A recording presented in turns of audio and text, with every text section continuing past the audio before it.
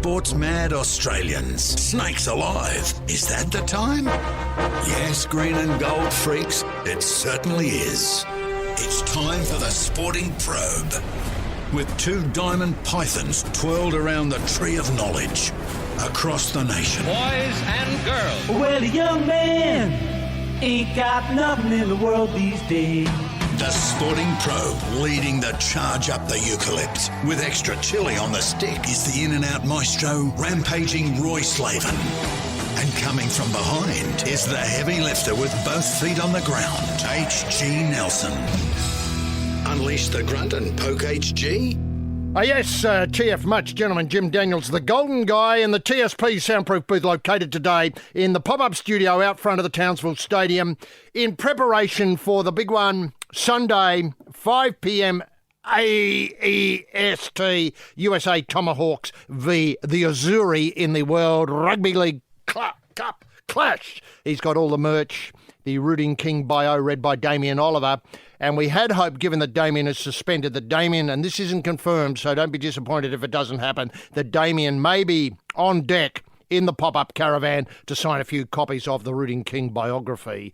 Obviously, it's not an autobiography, a horse can't write. But Damien will be there. And we are hoping also that if Damien comes, he'll be able to read a couple of chapters out loud for the people who are gathered there.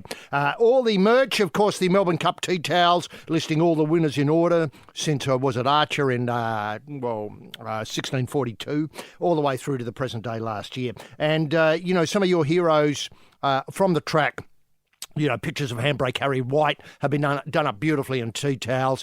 Glenn Boss. There's a beautiful one of Damien, a full colour one of Damien itself. We want to get those. They're collector's items. I think they're in runs of 400 dozen gross. So it gives you an idea that they're pretty boutique and special. Probe-sters, patriots, pilgrims and punters. H.G. Nelson getting the Sporting Probe away for another set of 7. Thanks very much. Loomer of the Year, Bruce McAvaney. And isn't he doing an incredible job? I mean, I've said this before. People think it's easy to work on racing for, say, 6 or 7 hours at a trot, swapping from course to course, race to race, keeping up. I mean, it's incredible. He makes a lot of notes in exercise books. If younger people want to get involved in the horse caper, and who doesn't these days, it's all the talk, then remember an exercise book is your best friend. You put down Winks, and then you put down all the races won. Then you put down something like, Main Stage, for want of a name of a better horse, all the races won. And then you can compare and tat, and you've got something to talk about, and you can dial it up when you're on air. Anyway, that's just a little tip there. But tremendous to have you with us as we prod forward through the solidly backed up stoolage of the week's sporting action, a week of massive collects. I mean, have you been involved in the Rugby League World Cup? There's been some great collects there all week. Of course, we've got this rather unusual circumstance where matches this weekend include New Zealand v Scotland, Samoa v Tonga, which is the one we want to talk about. Roy Slaven has called for calm in the build-up to the Samoa v Tonga game in Hamilton. That one will be live, obviously, on Bruce's channel. England v Lebanon, they're all on today. And then Sunday, PNG v Ireland. That will be a ripper. I mean, PNG, did you get a look at them against Scotland? Well, sure, Scotland had just got off the plane that morning. We're unused to the humidity and the heat and all that sort of stuff, the tear gas and so on, that keeps the crowd calm there. But nonetheless, I think the PNG team put up a very, very credible effort. Remember, of course, PNG, the only place where rugby league is the national sport. And then the one that I mentioned already, Italy versus USA tomorrow, and then Fiji v Wales to round off an excellent weekend of Rugby League World Cup action. And have you been getting involved with the 2Bet site? I mean, have a look at their odds. I mean, they're the firm that's putting the U back into value. I've been betting with them all week, and there's just been some massive collects, as I said. And we've got the Derby Day unfolding as we speak at Randwick. I was taken by Rachel Finch's thoughts that it's traditionally a black and white day, but her thoughts was go mad with colour. So make of that what you will. I think that covers all bases. Black and white and go mad with colour. And should Main Stage win the Derby, how about this? It could be a double for the Richmond Football Club, obviously getting the grand final, and the midfield of the Richmond Football Club are big owners of Main Stage. How about that? How often is that done? I mean, talk about creating history. A double on Derby Day featuring grand final winners and owners of Main Stage. It's just tremendous. But get us underway. Let's lock horns with a man who's been outraged I can't say that loudly enough. Outraged by the dual citizen imbroglio in Canberra, he's begun a national conversation about punishment. He maintains hanging is too good for them. He believes the guillotine is too quick. He believes we'll get great result if we burn a couple of these un-Australian bludgers on the shores of Lake Burley Griffin. He suggests a message will get through once we strike a match. That man is rampaging, Roy. Fire up, Slaven. Roy, can we get the TSP buddy in motion simply by asking what highlights caught your restless eye this week? Barrow! Thank you very much, H.C. Nelson. What a wonderful week to be a genuine Australian. Thanks. Genuine Australian, not some blow-in. You know, right, your Fiona Nash types. Scottish. Well, we don't need Scots people. We don't need Scots people in our parliament. We don't. They've got their own parliament. They've got their own parliament. Now, and would it be too much to ask for, you know, I want to have a close examination of all our rugby league players too. Playing for the Kangaroos. Are they genuine Australians? Or are they blow-ins? Hey, the blow-ins who haven't taken the trouble to investigate to see how genuine they are as Australians. And you believe it's up to them, the parliamentarians and rugby league players? Yes, of course it's up to them. It's up to the rugby league as well to get involved, to have a look at their genealogy, I think it might be called. Yes, very good. And there are plenty of websites you can go to. You can just simply ask, am I Australian? Yes. And write your name in. That's it. That's it. You can get the app, the Am I Australian app. It does it for you real quick.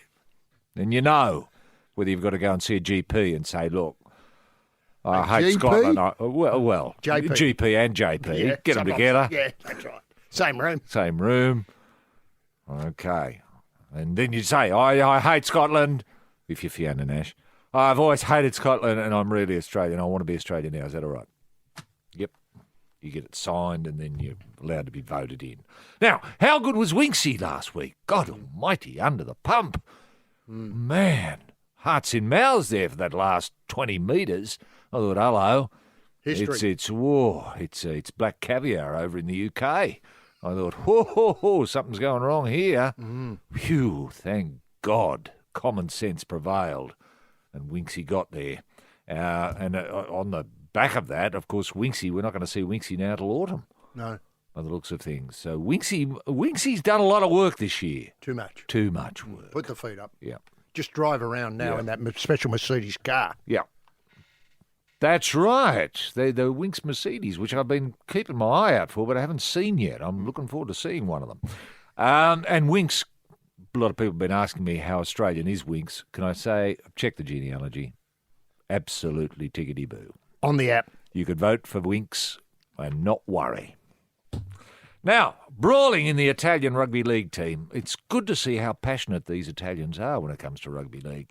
They get so passionate that they start punching each other, which is great. Two involved were Tedesco, no surprises there, and Wakeman. Unusual name for an Italian, Wakeman. But anyway, I'm prepared to accept that. He knows. He's checked Has he done the app? He's got the app. He had a look. Wakeman. Ding, ding. Italian. You beauty. What are you looking at, Tedesco? Are you worried about Tedesco? Yeah, I think Tedesco might be Australian. That's my fear. Now, has Max Verstappen stolen Red Bull from Daniel Ricciardo? Thanks very much, Mark Webber. It looks as if it is. I mean, he's getting the B car. This is our Daniel. He's not getting the good car. He's not getting the good mechanics. He's not getting the brakes. Nothing's going right for Daniel Ricciardo, and I just hope he and the Bull can come to some sort of rapprochement soon, because I don't like Max Verstappen. I never have done. And I don't think any genuine Australians like Max Verstappen either. And I think he's doing Red Bull a disservice. And I tell you what, no Australian, I tell you this is a fact, no Australian is going to buy Red Bull while ever Max Verstappen is in that team. I'm telling you now, that's a fact. So, Bull, if you're listening, act. Is the Sheffield Shield dying? We might open up the line on this one. There are two schools of thought. One is that the Sheffield Shield has never been stronger. Believe that if you will. The other thought is that the Sheffield Shield is the sick man of Australian cricket. World cricket, the sick man. So if you want to get involved, we'll throw the lines open a little bit later on. Roger wins his 8th Swiss Indoor Championship. No surprises there. And I think Nadal might end the year at number 1. What an extraordinary career. Not as good as Roger, though, when you look at it. Tiger Woods is back at the end of the month in his own tournament. Good to see the man they call Tiger Woods, back in action. And according to the Dark Shark, Ian Baker Finch, he's looking pretty good. Now, Mark Leishman, speaking of dragging the bag, he's confirmed his appearance. Now, if people want to see Mark Leishman drag his bag, this is the Australian PGA, which is on the Gold Coast. Now, just get in touch with Peter Beattie if you want to get tickets in, and he'll sort you out there without any problems. And I have it on good authority that Mark Drag the Bag Leishman is being tipped to win the Greg Norman Medal for this year, which is a terrific feather in a very, very feather-fat cap.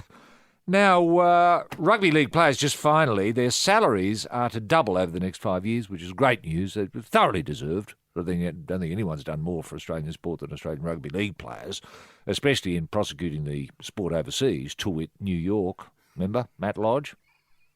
Man, you can't put a value on that. Which is a real incentive for Cam to play on. Man, you've only got to stay around for another 5 years to get into the big money. Make of that what you will. It's the Probe Punters Club swinging the bag on the Carnival Derby Day, the wizard of the odds, rampaging Roy Slavin and tipping you into a bum steer, H.G. Nelson. Now, just before we come to a little bit of Derby Day action, there's a lot of talk about Jared Hayne returning to his spiritual home at the Parramatta Eels. There is, yeah. You know, it seems to have occupied all our thinking in rugby league when we're not thinking about the Rugby League World Cup, you know, PNG, Tonga, Samoa, etc. Yeah. It seems to occupy all our thinking. You know, are you in favour of this? Or do you I think... am. I just want Jared to be happy. Yeah. And I think a lot of Australians feel like that. You know, a lot of committed rugby league loving Australians. Mm-hmm. And international rugby league loving. Are you getting a lot of chat from overseas, New York? I am. A lot of, stuff? emails like, what's happening with Jared? Is he going back to... Is he happy? Is he happy? Yeah, that sort of stuff. And I've had to reply to them up until recently by saying, no, I don't think he is. You know, because he made a lot of friends in the States when he was there, you might recall. That 47 minutes that changed our understanding of how the NFL is played. That's right. That's Just right. incredible. And remember, he introduced Mad Monday. Now, I'm not sure where the season is. I should know more detail. I've got so caught up in the World Series that I've lost where we are up to with the NFL. But, you know, that Mad Monday is now cemented as part of the culture of NFL. Yep. And Jared's done that. Yep. And to see him back in the yellow and blue would be terrific. It would be fantastic. And I know the Parramatta players would love to have Jared back. Where do you think they would play him? In the second row? Wherever Jared wants to play. You know, I think you build a team around Jared. I think the thing is, Jared's got to be happy, and I want Jared happy. So you get Jared in and say, Jared, what do you want? Who do you want as coach? Are you happy with the coaching staff? Like Brad Arthur. Yeah. Are you happy with your dressing room? Carr. What about players? Are you happy with the players? Do you want us to sack any of them? Do you want us to get a couple of new players in, mate, from overseas, like any of the Kummels you've had a look at that you might want to pack down with, that sort of thing? So make him happy. Yes. Because he's set to explode. He's just missing happiness. Now, speaking of America, look, this is true. I think we're breaking this story today here that Paris Jackson is a VIP guest, I think, for the whole week. I'm hoping it's the whole week, Carnival week in Melbourne. Paris Jackson. Now, look, you Is this Michael Jackson's daughter? Yes, the next generation of Jacksons. Now, Blanket was going to come, but sadly he hasn't been able to get a sort of a leave ticket from school. Right. But we are hopeful that obviously Bubbles 1 can't come. No. But we're hoping that a distant relative of Bubbles will be coming as well. Right. So this is Paris. Why is it a Michael Jackson theme this year, HG? Is there any reason? Is there any... It's not the anniversary of anything, is it? Look, We're not missing something, well, aren't we? The trouble is, you know, these two big anniversaries this week from the World Wars have kind of thrown me and looking at anniversaries. You might be absolutely right. Yeah. Could it be the anniversary of the release of Thriller? Oh, maybe. That could be about That could 30 years Yeah, ago. I might be yeah, wrong about maybe. that. But 30 years, what a great thing to celebrate. Yep. Look, what I was going to say was that you and I have had some contact with, guests We have. coming for the Cup. Well, didn't we get on very well with Paris Hilton? That's Speaking right. of Paris and Nikki Hilton came in. Yes. Wasn't that great? I think that was the year Paris hooked up with Millsy Yes. and caused a lot of talk and suspicion. That's right. And, of course, other people have come in the past. I mean, it goes back to Jean Shrimpton, I think, was the original, and some say the best Shrimp, a long yeah. time ago. Yeah. Heather Graham came one year. Yep. 'Cause she had the 6 inches above the knee dress, didn't she? Correct. That's Jean Shrimpton you talked to. yes. Heather Graham may have worn a dress 6 inches above the knee. I don't know. I tell you who did wear a dress 6 inches above the knee and turned up for many years in a row was Bryn Edelstone, who Yes. used to come with Jeff, obviously. That's right. Yep. And God, it pulls stars, doesn't it? It does. Yeah. And I've got to say is that this year could be the best ever. Paris said, it's been always a dream of mine to visit Australia. It's one of the most beautiful places that I've seen pictures of. Okay, well, that's honest. Yeah.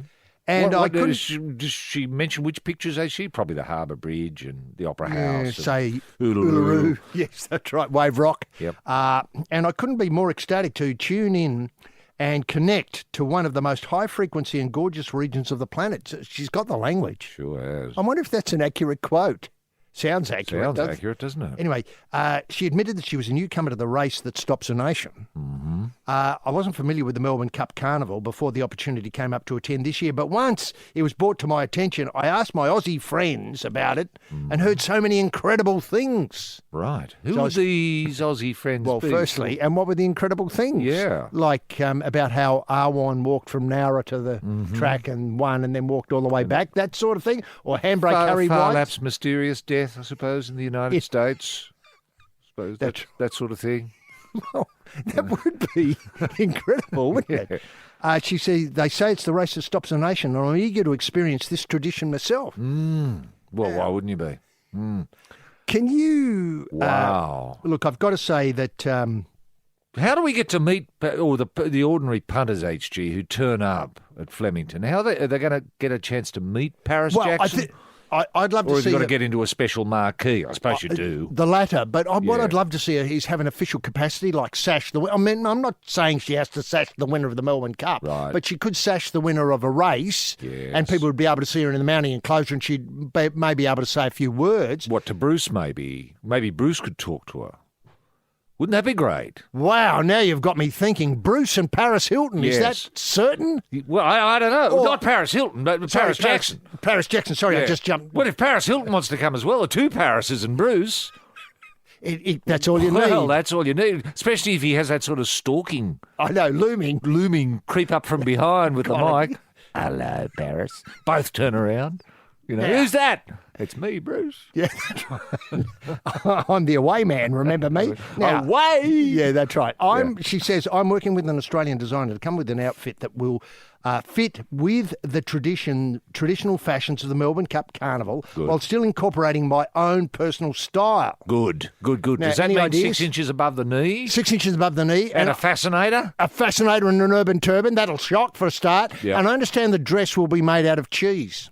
Good. Australian cheese. Australian cheese. Obviously thinly sliced. Yes. But, is that the sort of outfit that would fit with the traditional fashions of the Melbourne Cup Carnival while incorporating my own personal style? And if so, what is her style? Well, I don't know. No, I know. We'll see this all revealed during the week. I don't know. Now- I don't know. I mean, it could be that thriller look. Oh, The rags. tight trousers. Tight trousers and bits ripped and Yeah, that was incredible. And scary. Scary, yeah, that's right. Sort of Halloween-y sort of look. Indeed. Well, it's the week of Halloween. Yeah. Now, Jackson will mingle with, wait for it, Myer ambassadors that include Jennifer Hawkins and Chris Smith. They're coming. Wow. And other well-known names. Jennifer Hawkins, she's the Maya person. isn't Yes, she? Myer, She's face of Myer, I the think. face of Maya. So she'll be wearing some sort of Maya. Connected fabric. Connected, 6 inches above the knee. Yeah, that sort sort of stuff. Look Gear. at me. That's right, gear. Yeah. And probably change it several times during the day. Hope 'cause- so, yeah.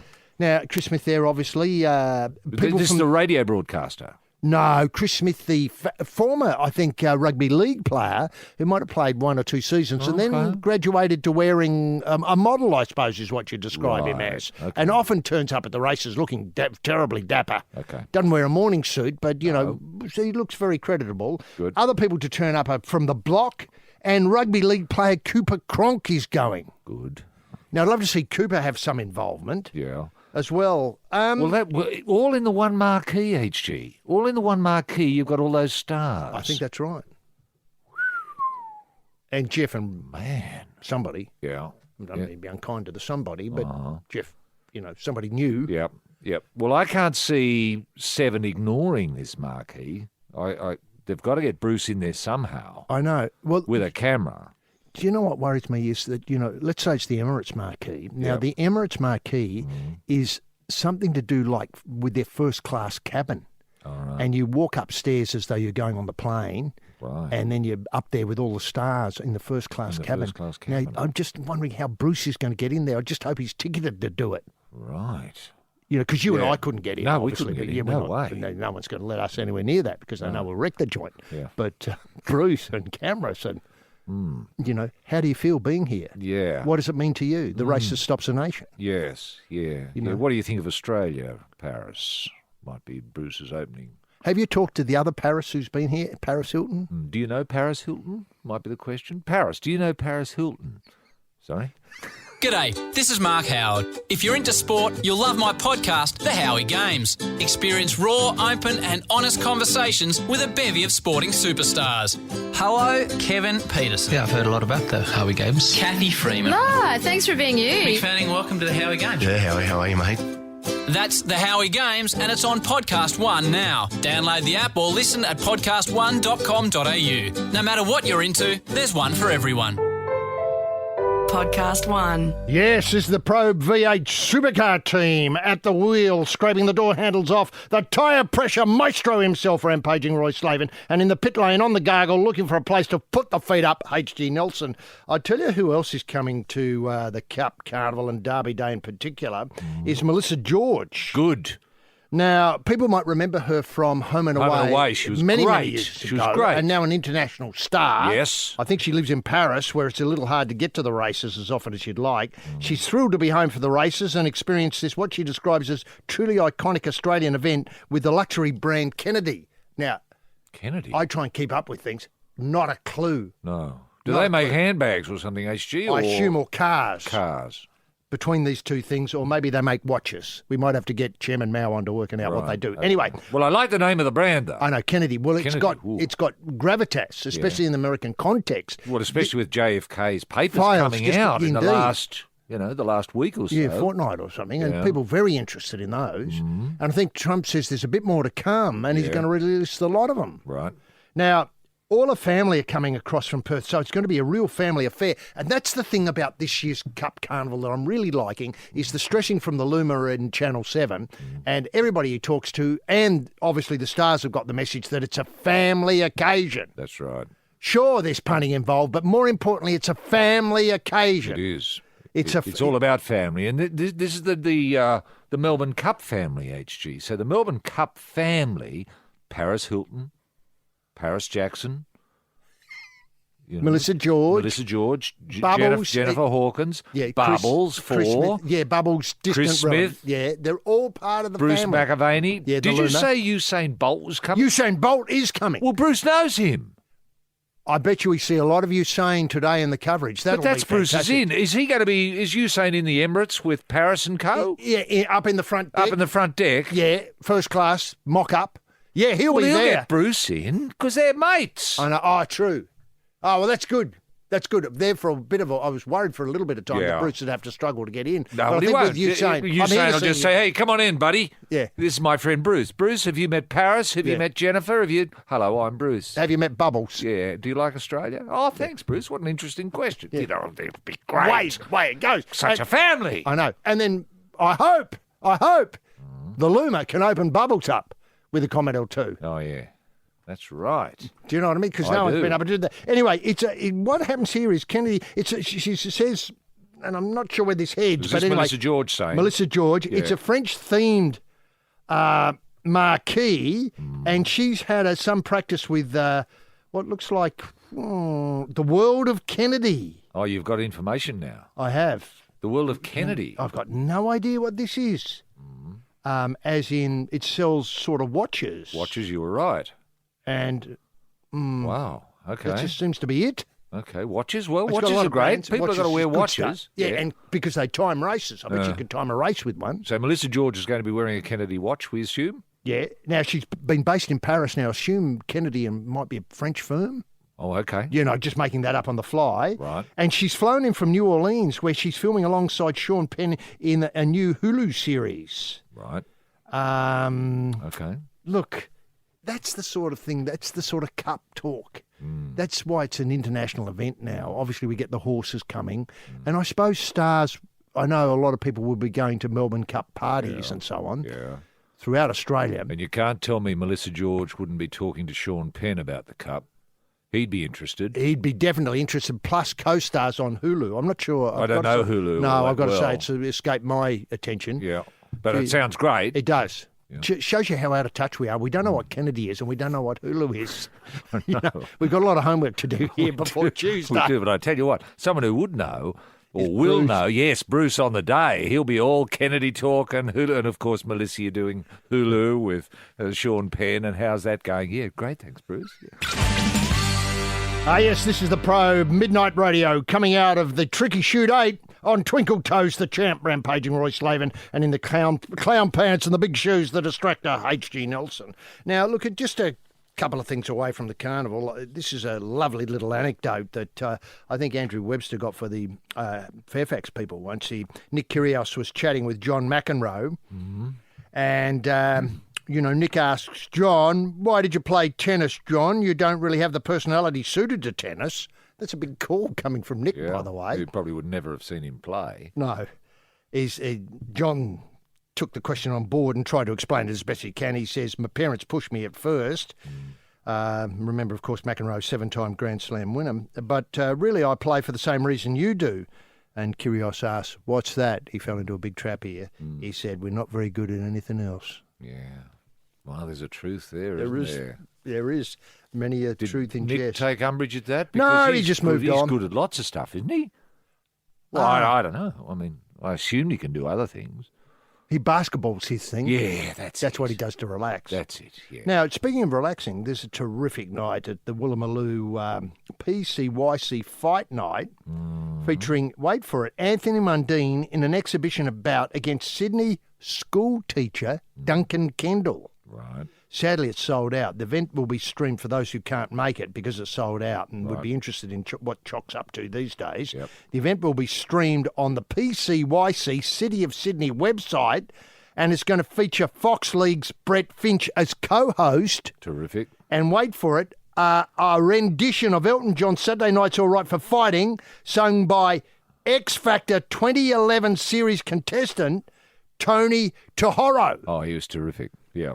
Robbed, I thought, Tony Tahoro. Probably, yeah. In 2011. It was a long time ago. Yeah, I know, but he was terrific. But the standard of that year, kicked on. The standard was unreal that year. Now, can I ask? Now, this fighting school teacher, HG, do we know if he's a primary school teacher or... I'm reading between the lines that he is a primary school teacher. Now, you know where this is going, isn't it? What, teacher v. teacher? Thanks.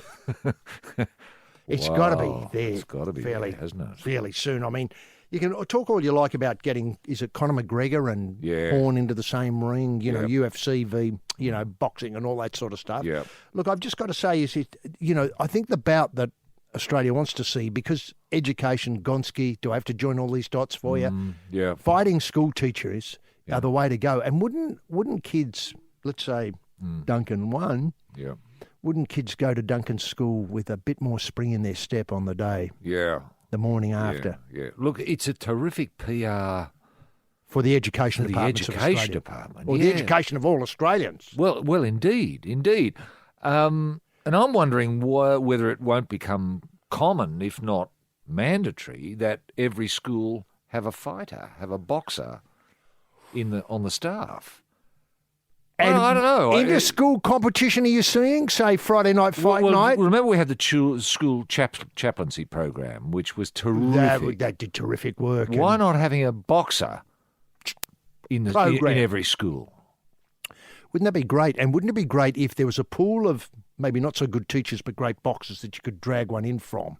More importantly do you think this is, the right step for Chock Mundine to be fighting school teachers at his point in career? And sadly, there's no belt on the line because I think the WBA, the Woolloomooloo Boxing Association, should have a belt up for grabs. There'd be some sort of certificate or something, I suppose. To be presented to the winner afterwards. Yeah. I'd imagine so. I assume Would this be a Anthony's 12-rounder? doing this, to advance the cause of education in the country. I assume. Right. You mean because the light will be shone neatly on education through Dunk getting into the ring with the school teacher. Yeah, and I assume Duncan Kendall will talk up Gonski. Oh, he would in his ring announcements and the PR and the weigh-in and all that sort of stuff. Yep. Are you disappointed, though, that, say, Paul Gallen isn't somehow involved with this? He's not a teacher.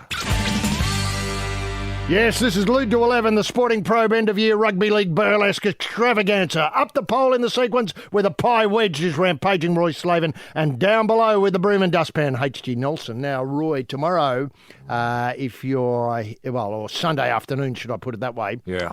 No, I lie. It's today, being Saturday, Tonga v Samoa, Hamilton. Mm-hmm. Now, there have been calls for calm before this bout. Yep. I use that word a lot advisedly, this rugby league fixture. I've got to say is that Samoa have urged fans to show respect, apparently after violence marred the rugby league clash with Pacific rivals Tonga in the New Zealand city of Hamilton midweek. Yeah. Fans from either side were getting together for a rumble. Yep. There's a lot of animosity between the two islands. Traditional rivals, yes. It goes back a long Traditional way. Pacific Islands. Probably goes back several hundreds of thousands of years, you'd have to think. That's right. Now, Now, because there would have been disputes over fishing areas and maybe kidnapping people. certainly would have been that. Yeah, Yeah. and certainly maybe nicking boats as well, Nicking boats and coconuts, etc. yeah, and mayhem, HG. So Mayhem, it wasn't uncommon. Certainly in New Guinea, New Guinean people used to often head off in boats, go to an island, and come back with a boot. Well, I was going to say a boot, but Boatful. a boat full of heads.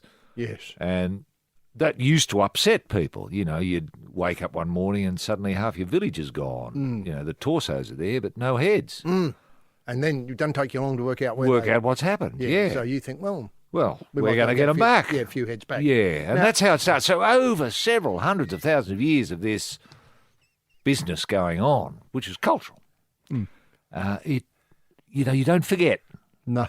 You don't forget. There's unfinished business. Unfinished business, yes. So there's going to be a lot of unfinished business. expressing itself in this game this afternoon. Now, Samoan prop Sam Tagatese called for calm. Good. For a quote, from the player's point of view, we call out to Samoan and Tongan fans from both nations to show respect to each other.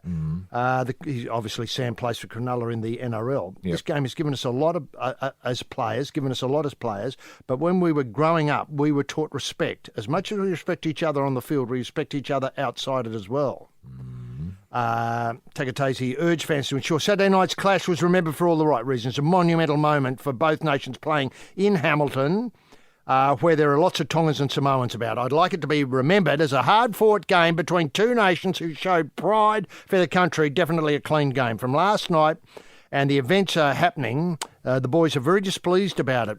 And we don't support what is happening out there, meaning outside the world of rugby league in the suburbs of Hamilton. Right. What we do support is that they come to the game and support the game of league that has really supported us. Tonga have not defeated Samoa since 2013, but have emerged as cup dark horses here following the defection of people like Kiwi. I use that word advisedly. I don't think he's looked in the app. Anyway, Jason Tamalolo and Kangaroo Andrew Fafita. Samoa will bounce back from their 38-8 opening loss in New Zealand against a Tongan outfit which was monstered Scotland 50-4. So it's got a lot on at this match. Yeah. Are you calling for calm, Roy? I'm calling. Yeah. I want both these teams to let their football do the talking. I want rugby league to be the winner here. I want people walking away in Hamilton saying, Rugby league. Thank you so much. You've given us so much. Mm-hmm. How can we help? Mm-hmm. You know? Is that what you want? How can we help? How can we help? Yes. I want the Tongan communities, the Samoan communities, the Fijian communities, the New Guinean communities, the Scottish, the Irish, the Italian, the Australian, all bonded, all bound with their love of violence. That's what it is. Controlled violence. You know, nothing stupid, nothing illegal, just good, hard Rugby league. Thank you. Now, would some of these people be travelling, Yes. because of their work or romantic reasons, and some of them might end up in New York? Yeah. Now, is that the message, the calm but the violence? Is that the message about rugby league that you want seated in New York? Yes. I say this because Matthew Lodge, as we all know, has done tremendous work seeding the idea of how great rugby league can be. But he seems to have seeded one idea. Yeah, the violence, not the love, not the skill. Oh, well, a bit of skill, I suppose. You know, he had to drag her while he was dragging the bloke while headbutting the door and that sort of stuff. So I suppose there were skills. There were skills involved when you think about it. But you're right. And I think the problem was he didn't have a ball with him. No, that's where it got a bit lost. Yeah, because he didn't know what to do without a ball. Yeah. Yes, this is the Probe fire truck putting the wet stuff on the red stuff on the pump. Crew captain, our tone, in other words, rampaging Roy Slavin, and outback torching the tinderbox, H.G. Nelson. Now, still within the National Rugby League, and there has been some chat that this match wouldn't be on, but it is on for those who are engaged by the romance of rugby league, some for the first time with this World Cup, which is all, I mean, do you think it's come at a right time to coincide it with the Spring Carnival? I mean, that's for others to decide, but it is a wonderful season of sport in Australia at the moment. It's sort of like a beautiful white noise, isn't it, in the background of the racing and, of course, the Ashes coming at us. Yes, I was going to ask whether we promoted the Ashes well enough, but that maybe we might get to that in the second hour today. Sure. Now, look, one thing, I'm just hoping that, say, Paris Jackson and that relative of Bubbles might be able to make an appearance at one of these matches. Wouldn't that be great? To really give it an international flavour. Yeah. And speaking, as I said, of international flavour, the World Challenge Cup is on.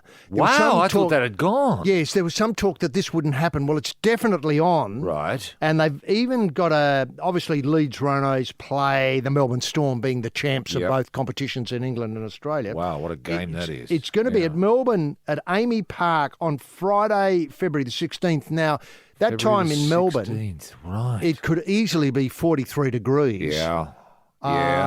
The date would also allow for the World Club Series to be held next year, as Hull are taking on St George, Illawarra and Wigan, and Wigan meets Souths the next day at ANZ Stadium. Now, this is a bit complicated because I'm not sure how to qualify for the World Club Series. Do Thailand have a team in that, for instance? Papua New Guinea. Well, they'd have to be there. Tonga. Now, while I was in Fiji. Melbourne last week, I had a very positive meeting with Bart Campbell and Dave Donaghy at the Storm, said the boss of the Rhinos, that's Gary Hetherington. Right. The Storm, I think I've got to get this right, the Storm may also claim to be bidding to win the title for a record fourth time, although one WCC was taken off them as part of the punishment for breaching the NRL salary cap. Gee, that would have hurt, wouldn't it? Yeah, it would have hurt. Losing the World Club Challenge. Yeah. Is Cooper Cronk going to be able to play for the Storm HG in this? If it's February, I mean, he would have already signed with the Roosters. Yeah. Look, can I just say, I hope this is part of a series of testimonials. Yeah. Remember, we discussed whether the testimonial match with proceeds going to players who are about to retire was a good idea. Well, I'd love to see this as a testimonial game. For Cooper? For Cooper. And Cam? And Cam, and obviously. Billy? And Billy. Yeah. And why not throw in that Munster kid who's just starting a career, but I'm sure Cameron Munster, I'm sure he could do with a few extra bucks. Okay, Blair? Yeah, that's right. And that Jesse Bromwich and Kevin Jesse Proctor. Bromwich, why not? Yeah. It'd be terrific. That the whole gate given to the Melbourne Storm. I mean, I think that's all the best we could do. Yeah. And I know people what an emotional day that'll be for Cooper Cronk, because that'll be his last time in the purple. Now, coming out of the dressing room, the home dressing room. Oh no, that will be emotional. Gee, I hope they allow him to. I see. I don't think the Roosters will allow him to. That's my fear. Oh, they've got to allow him to do this one final hit out with the Storm. And now, can I ask whether the World Cup rules of, say, rights, meaning Channel 7 has the rights to the World Cup at the moment, as we know, doing a tremendous job. Would that apply? They've made it family friendly, haven't they? They have. They have. Yep. Now, would that apply to this match? So this match. I assume this match would go to Rabs and Channel 9. Oh, okay. What a blow! Because I was hoping Bruce might be able to get a few words with, say, Cooper. How does it feel? Oh, well, that's true, but it might be time for the two networks to get together.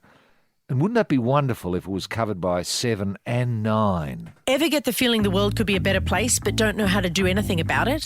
I'm Amanda Tattersall. If you want to change the world, my Podcast One series, Changemakers, is the one for you. Stories from around the world that show change is possible and give you tips to help make it happen. Stories of people who've been shot at, jailed and threatened with life behind bars simply because they want the world to be a better place.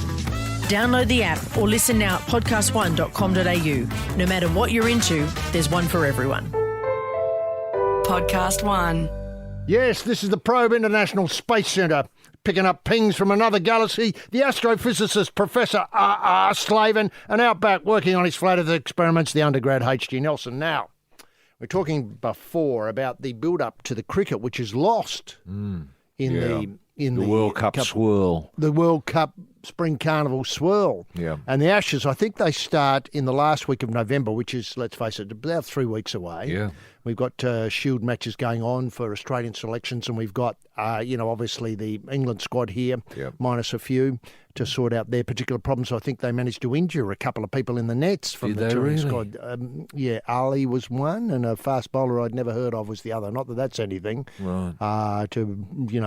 Well, and without Stokes, they're in a bit of trouble. I mean, Joe Root's got his hands full, hasn't he? Joe Root certainly has his hands full. And I'll give you an idea. I was taken by a column in the Fairfax media this week called The Tonk. And look, this really gives you an idea of how stuffed we are. This is the opening paragraph. Kevin Peterson will return to Australian screens this summer as a commentator for both 9 and 10, setting up a mouth-watering prospect of a head-to-head with his former teammate Graham Swan. Oh, dear.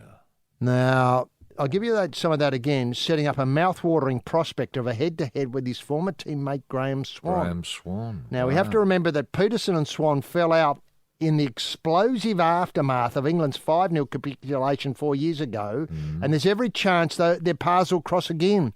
Roy, just before I get your thoughts, can I see the question on notice? How explosive was their fallout? I mean, if you took the Ben Stokes thing as an explosive conflagration between cricketers and others. I mean, this is two cricketers here. Yeah.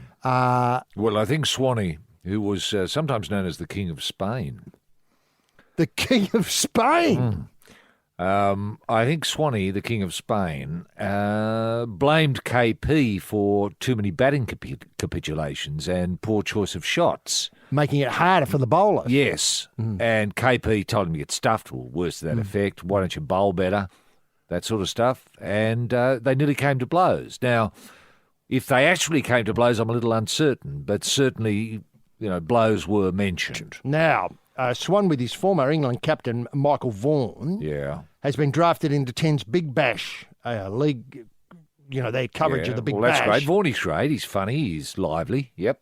Now, and both are down to call 3 games, while Peterson is slated for 2 matches. Good. The pair of busy schedules mean they're unlikely to share the commentary box, but do not rule out Swan at some point conducting an in-play interview with Peterson, who will be mic'd up for his matches with the Melbourne Stars. So KP's playing, Swanee's in the box. Yeah. Now, this will make for, wait for it, must-see TV. Wow, will it ever? Will it ever? It's mouth-watering, isn't it? Well, just imagine it. Imagine the scenario. You've got KP maybe fielding at mid-on. Yeah, mid-on. You've got Swanee in the box saying, how's it looking out there, KP? How does it feel, KP? Yeah. Did you think about retiring, KP? Yeah. What about that time when we went down 5 blot, KP? You thinking about that? Yeah. Swanee, I've moved on. Yeah. But that sort of stuff, fascinating. Why didn't you bat a bit better, KP? Yeah. He was a terrible batter at times, wasn't he? Poor choice of shots. Yeah. Now, according to Must See TV, Peterson accused England's bowlers of being bullies in his autobiography, to which Swan responded by accusing him of the same thing. According to an England and Wales Cricket Board document on Peterson. He is alleged to have called Swan, and here, unfortunately, I ask people to draw their forehead curtains around their ears because there is Margaret Court-influenced language. Right. And he called him something that rhymes with the Minister of Sport and obviously health in Australia. Okay. Swan has described Peterson's book as a work of fiction. Oh, cutting words. Fiction. I tell you what they should ask. Hey, KP, can you read us a couple of chapters of your book? Yes. Why? Well, he's out there fielding. And even mocked Peterson by impersonating him in an interview on Australian radio. Wow. It'll be the highlight of the coverage, according to 10's Big Bash League chief, David Barnum. Well, that's terrific promo for the Big Bash, but why aren't we getting this sort of stuff for the test matches? I know. But you can see who's put their hand up to create a bit of controversy there? Stokesy did his best. Yeah. In that brawl in the pub. It's just a bit too early, though. Yeah, far too early. Yeah. So we'd be talking about it now. Yeah. I mean, I don't know how we're going to promote these Ashes tests. Okay, well, here's a beginning. Why aren't we talking about who's going to be our wicketkeeper? Well, and who's going to be our number 6 batsman? I mean, we haven't got a wicketkeeper or a batsman. Now, wait a minute.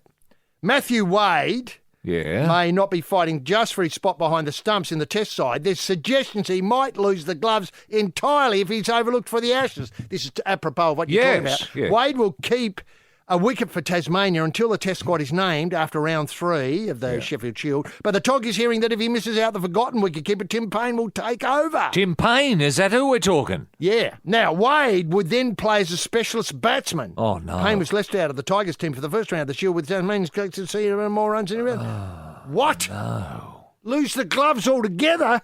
And go in as a batsman. How must genuine batsmen feel? That a wicketkeeper is going to take one of their spots. Yeah, well, I can't see that happening. But this is good. It's getting talk happening. So people are saying to themselves, oh, that's outrageous. There's no way you could have Wade in at number 6 and then put someone else in as etc. Well, get this, though. The story goes on because veteran quick Peter Siddle. Who? Peter Siddle has endorsed Matthew Wade to keep his position in the test side, saying the incumbent gloveman's voice, not his glove work or his ability to stump or his batting, but his voice. Yes. I mean, are we reduced to that? Relying on a shouter behind the stumps to hold down? Bold Gary. Yeah, good areas, George. Good areas, Gary. Yeah. Gary? Yeah. Well, it's an act, isn't it? This is the Probe House of Cards holding all the aces. The King of Diamonds rampaging Roy Slavin. And on the other side of the card table, the man with the fist of nothing, H.G. Nelson. Now, the voice. This is the main skill, according to Peter Siddle. Who? Peter Siddle. The main skill of our incumbent gloveman, Matthew Wade. Now, Wade is fighting a 3-way battle. Wow. Well, this will surprise you. And Tim Payne, I must say, is not mentioned in this 3-way battle. He's got no voice. No. Have you heard him say bold Gary? It's rubbish. Peter Neville, Alex Carey, and obviously Wadey himself. And I'm right in thinking Hanscom is also involved here. Now, but he doesn't want a glove. And he doesn't talk. No. That's a big. No, I saw Steve Smith to talk, and he won't glove. Yeah, I saw an in-depth interview. It wasn't Bruce, but it was an in-depth interview with Steve Smith this week, saying you need a lot more, from the larynx of Peter Hanscom. Yep. Now, the 29-year-old has 2 more games to end a run of outs with the bat and convince selectors he should be the man to don the gloves in the first test in Gabba. We're back to Wade now. Wade, yeah, right. Although keeper's primary skill is glove work, well, that's not quite right. The primary skill is the shout. The shout, yeah. Coach and selector Darren Buffhead Lehman has made it known that runs will heavily influence arguably the most open race for the job since Ian Healy came from the clouds in 1988. Wow. Can you remember that? Ian Healy coming from the clouds? Yeah. I kind of do. No one was talking, Ian Healy, or Heels as we know him now, and fondly. He commentated for Nine for many years. Yeah, now. And creditably, and might have put out a couple of autobiographies. One, I think, he published through the post office. And I think we spoke with him about that on occasion. And does he do some clinics sometimes at half-time? I think he does clinics, where to stand? Yes. For a leg spinner, you stand a little bit off to the off or whatever it is, Yeah, and honestly, I would love Matthew Wade to spend a bit of time with Heels. Yeah. About the shouting work. Was Heels a shouter? Yeah, Good areas, Gary. Bowl Gary wasn't Shane. playing. Yeah, bowling Shane. Yeah. Morny. Yeah, pitch it up, Morny. Yeah. Yeah. And often he'd just say something like that, which was exactly the opposite of what Warney would do. So the batter Didn't have Clue. a clue what was going on. And every now and again, he'd indicate to Warney to have a conference mid-pitch. nothing to say. Nothing to say, just how you going, Warney? Yeah, how's it feel? Not too bad, Heels. How you Yeah, not too They're bad. coming out okay? Yeah, How they okay. feeling? And then go back, and the batsmen think, oh, something must be on here. I better do something This- stupid. this and is- they did. and And this- often they'd get out. Yes. Just because Heels had said, hey, hang on, I want to talk to you, Shane. You know, that's what Wade's got to do. I know. That's the You don't skill. get any of that from Wade. I know. You know, it's all right, bowl Gary. That's good. He never says, stop, let's have a Gary, chat. Yeah. I need to talk to you. Yeah. Make me a square leg in half an hour. Yep. And the other thing is, he doesn't bat very well. No, I think But then we've covered again, that. Heels He didn't does. bat very well He either. did sometimes. Oh, I yeah, can but remember. his average was about, what, 27? Sometimes he got a ton. Just when he had Did to. he ever get a ton? Oh, I think in one day matches he might have got right. big scores. Did he? When the pressure was off and Australia were about 300, then Heels would come in and get that 100 that took him up to 400. All right. If I can do that, if that's correct Yeah, maths. okay. But I don't recall him getting a test 100. I might be wrong. Oh, it could be standard corrected here, but I suspect he did. I mean, you keep forgetting, I think in those days we were pioneering Oh, they were against... busted ass Yeah, countries. busted ass countries, yeah. you know. I think we had a test against PNG once. Yeah. And they He opened cleaned- the innings, didn't he, Heels? Now, And opened the bowling. he says, look, this is going back to Wade. No, there's a lot of chat here about fighting spirit, strongest suit of the selection, about the voice, yeah, fighting forget all spirit. that, which forget all that. Forget all that. Anyway, now, this is Siddle. He said, I played a lot with Hads, and he rates Brad Haddon very highly as a keeper. Well, and he batsman. would. Yeah, obviously. Yeah. One of my favourite teammates, and I've played with. Wadey has the same aura behind the stumps as Hads did. No, he hasn't. Wait a minute, he's that leader without being a leader behind there. He's got it. He's got his chat. He's got his encouragement. He's a tough little fellow. I think he gives a good fight in an Ashes series. You need a strong competitor. I'd be sticking with him at this stage, but that's dead wrong because obviously you can see the problems. You just alerted to him. His poor stumper Yeah. often gets going the wrong way. Yes. He can't shout. Sometimes he'll drop one. I think he's dropped a couple at Sheffield Shield already this season. Dropped a couple of howlers. I think And his shout work hasn't been all that great. no. You know, you want a shout work that's picked up by that mic. Yeah. And often they have to take the fader down because it's Yeah. laden with Margaret Court language. Yeah, that's right. Yes, this is the Probe Carpet Emporium, laying the axes to the man who knows his rugs and runners, the wonderkin rampaging Roy Slaven, and knocking him out for a song off the back of the Wizard of the Weave, H.G. Nelson. Now, people have been in touch with the Probe all week. They've been getting in touch with Roy and HG at thesportingprobe.com.au. That address again, Roy and HG at thesportingprobe.com.au. Roy, have you got any blasts there from the listeners? Yeah, listen, Richard's been in touch, HG, and he points out that Mal Meninga's first grade meats and sauces has been released. This is the rugby league coach of Australia. I haven't Yes. said that right, but the Coach of the Australian Rugby League team. Yeah, the Kangaroos. He says, but does he have a pizza named after him? Well, no, he doesn't. But he has got Big Mal's first grade lineup. Mm-hmm. Now, it looks there are 4 premium sauces and condiments. There's the Tomato Legend, the barbecue sauce, the chili kick, and the Outback Ranch. They're your 4 sauces. Excellent. What are they? You know, all the same all the same tomato with a different sort of tweak of flavour in them. Well, I suppose so. The chili kick, I assume, has It's got a a fair bit bit of of chili in it. Yeah. The Outback Ranch, no idea. I don't know whether that's tomato-based or not. I don't know. It could be like a barbecue sauce. Or a brown sauce. Yeah, mate. brown I'm never barbecue sure. sauce. Yeah. I assume that's what Mal's done there. But he's put out beef sausages, burgers, sliders, and meatballs. Wow, it's So quite you can a buy range. those in packages. Actually, in packages. So if you were saying having people over for dinner tonight and you were thinking what to do Yes. and you thought I won't go with that chicken $9.95 chicken, No. I'll do something, Do something more special. imaginative. Yeah. Special, thanks, that's Yes. the word. You duck down and get... You'd go to your IGA store, HG, and get your first grade lineup. Now, you might do your entree might be a couple of sliders. Mm-hmm. Now, I assume these are tiny patties mince that Mal has put together. Sort of miniature hamburgers. Tiny. Yeah, tiny, You've even got- less than yes, miniature. I think so. I think they need come with tweezers. tweezers, yeah. And then, of course, you've got your regular burgers, which are bigger than normal. They're a Mal size. They're Mal size burgers. And the sausages sort of speak for themselves. They're sort of beef and a little bit salty. Nice. Right.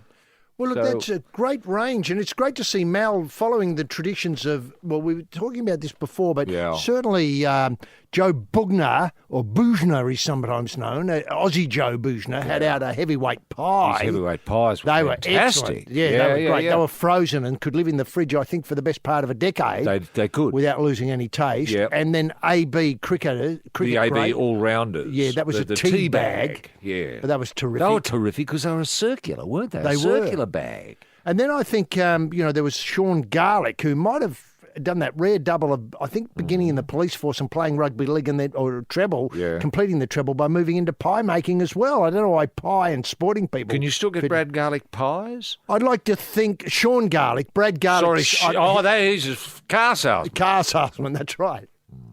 But it's a terrific thing to get into, and I know we do have a lot of sporting people listening, and a range of foodstuffs is a terrific. You got something in your kick then. Oh, wouldn't it be lovely if, say, Jared Hayne, for example, put out something? Right. You know, your Hayne plain pie. Well, the pie, unfortunately. The pie that flies. Yes, this is the Probe Auto Alley. Head salesman looking to do you a deal. Car Trader of the Year, Roy Slavin, and Outback spinning back the kilometres with the Black & Decker HG Nelson. Now, as we said earlier, I've just got to take my cues from people who know, and I was taken by Rachel Finch's comments on 7 this week saying that Derby Day traditionally black and white, but the rest of the carnival go crazy with colour. And I thought, wow, that's great advice from somebody who's been there and done that and knows fashion, and I think she'll be part of the 7 team. Yes. I'd love to see some sort of discussion about fashion with Bruce today. Yeah, there will be. Yeah, there will be. Is Rachel going to be talking to Bruce? Well, that's what I'm hoping. Yeah, as part of. I mean, that's something that'll make it work as a coverage. And today is normally a black and white. Yes, day, that's right. For traditionally, but Rachel's going to have a splash of colour. Yeah, is she? she's going to turn up in colour because she thinks. Wow, that's interesting. isn't it? Yeah, that's right. Going against. Well, that's a tradition. talking point. It is. It's like the hemline 6 inches above the knee and all that sort of stuff. I mean, it's controversy. That's what these things thrive on. Yeah. I was going to ask. Is Bruce going to be in black and white, or is Bruce going to have, say, a red 7 on his lapel or something as a splash of colour? I think he'll be exactly. You've summed it up beautifully. An evening suit, black and white, with a red splash of colour. Yeah. Speaking of, disappointments and the cup and so on, what did you make of the Damien Oliver ride last weekend? I think he got suspended for 20 meetings because of it, because of his amount. He just barged into everything he could get near. Yeah. As nearly It was as a I cry could. for help. I saw it. As Cry for help. I've done this too long and I can't do it just anymore. Get me out of here. Yeah. I noticed the coach of, I think it was, I've got to get me horses right here, and I've forgotten the name of the McAvoy trained horse. McAvoy, the trainer, was furious. Yeah, he would he have was been. absolutely Damien, ropeable. yeah. The horse came back, nicks all over it. I and know. It was very, Bruised shoulders. and I think he took it, did you notice anything before they went out between Yendel and Oliver? No, I didn't see any. You're looking reason. for enmity there. Yes, I that's could- right. yeah. I'm looking for Swan Peterson style, No, I didn't see anything like that at all. And it robbed the day of just. Look, it was a magical day. I know, it left a bad taste in my mouth. I mean, this is the Cox we're talking about, Cox Plate. I know. I mean, the rest of the card, I just had to leave. Yeah. I mean, obviously, I was well ahead on the day, betting with, obviously, two bet. Yeah. The firm that puts the U back into value. Look, I just had to leave the rest of the day because it just overwhelmed me. Yeah. I just thought I didn't come to the races to see this. Yeah. Because it felt to me as though something was going on that I wasn't party to. That suddenly the rules of racing had changed and, obviously the appeal was knocked back. Yeah. But look, I was going back to the fashion thing. I was taken by a letter from Danny Matthews, or should I say a missive from Danny Matthews. Yes. Now, turbans, apparently in 1965, turbans were popular among Derby Day fashions. Wow. And one of the most striking was worn by Mrs. Herve Hutter of Toorak. Really? Made of black and white cotton. It was more typically turban than some of the smaller styles. Right. Now, that's so the really turban interesting. has been here before. It has. I didn't realise that. Isn't that fantastic news? And she was wearing black and white, so we can expect some black and white turbans today. Yes, and wouldn't it be great? Apart from Rachel Finch. Now, do we know what sort of colours Rachel's going with? Is she going with a turquoise or a Well, that would be fantastic. a bold red? Or Remember, one year it was lime green, and I thought, hello, don't buy anything in lime green for 10 years because it'll be back, and then you'll be sorry you did. Yeah. Now, the other thing is, what I like here is the discipline of getting a turban in black and white. I mean, that would have taken some effort. And the Hutter name, odd name, but is it kicked on in relationship to fashion, do you know? Not to my knowledge, the name Hutter. Isn't that interesting, HG? Because I don't think we've ever had anyone from the Hutter family represent as a jockey, rugby league player, cricketer, AFL basketball, AFL. The name Hutter has escaped our sporting pantheon, or our completely, utterly. Well, can I just say, hats off. How Australian is that name, Hutter? Look it up on the app. We'll do that in a moment. Yeah. And I've got to say is that I'm thankful for Danny Matthews for bringing the Hutter legacy to us. Because the name, the term Hutter, the name Hutter has not been on Australian radio or TV since, what year was that? 1965. Since 1965. Welcome back. The Probe, the place where the champions gather, shouting the odds today, Roy Slavin, and in the float with the bucket, tube and milkshake mix, H.D. Nelson now. Maxie Presnell's picks of the best horses. Now, Maxie writes for the Fairfax people. Yes. Very, very long time observer of things on the track. Yes. Discusses what makes a champion. It's a personal assessment. It's about a feeling I get from performance. Number of wins, I would put it I know, down to. yes. Some judges have hundreds in the elite category, and I have no argument with them about that. But my list is limited, with the next rung down being occupied by those who I deem to be great. So he's got, obviously, the champions and the greats. I can't compare champions who excelled over different distances, but without doubt, Winks and Kingston Town have been the most versatile horses. Those that have left me with the greatest buzz, not only in the Cox Plate, but in other top races too, have been Winks and Kingston Town. So his champions, this makes fascinating reading. Fascinating reading, especially today being Derby Day. His number one is Kingston Town, then Winks. His third is Tulloch. I know a horse that you have a long association with, Tulloch. I love Tulloch, yeah. Mackay Diva, who won, I think, 3 Melbourne Cups from memory. Todman, who I loved. Vane, who I loved. And then Black Caviar. That's his top 7, the champions. The greats, obviously Might and Power, Galilee, Tobin Bronze, and Rooting King. And it must give you an enormous thrill to know that Max Presnell rates the King that highly. Yeah, it does. It does. Yeah, it means a lot to me. I meant to get back to him on that and thank him, and I still will, and I'll do that publicly now and privately later. So thanks, Max. That's great. And what do you think of his list generally? Well, it surprised me that Farlap isn't there. Well, I think that... What about Archer? Well, hang on. Now, look, I don't mean to put you back in your box, but now, Maxie, if he saw Farlap, let's say he was... these are ones he's seen. Yeah, I think sorry. he's got to be able to see them. Right. I think Farlap's heyday was in the 30s. Yes. Now, that would... But there's terrific footage. Yeah, that's true. But I think seeing Farlap was the part of the thrill. Right. That's why the Americans had to poison him. He was just magnificent and charismatic. Yeah. And he had a voice. Yeah. Which a lot of horses don't. No. Now, I'm just wondering if,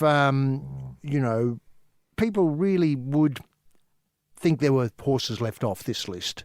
People have their own favourites, especially if you've backed a horse. I know, that's the difficulty. And it wins. I could say my favourite horse at the moment was the horse I backed at Muswellbrook during the week, or it might have been last Friday. Right. It was my last And win. it was not a bad little earner. It wasn't a bad little earner, and a bit of a surprise. Yes. Well, but they're when they're the ones that stick in the mind. Yeah. So if you were going to do your I've got a... your great horses, that one would be there. Yeah, that's right. That's right. And most of my great horses are still running. Yeah. Well, Unlike that's true. Maxie's list, a well, lot of them the aren't way I approach these things, HG, is which horses, have captured the public imagination. Yes, that's a good way to put it. Now, that's the way I would do it. Now, and as far as I'm concerned, there's Farlap, captured the public imagination.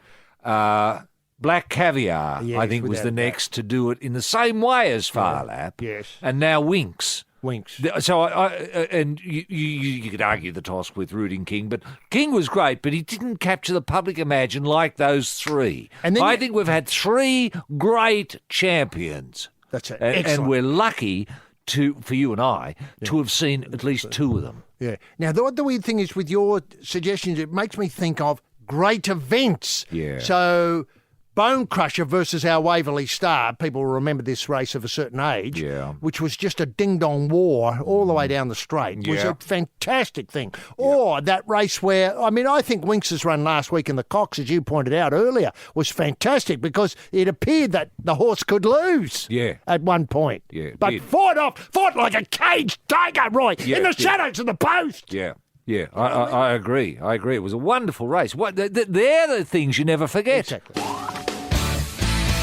Yes, they, of course, speaking of Maxi Presnell's list and Rooting King and so on, and Derby Day today, well, Tuesday looms, Roy. And I know it's very difficult to, from this far out, because we don't know the final field in the Melbourne Cup. But I'm just wondering if there's a suggestion, from you about what we should be thinking about.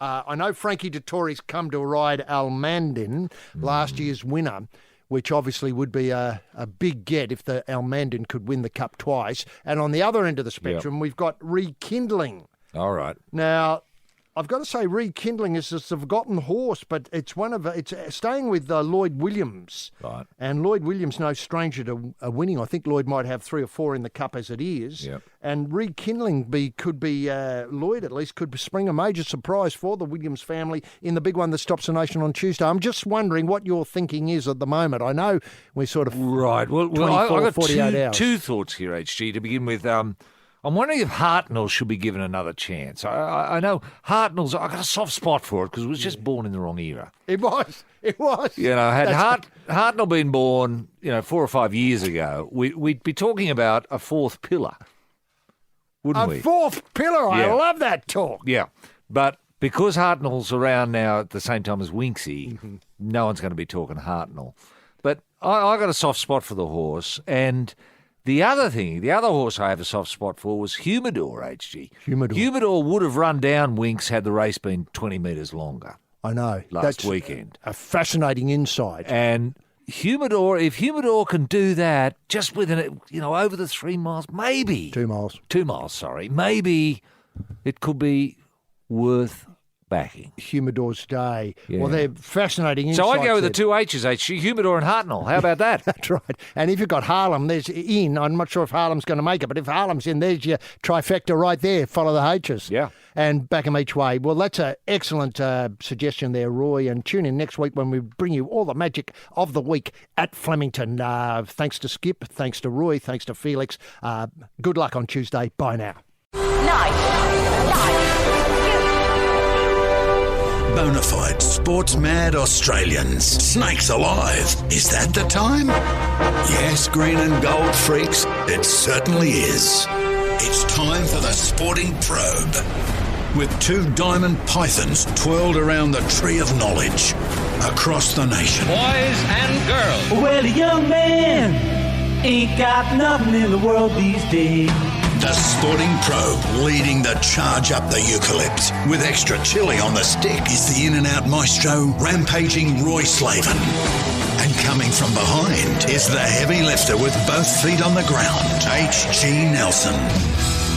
Unleash the grunt and poke HG. Yes, TF Much. Gentleman Jim Daniels in the CSP soundproof booth, the voice of the Golden Guy.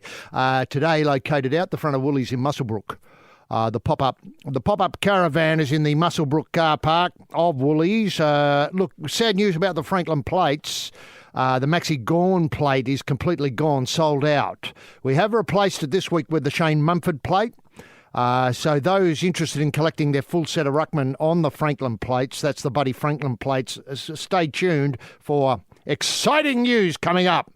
We're going to put out, between now and the end of the season, a full set of AFL ruckman on the Franklin plates. So you'll be able to get them where you buy all your TSP merchandise. Probe-sters, patriots, pilgrims and punters. H.G. Nelson getting the Sporting Probe away. Thanks very much, Bruce McAvaney, for another set of 7. What a week. What an incredible week. A week on Too Much More is barely enough. Tremendous to have you with us as we prod forward and push through the solidly backed up stoolage of the week's sporting action. Another week of massive collects my end.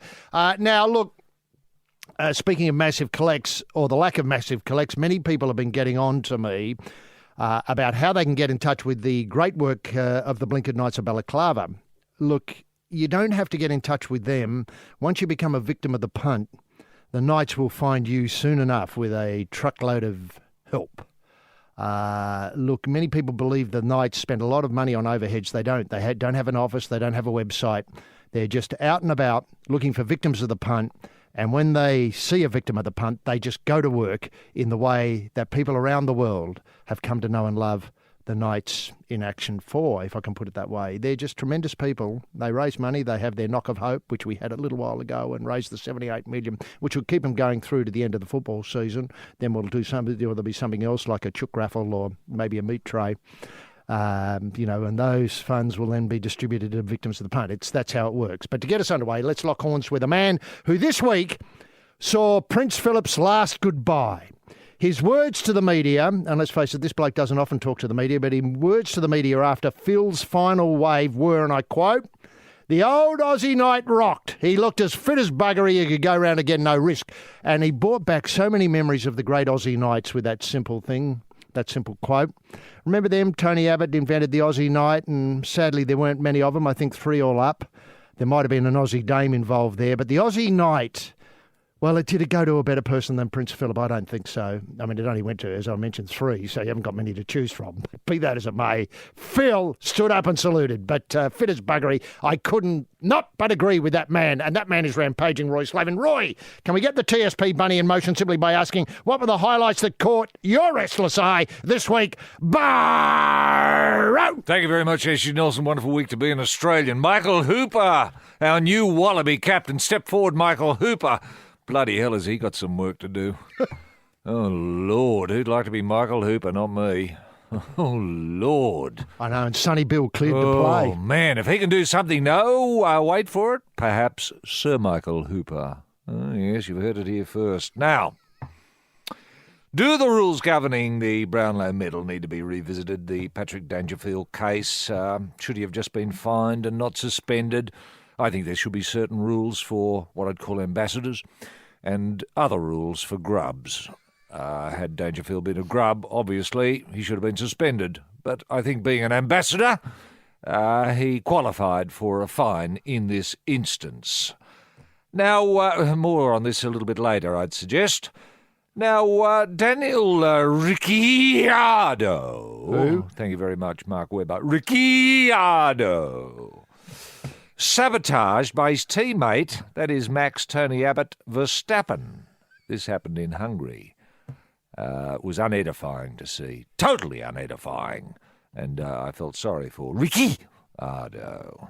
Dudded in this instance. Now, Nick Kyrgios, speaking of dudded, he's retired with a shoulder injury in Washington, in a Washington tournament in the lead up to the US Open, and sadly was booed off court. Booed. An Aussie. I can't remember the last time an Aussie was booed off a court. Bernard Tomic? Bernard Tomic, that's Last right. week? Last week, yeah, right. Yes, and the week before. Oh, yeah. No, it happens quite a bit, really, yeah. Now, think about it. They're all being booed off. And fair enough. They're rubbish at the moment, just rubbish. I'm embarrassed. When I go to tennis tournaments these days, they say, "Hey, Roy, aren't you an Aussie?" I say, "No." I'm an Austrian. I'm an Austrian. Mind you, Austrian tennis is not much to talk about either. Yeah, anyway, more of that later. Carrie Webb, speaking of champions, the funnel, yes, she's narrowly missed out on winning the Scottish Open. She blew it in the last hole. And I don't think she's come up in the British Open all that well either. So things not going so well for the funnel. Vladimir Klitschko, my favourite, he's retired, surprising everyone. There was talk of a rematch with the British bloke, but that's not going to happen now.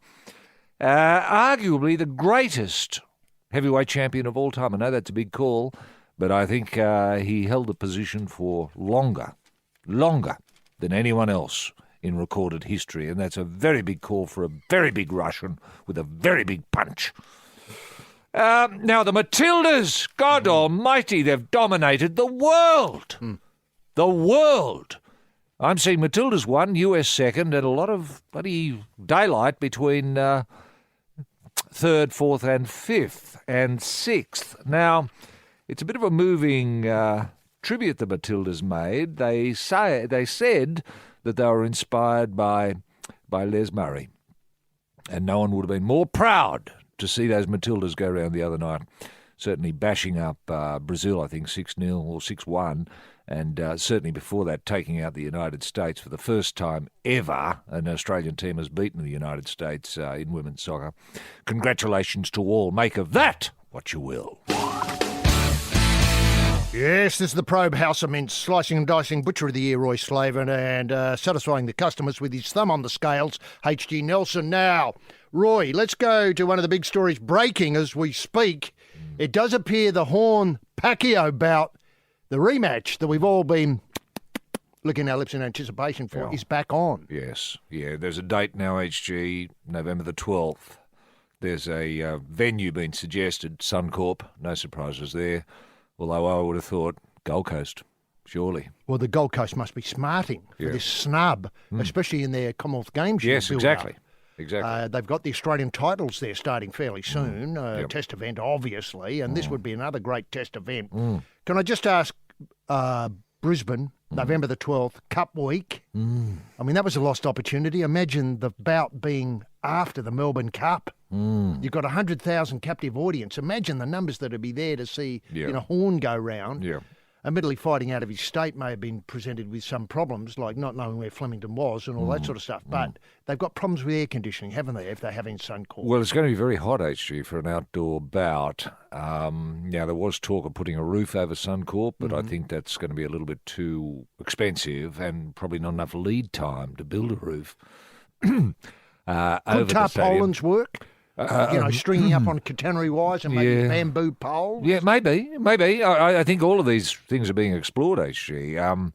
I think the idea now, however, is to have a structure with a lot of air conditioning units suspended over the ring, so that there's a little bit of cool air coming down on Horn and Pacquiao. That's the undercard, obviously. A nighttime bout, do you think they'll put it? I think that'll be sensible. Yeah, given the conditions. Yes. Atmospheric conditions. Now, just a sidebar to this was Nicole Kidman, who loves a fight game. She does. Got involved in suggesting to promoter, I think, Bob Arum, that the bout be in Sydney, her hometown. Yeah. Now, it was a fascinating sidebar to me. Absolutely fascinating. Wouldn't you have loved to have been privy to that conversation, Nicole and Bob Arum? Eh? God almighty. And what would the arguments for and against be? Could the state Was it just a thought bubble from Nicole, or had she thought about it? Was she suggesting, I don't know, Stadium Australia or somewhere like that? Where was she going to put it? Where so many people would want to come. You'd have the crowds coming down from Brisbane, to Sydney, and crowds coming up from Melbourne. Those sort of weird, travelling from Melbourne to Sydney. Yeah. Stadium Australia, sure, you could put chairs on the on the surface, on the playing surface. Yes, and you'd probably get maybe 120 or 30,000 people in there, HG, if you did do that, which is a great idea. But I would have thought Peter Beattie would be champing at the bit to get it down to the Gold Coast. I know, I understand that. Now, could the Berejiklian government in New South Wales... Well, the Berejiklian government's involved because they're going to have to stump, I think, a fair amount of the guarantees for the fighters, for Pacquiao in particular. I think the state government is guaranteeing the purse. That's my understanding. Now, the Berejiklian government is... the Palaszczuk government. Yeah. The Palaszczuk government is not going to underwrite this if it's at Stadium Australia. They won't. No, I know. But then the Berejiklian government might have to get involved in underwriting the cost. Well, not if it's on the Gold Coast. She won't. I know, it gets muddy. Are you... Well, why couldn't we... I don't know. Do we need the federal government to step in? Well, who would be involved in that? Would be involved. But so far has said nothing, has not expressed any interest in boxing, swimming, football, soccer, rugby league, pole vaulting, marathon, you name it. I know. V8 supercar. Not a word.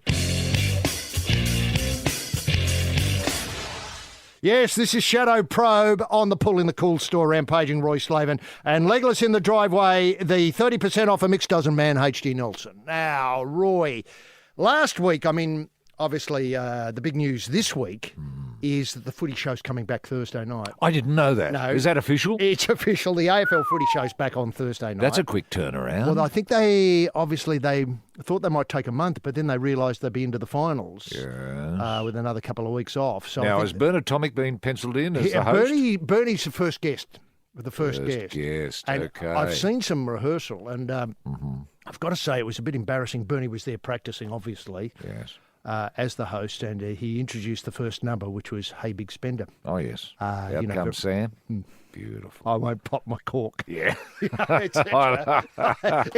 Talk about being off the leash. It's funny already. I know, and full belt, and then obviously gloves come off. Yeah. Bump and grind and all that sort of stuff. The boa, the big feather boa, all of that. That's right. Yep. Shirley Bassey and Sam's in terrific voice. Is he miming this HU? No, it's a backing track. He really is, I'm not sure what he's taking or if he has any artificial stimulant to help, right. But it's coming out beautifully at the moment. And you know how performers have to put something on automatic and then concentrate on the thing that's more difficult for them to do? Sure. So the strip, if I can use that term in show business term, is the hard bit. And so he's got the singing on automatic. It's just fantastic. Okay. It's note perfect. Honestly, you close your eyes and you'd swear it was Shirley Bassey. Okay. It's really good. That's fantastic. And what's Bernie doing while this is happening? Is he? Sadly, he looks embarrassed. Yep, right. I think there's not going to be too many cutaways to Bernie. I'm looking in the background. Pity. But then, of course, Bernie has the great thrill of introducing Eddie, who really does, in the things that I've seen, really does take football back to the people. Good. And it's fun. Yep, good. It's fun. That's but I'm not sure what time it's slated for. Let's say it's about 9:30. For God's sake, have a look. 9:30 in Melbourne and Adelaide, probably. Perth, maybe, but then at other times around Australia. Sure. But the opening number, it is just incredible. It does everything that I think Channel 9 hoped it would do. Yeah, well, if you grab people in that first few minutes, you got them for the show. You have. And, of course, Bernie talking football. That's a revelation. Can't wait. They had some of the injured players in. I think, Patrick Cripps from Carlton was in. Right. Are they discussing, the Brownlow rules? The Brownlow rules was very interesting. The topic that came up, and I don't know whether this will come up in Thursday because it'll be old news, was Dangerfield's dropping out of the Brownlow. Yes. Meant that everybody got their money back who backed Dangerfield. Now, so this is weird because if you were in a horse race and a horse fell, similar circumstance, You've you just don't lost get your money. Yeah. Hard luck, buddy. Yeah. And I find that weird that because you got suspended, are they saying, well, he didn't deserve to get suspended? Is that what the betting community's saying? He didn't deserve to get suspended? Well, I didn't see the incident that closely, but I read match reports and it seemed to me as if the suspension was probably justified, although I'd prefer a fine for, as I mentioned at the start of the program, for ambassadors. Well, I think that this is a fascinating thing that you raised, that if you've got an open brackets, small a, closed brackets, after your name in the record, the footy record, then... A for ambassador, you mean. That's right. Not apprentice. As A for opposed to ambassador. G for grub. Well, G for grub, look, can I just say in my mind, there's ambassadors and wannabe ambassadors and the rest are grubs. Yeah, I think Do you that's see right. what I mean? I do. There's no point having too many. Yeah, so you haven't got categories. anything after your name, you're automatically a grub. Yeah, fair enough. Okay. Now, I think that would be an interesting thing, a category for the AFL to get involved in, because I think there's so many ambassadors now going around. Obviously, the Kennedy lad who didn't play last night at the Cattery is an ambassador for the game. Yes. Eddie Betts, a great ambassador for the Crows. There's so many of them. Yes, there are. Now, look, can I point out that something happened last weekend, apart from the Dangerfield suspension or the incident that caused the Dangerfield suspension, which I think is worth talking about, and that is the relationship between the Hawthorn Football Club and the Sydney Swans Football Club. Again, the Hawthorn Football Club really touched up, and I use that word advisedly, the Sydney Swans. Yes. And one of the ways they get under the Sydney Swans' skin is by kissing them. Good. Now, incident, an incident which did not go unnoticed, I think, where Langford kisses Jared McVeigh. Now, Jared McVeigh being the sort of... He'd hate that. That's right. Yeah, right. Now, I'll put it this way, is that there's been a lot of kissing going on over the years, and people listening to this show will be able to know the history of kissing in the relationship between Hawthorn and the Sydney Swans. I know Luke Hodge always likes to plant one on Buddy Franklin early on. Yes. Sadly, Buddy punched him in the head early on. And because Buddy's such an ambassador, they let that one go. So I think... obviously on the night, Luke was a bit wary about approaching Buddy. Anyway, they left it to others. So Langford plants one on, Jared McVeigh.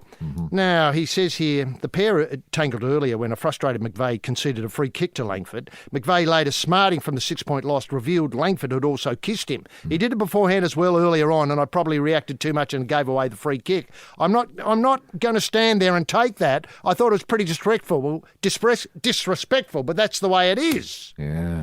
Now, it says here that Luke gave Franklin one, that's Luke Hodge gave Franklin one in the 2014 Grand Final, which the Swans also lost. I'm just wondering if the Swans need to learn how to take a kiss. I suppose they do. Look, it depends on, I suppose, where... Is it sort of full-on mouth, HG? Is it a tongue kiss? Is it anything like that? Or is it just a bit of a peck on the cheek or... Look, Has it got to be on the latter? face? Has it got to be on the face? It's a kiss on the face, isn't it? Look, there's a photo. I know this is poor radio, but yes. It's not a it's tongue. a kiss on the side of the face. Yeah. Now, how disrespectful is that? Well, as long as it doesn't go any further. Because you'd worry that it'd have to have an adult rating the game if it went much further. Well, yes. Gee, I know you for many years thought that an inflatable tent should be erected, say it's silly mid-off, after a wicket was taken in cricket, so as all the players could get in there and have a huddle and do what they really want to do all the time.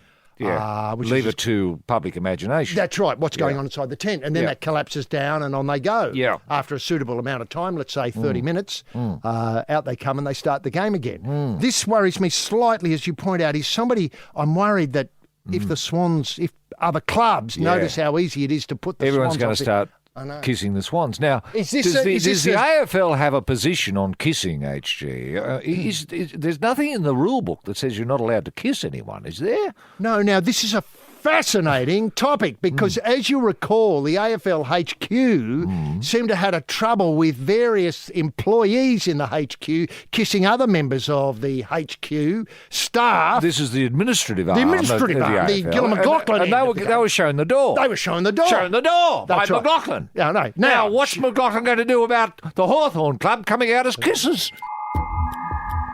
The next billion seconds are the most important in human history as technology transforms the way we live and work.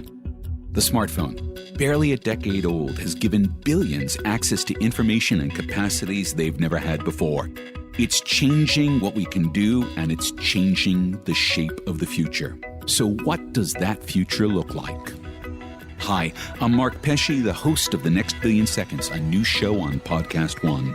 Join me as I speak to some of the brightest minds shaping that world, the people who are spending their lives forming that future. We'll hear about their work in helping shape those next billion seconds. Listen at podcastone.com.au or on the Podcast One app. Yes, this is The Probe with Roy and HG and the Kyrgios incident. Roy, I know you've had the lad into the clinic a number of times, leading up to this event in Washington, the Washington Open, which is one of my favourites. It is great, isn't it? Look, he was playing a number 106 in the world, an American Tennis Sandgren. Tennis spelt Tennys, an unusual name. It is, one to remember. Is that why he took up tennis? Oh, I hadn't thought of that. Wow, those parents were very, what would you call it? Prescient. Prescient, that's right. He pulled the pin after obvious discomfort. 6-3-3 blot was the score. He battled a right shoulder injury through the contest. Now, what worries me about Kyrgios is when you showed me the x-rays, I thought, how's this bloke able to stand up? I mean, I think in Wimbledon he was having trouble with a foot Yeah. or a hip. Hip. Now it's yeah. gone to the shoulder. I mean, that can happen. Yeah. I understand that. But what would your advice be to him? Because he just seems to Well, be... he's got to look after himself. Too actually. injury He's got to prone, look yeah. after himself. He's got to spend more time with a masseur, really, because he gets bored, being rubbed. Takes too long. It takes too long. He hates it. He's just got to lie there and there's nothing going on, nothing to distract him. And, you can give him podcasts to listen to, but he's not really interested in them. It's very hard to find, exactly Topics what he is interested in. I say to him, well, Nick, what do you want to do? Don't know. Well, look, would you like the TV on or something? No. It's very hard. You know this booking that he's got on the Footy Show to go one-on-one? I didn't know he was one-on-one with Bernard Bernie Tomic. Right. Are you expecting, revelations or something to be revealed there about what's actually wrong? And do you think Bernard Tomic's the one man to open him up? I think their managers will make it clear that they're only allowed to talk about football and not about personal things. I'd be very surprised if Nick would be prepared to be opened up by someone like Bernie, because, Bernie really knows what's going on in Nick's head. That's what worries me. And I think that's what would worry Nick. He'd be happy to be interviewed by anyone but Bernie. Yes, you pulled into the hoist on the probe servo, tightening the nuts, senior tyre fitter, rampaging Roy Slavin and fiddling about with the pressure gauge, the apprentice H.G. Nelson. Now, Roy, something that we've been not so happy about is the relationship between athletes and later life. Things can go horribly wrong when people stop playing. You see, I fear for Bernard and Bernard's Nick. fine. He's got his commitment to the Footy Show. Often the media is your friend in this instance. Correct. But the media often enables you to fill up those long hours between Monday and Sunday with things and appointments and something to keep you going, much in the manner of what was happening when you were playing or performing. So what would worry me, for instance, would be Nick Kyrgios without a racket and a bucket of balls. Yeah. I mean, anything could happen, really. Yeah. But the AOC, the new look Coates AOC, is ramping up, according to the Murdoch press, a program dedicated to preparing athletes to adjust to life after sport. I love that sort of talk. Adjust to life, civilian life after sport. They've got the Sydney Olympic Job Opportunities Program, which placed 310 Olympians in the work that has taken the organisation, the AOC, that is taking the issue seriously. Yes. This new program will draw on assisting 2,500 ex-Olympians, and I didn't realise there were that many unemployed ex-Olympians. I had no idea. Or Olympians looking for a job. Yeah. Now, I suppose it's a bit like what you do with greyhounds when they've stopped running or they're not that quick. to begin with. Now, in the old days, of course, the tap. But these days, they're farmed out to members of the community who are prepared to take on a dud greyhound as a pet. It's sort of foster care. Yeah. The greyhound industry. Yeah. Now, it's the Olympians, 2,500 ex-Olympians to help guide younger athletes through the highs and lows of sport and better prepare them to deal with failure, injury and sudden exits from their sporting careers. Right. Now, you'd have to say that Australian swimming is going through an all-time record low, given that we got one gold at the Worlds and quite a lot of, as you pointed out, brown and silver. Yeah. So a lot of those athletes... Not a hell of a lot of silver and bronze either. No, not an avalanche. Not a brownout. No. Look, can I ask, would you think a number of those swimmers would be thinking about a career beyond swimming? I'm sure they are. Yeah, at the moment. I'm sure they are. I mean, what are the Bronte sisters going to do? Well, they'd obviously look for the media. They'd look to be commentators, wouldn't they? Or have their own show. The Bronte sisters talk swimming. First guest, come on down, Bernie Tomic. Hey, Bern, what have you been doing? I've been working on the Footy Show. Well, what's it like? Yeah, great. Yeah, right. Who have you guessed me? Nick Kyrgios. Yeah, can't remember. Now, the model there is, of course, the great work of, say, somebody like Matty Richardson on the Friday night, call. He's sensational. He's and the thoughts and the insights and the analysis that he brings, just first class. Yep. Now, we have the example of Commonwealth Games contender Taylor Clark. Taylor spelt, I might have that wrong, it might be Taylor Clark, spelt T-A-Y-L-L-E-I-H-A, Clark, who won the silver medal for triple jump at the Youth Olympics 3 years ago. Yeah. Now, the triple long and high jumper last year discovered she needed a plan B when she broke her foot during training. Yeah, right. Now, this put me back a whole year. I had to have surgery on the foot, and to me, that was first-hand experience of how easily things can go wrong in a sport, and it's made me, more determined to make a go of having a plan B. Good. Now, I didn't want something that was going to take away from it, the sport obviously, but it was something I could work at the same time, and it gives me time to away from sport for balance. You know, Ricky's work-life balance. Sport-life balance. Sport-life You know, balance. which is so difficult. She set up a business selling bulk beauty packs direct to businesses, and said that the AOC's program was really important for helping athletes develop their future career prospects. Now, That's a great idea. I know. I had no idea that bulk beauty products to businesses. Would these be like creams and moisturisers and shampoos and dyes and tints and so on. Skin products, fake tan, all that. Lip gloss. Yeah, you might get eyeshadow. 1,400 dozen. Yes. Of the silver grey lip gloss. And are these just drawn from anywhere, HG? I mean, you may not know this. Or are they brands we know, like Revlon and that Max sort Factor of thing? Max Factor, sure. Yeah, they would be. Right. They would be. Or are they her own hop, step and jump sort of brand? The long jump into health. Yes.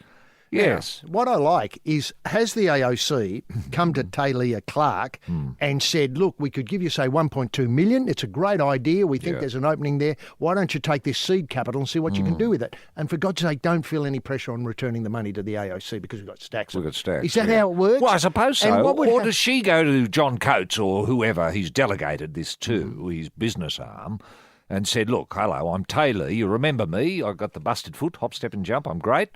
Now, I've got this idea of selling to businesses. Which ones? I don't know yet.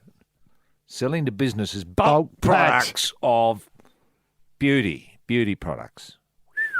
Okay, how much do you need? $1 million? Sure. Okay. Who are you talking to? Oh, Schwarzkopf. Now, remember the South Coast beauty student Chappelle Corby? Yes. Who was in the news recently? I'm not sure. I can't remember why. Yes. But anyway, be that as it may, would she be the sort of person who should be ringing up because... I had to get advice. Well, not so much advice, but, I've got 250,000 lip glosses here. Could you move a few of those for me? I suppose so. I don't know. With these businesses, let's say, I don't know, Commonwealth Bank, because they're in the news at the moment. Does that mean the Commonwealth Bank gets a big box? Hello, what's this? Open it up. Oh, lippies, 100,000. Well, what do we do with these? Now, that's a fascinating question. Are we going to buy them or are we just going to... Maybe that's the breakthrough she came up with. Before, people sold bulk beauty products largely to outlets of bulk beauty products. Yes. But going to the bank... Like various pharmacies and places that's like right. that. And you sold patents. Beauty shops and, hairdressing salons and all that sort of Your stuff. nail clinics. Yes. Exactly. USA Nails. Yeah. All that sort of stuff. But the breakthrough is to sell them to things like the Commonwealth Bank. Yes. Or to sell them to Ampol, if Ampol still exists. So, Yes. I don't know, United Petrol outlets. Yes. Yeah, I Maybe suppose. that's the breakthrough. Yeah. Anyway, now... And what they do with them, that's up to them. They can either distribute them through to their various employees. Well, they probably haven't got that many employees anymore. But anyway, or give them away to customers. Loyalty card sort of idea. Ah, now you're talking. So you go to the Commonwealth Bank, should you need to, say, I want to cash this cheque. You what? It's the 21st century, buddy. We haven't done that since 1990. But seeing you here, your lips are looking a little chaped, fella. Ever thought of... Da-da-da-da? Oh, what a great idea. Yeah, can I write out a cheque for that? This is fascinating because the other day I got, should I say, I had access to a product that was delivered through an online purchase. Oh, yes. And inside the packet was a Tim Tam, a small Tim Tam. Individually wrapped. Right. Did that come with your books from China? Correct. Yes, I thought so. A Tim Tam. Was that suspicious or did you think, you beauty? No, I just thought somebody was just being friendly. Yes. As let's face it, our relationships with China have always been friendly. Sure.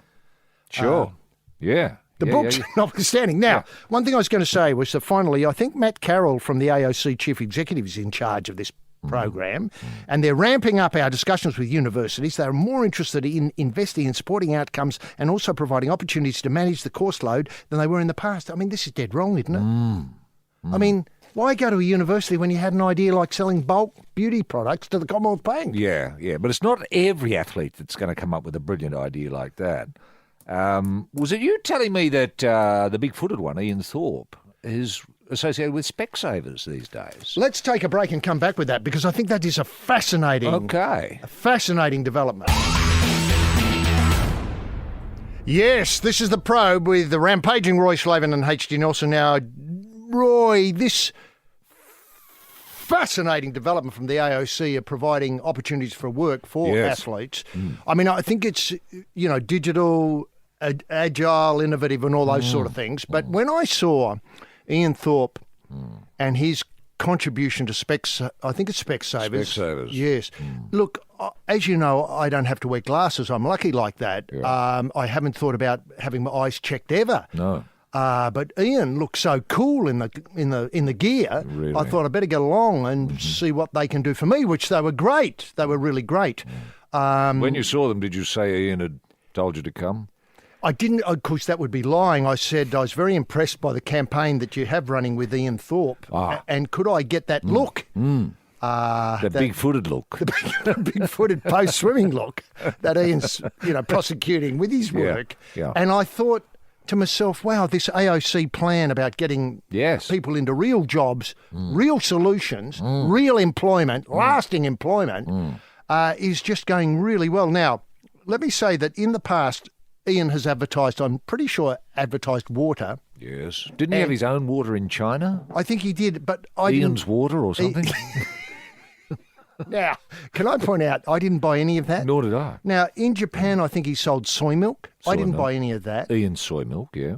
I think he was an ambassador for Audi at one point. Ian's Audi, yeah. Ian Audi. Was it? Yeah, why? He was an ambassador for Audi, yes. Look, and he used to take his dogs in the back of the A3 or whatever it was. Yeah, Great we read story. about that. But did the AOC organise all of that? No, I don't think so. I think the AOC may have stepped in more recent times and helped Ian. Okay. He was commentating, I know, for the BBC at one point, I think, in the London Olympics, which That's right. 5 years ago this weekend. Yeah. And he had that show on bullying on the ABC. Did the AOC organise that? I'm pretty sure the AOC would have eased the way forward there. Probably. They would have phoned, Michelle Guthrie at the ABC. This is John Coates here. And listen, we've got this great idea for Ian presenting a program. You've got any programs there that Ian might be able to... Well, yeah, we're doing something on bullying. Would Ian Tight fit. Now, so what happens here is that why was it that the Specsavers thing caught my eye, where the soy milk, the Audi and the water went straight past me. Yeah. And I've got to say, I didn't watch the show. I mean, that's probably because it was on at an awkward time. I was probably, Sure. shining my shoes. Yeah. But you pointed out to me that Skippy Hugel, the former great swimmer, the butterfly swimmer, is involved in pool cleaning. Yeah, he's now a pool cleaner, yes. He's got his own Skippy's pool cleaning service, I think, on the Gold Coast, which is going gangbusters because people love having the sure hand of someone who knows a pool, for a start, and B, you get Skippy Hugel coming to your house with the machines and the chemicals, etc., who knows what he's doing, and you can get a shot of him in your pool. And tips. Where am I going wrong? Tumble turns. Could you help me here with this, Skip? Yeah, or, he's quite happy to help out. I think it's a great idea. And other swimmers down, like, let's say, Magnuson, the missile, he might go into pool cleaning in the Sydney or the Newcastle area. I think he might be from Newcastle.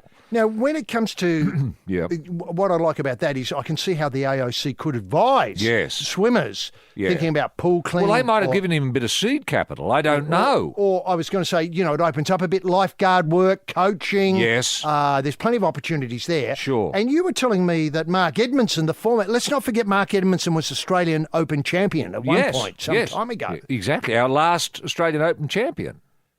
Mark Edmondson. I've forgotten that too. Yeah. You're absolutely right. Now he's involved in court. Yeah, he'll on the Central Coast HG. If you want a tennis court put in your backyard, you just phone up Edo's Courts, and Mark himself will personally come round, measure up, get the machines out to flatten it and compact it, lay down the Rebound artificial. ace. You can have rebound ace, you can have artificial grass, you can have whatever you like. He's got all surfaces covered.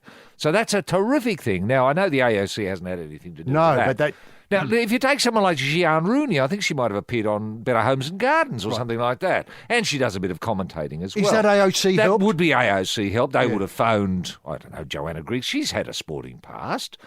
So and probably said, look, would you like another swimmer? Would you like another swimmer on the show? Who have you got? Well, we've got Gian Rooney. Well, send her around. Send her, yeah, exactly. Yes, it's the Book of Probe with the Reverend R.R. Slavin wearing the frock, and a puffer wind at the back door is H.G. Nelson. Now, speaking of people who have made a success of their lives after sport, I mean, the absolute role model is Greg Norman, and we obviously He's the broke a Rolls story. Royce, isn't he? I mean, why doesn't the AOC reach out to Greg to come and talk to some of the sports people? What an excellent idea about what he's About done. how you can become a success. Look, we broke the story a while ago about his nude portfolio Yep. of him obviously stripping off and dipping into a mountain stream Yep. and looking absolutely, as though, well, it's really, right at home. Right at home. He's reinvented himself, Let's face it, in the last years when he was on this tour, he wasn't himself, was he? He was he was too much. He was getting the younger people, I suppose it was Sergio Garcia and... the bloke Jose Manuel Fabel snipping at his heels, and he felt the weight of that. But then he got into golf course design, which I thought was brilliant design. I know, but a bit of a halfway house. But now he's obviously he's got this lifestyle going. He's now 60. He's obviously. He hadn't competed in a major tournament for a decade. He doesn't even do the seniors, does he? He doesn't. No. Well, he thinks that's a joke. Yeah, it's beneath him. yeah, It's absolutely you're right, beneath him. yeah. He's been 3 times married. He's obviously he lives in the Colorado wilderness, posting on Instagram.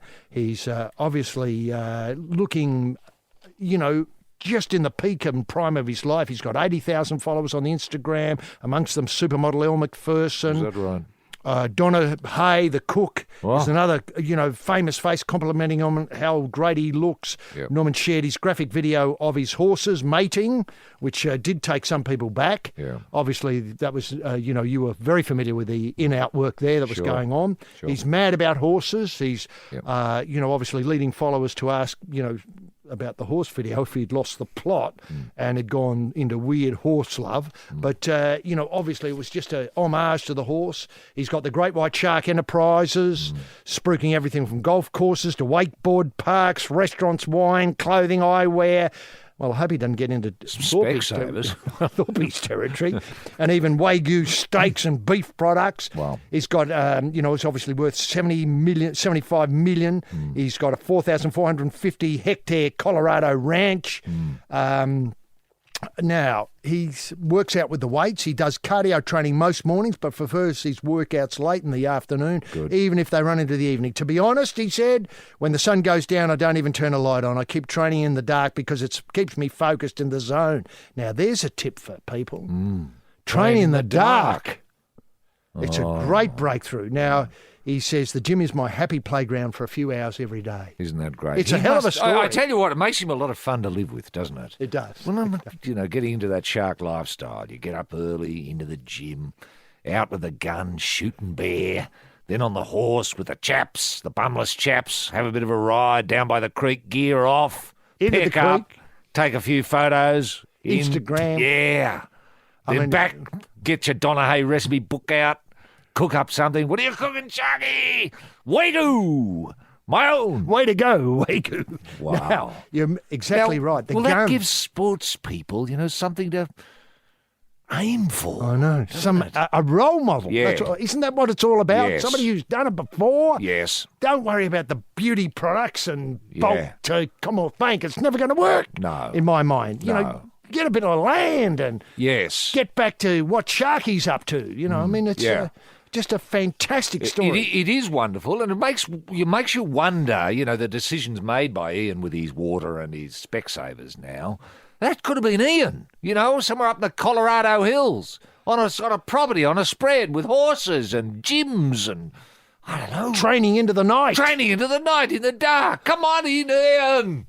You know? Can I ask, is that still beyond Ian? Because I'd like to think that, Well, if let's say the Specsavers gear really takes off. Yeah. He becomes the face of Specsavers. Well, I thought he was. Well, is he or not? Or is he just being used as a model? I just hope they're not exploiting his, his feet. Hi, I'm Mark Bouris. Every single day in Australia, people are busting their guts in starting and running their own businesses. It's a big deal. 60% of Australians are hired by small to medium-sized business owners. These guys are doing their bit, buying stock, hiring people, and paying their taxes. So what is it like to start your own business? How do you go from just running a business on the side after work to owning something much bigger? How do you make it your future? Join me on The Mentor, a weekly show on Podcast One where I speak to Aussie business owners who are working through just that. I find out what makes them tick. I help them work out their next steps for their growth and for their future. The Mentor with Mark Bouris. Listen now at podcast1.com.au or download the Podcast One app. Yes, you're in the House of Probe with the Hatted Chef and Senior Judge, rampaging Roy Slavin, and the underwater panel beater with the nasty case of gastro, H.G. Nelson. Now, Roy, the hostilities have ceased in the ongoing war between the players and the administration in cricket. Yes. Now, what do you see as the healing process from here? Because let's face it, these have been long drawn out. Yeah. I didn't really think that the boss of Cricket Australia, James Sutherland, looked all that happy with the outcome. People have said the players have got everything they wanted, and more, and the players have won came first, second, third, fourth, and fifth in the stink. Yeah. That's my understanding of it, yeah. They had to roll over. I mean, Cricket Australia just rolled over. Why did they wait so long? They went in with a concept of, we're going to start from scratch and you buggers are going to have to just accept a contract and that's it. You're not getting a bloody part of our purse. It's not going to... Well, I think the players were on about 22% of the gross profit. Income. Gross income, yes. But now they're on nearly 30%. So that's a big win for the players. Win for the players. Is it sustainable? Is the deal sustainable? Well, if the projections of the popularity of the sport, especially on television vis-a-vis the Big Bash, are to be believed, then yes, it is sustainable. Very much so. Right. But AB, that's Alan Border, he's worried about it's not going to impact on grassroots at all. Grassroots is still going to have raffles and meat trays and that sort of thing to raise a bit of money for a couple of pads for the under-10s. Yeah. So that's not so good. And I don't know what the answer is to this, HG. And I don't know whether cricket players should start being paid in the under-10s. No, that is something I hadn't thought of because... But then you'd have to pay the mums and dads that turn up to do the... Scoring. The umpiring and what have you. You'd have to pay them and then... Ground staff who largely volunteer their time and the poor old dad who mows the pitch and always gets it wrong. Dad who puts the flags out where the boundaries are going to be and all of that. Now, do you see a weekend retreat for some of the top players, the agents and management and Cricket Australia? Some sort of, I don't know where they could go if they could go as far as Sharky's place. What, for a summit? A summit? A summit. I wasn't thinking of a summit so much, although that's an excellent idea, and a summit is in the news again. What I'm more interested in is a place to heal, to bring the two sides together. What a lovely idea. Obviously in the old days you would have packed the bowl and passed around the pipe. Sure. Well, there's no reason why that couldn't still happen, HG. It's just the venue. Were you thinking Gold Coast, something like that? The Gardener Probe continues with the head botanist rampaging Roy Slavin and the man who's brutal with a begonia, H.G. Nelson. Now, Roy, we begin again a national conversation. Yes. And this is to do with the world-class stadium that's going to be redeveloped in the western suburbs of Sydney, Homebush. Homebush, yeah. Stadium Australia. Stadium Australia. Now, a new turf war is sort of broken out between the AFL and the NRL. Predictably enough, the AFL want an oval shape out there at Homebush, Stadium Australia. They want to maintain the oval shape. Yes. The NRL are keen to make it into a rectangular playing area so as they can have, obviously, rugby league, the World Game, rugby union and so on played there. Now, they're all coming events. Now, there's a lot of discussion about how much this is going to cost and how much is going to be set aside. But can I point out that I think world class is an overused term until we get some facts right. And I was taken by, in my travels recently, a visit to the new Tottenham Hotspur Stadium. Now, I've mentioned this in other media commitments since I've been back.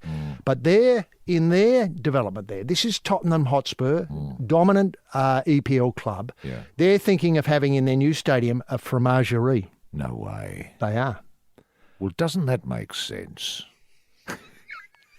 Now, is Todd Greenberg from the NRL and the Berejiklian, the Premier, and the people at Stadium Australia talking fromagerie? I doubt it. I doubt it.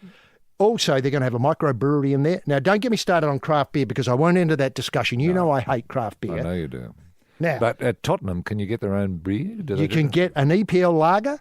You can get a Hotspur. See, that's world class. Pale ale. Really? See, that's world class. I know. They're going to have I don't know how this works, but they're going to have a Michelin-hatted restaurant.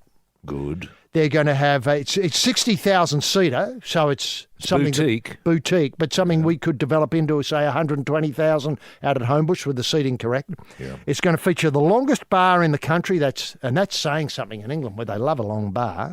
It's got a USB port in every seat. It's got a glass-walled tunnel so players, before the game, can see the teams coming out. Wow. No matter what they're playing, obviously rugby union, you know, obviously they're playing mainly the World Game there. Yeah. And it's got a skywalk that will allow fans to go up on the roof and across the ground. Oh, that's brilliant. That's world class. World class. Thanks very much. Are some of these ideas being raised with the Berejiklian government vis-a-vis the makeover of Stadium Australia HQ? Because Stadium Australia is looking a bit tired. It certainly is looking tired. It's over 15 years old, and these things don't last forever, and technology marches on. They don't. Yeah. Now, the one Can thing we future-proof it somehow? Well, hang on. We'll get to that in a moment. Yeah. Well, the fromagerie future-proofs it. But I want to see today a revolutionary idea. That is, we don't go to sporting events anymore only interested in the result. We go because there's shopping available at the venue. Oh, you're talking about a total game experience. Yes, you're in the Probe Butcher Shop, the country killed specialists with the head slaughterman, rampaging Roy Slavin, and the man in the box with the stun gun, H.G. Nelson. Now, coming back to world class. World class. I mean, I don't see Berejiklian government, the Todd Greenberg NRL. I've got nothing against these people, but I don't see them world class, putting that as the third prong of the triangle. No. I mean, the rugby league, sure. Berejiklian government, great, got nothing against it. But world class is the thing you've got to drop out of there. They're just going to revamp the stadium as nearly as I can tell. I'll give you an idea of what they're up against. Is the Christopher Lee designed this stadium for the Spurs. It's going to be the most technically advanced stadium in the world. He sees as their big problem of getting people to the ground that what they have to compete with is not other stadium, but getting people off their sofas, away from their smart TVs and down to the ground. So they've got to offer them, you know, the fromagerie, the microbrewery, the Hatted Chef restaurant or the Michelin Chef restaurant. Otherwise, people won't come. Right. But more than that, I think they have to have an arcade of shops. They do. You know, you walk around these spaces like the MCG, Etihad, there's so much space that could be given over to retailing. Yes. I mean, years ago, we went to the airport to catch planes. These days, I go to the airport to shop. Yes. The last thing I'm thinking about is catching a plane. Sure. So that's what we've got to do. We've got to make sure people are going there with a credit card, well, an unmaxed out credit card, ready to load up. Well, you want a total experience. It's not just good enough to see the game and the players. You want more than that, much, much more if it's going to be world class. But I worry that Greenberg and Berejiklian are going into this with a sort of pie and chips mentality. I couldn't put it better because the architect says the promise of a pie, a pint and a good sing-song in the stands is not enough anymore. No, it's not. It's nowhere near good enough. You know, for so long, I've wanted a stadium, HG, where you can live, where you can buy an apartment and you can live with a little balcony that goes out, and you can look down and watch whatever. If there's a game on, you think, oh, yeah, I'll watch this. This looks good, Canterbury versus Para. Yeah, I'll watch that. And I'll phone down to the fromagerie and get some nice soft ripened cheese to go with this. And Carr's table water. Yeah. And if when's half time? Because I wouldn't mind getting down and trying on some of those new Specsavers. You know what I mean? It's got to be a total experience. Well, and if you could live there, imagine the value of those apartments. Well, that'd be impossible. Just right up the top, just a ring around the top. Yeah, the Skywalk. Skywalk apartments. For instance, for instance, last night down at the Cattery, you had a match that was over at half time. Yeah. So all of a sudden you think, well, I might get that suit I've been promising myself. Yeah. I'll go down and get it measured up. It'll be ready for when I go. Or you might think, the third quarter, they never do anything in the third quarter. Last night, nothing happened in the third quarter. Yep. So what happens is you decide, well, this now is time for dinner. That's right. That's exactly I saw a nice watch in the window at Proud's coming through. I might have a look at that watch. It's third quarter. Yeah. And you could just, text the bloke down in Proud's to say, that watch, hold it. I'll be down in 10. And what about your bargains there? It's 20% off up until half time. Sure. Or 20% off in the third quarter. Yeah, so you might have a sale on in the fourth quarter. That he's got a real balance. Do I stay and watch it? Get that cheap. Now, apropos of your lifestyle thing, living there, at the H Club in the Spurs' new stadium, a provision for guests to store their personal vintage wines, cognacs and liquors in a purpose-built, temperature-controlled on-site reserve. Well, that's a must, isn't it? So as you can have at half-time, yes, a nice red that's been obviously corked, Yeah. Oh, sorry, the cork's been taken out. It's been breathing for the first 30 minutes. For just the right amount of time, and it's served at the ideal temperature to go with your cheese. Is that what you mean? That's exactly right. Yeah. Now, get this. This is the killer. Yep. They think in not too distant future, let's take two teams playing for some in the World Cup or, in the World Club Championship. So you might have Real Madrid playing the Sao Paulo team in Brazil, but the spectators in Madrid can go to the ground and see a hologram version of what they are playing in Brazil. That's a great idea. Now, is this possible, HG? I suppose technologically it's possible. It's not far away. No. It's not far away. Now, could you enjoy that 3D experience in your home? Or have you got to go somewhere? You've got to go to the ground You've got because to go to that's the only place to get the holograms working. In the space. In the space. Yes, I can see that. Well, is Greenberg and Berejiklian talking about this? Because this, and all this sort of stuff, is this going to appeal, you've got to ask yourself, to say you're a Bulldog fan? Your cheese, your brandy, your wine at the right temperature. Your Carr's table water. Or are you suggesting, actually, that the stadium's got to reach out and be more Catholic in a way it promotes itself? So you get a different community there. You've got the community that live there, obviously, and love their sport. You've got your shopping arcades and all of that. Your restaurants, your restaurants, your Proud.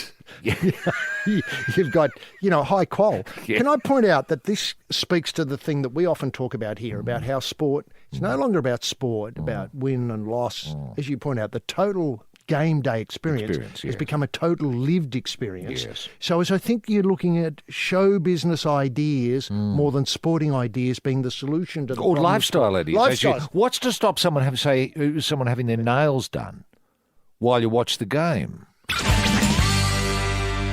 And if you want to get in touch with us, Roy and HG at thesportingprobe.com.au. This is The Probe with Roy Slavin and HG Nelson. Roy, have you got an email there that's crying out to be read? Look, I have a very passionate email, HG. This comes from D. Jones. I wonder if that's Dean Jones. Could be Dino. Yeah. The great Australian number 3 batsman. Remember the innings in India all those years ago? Yeah, 200 vomited, had to go to hospital. Yeah, to be rehydrated. Yeah. Big Carlton supporter. Yes.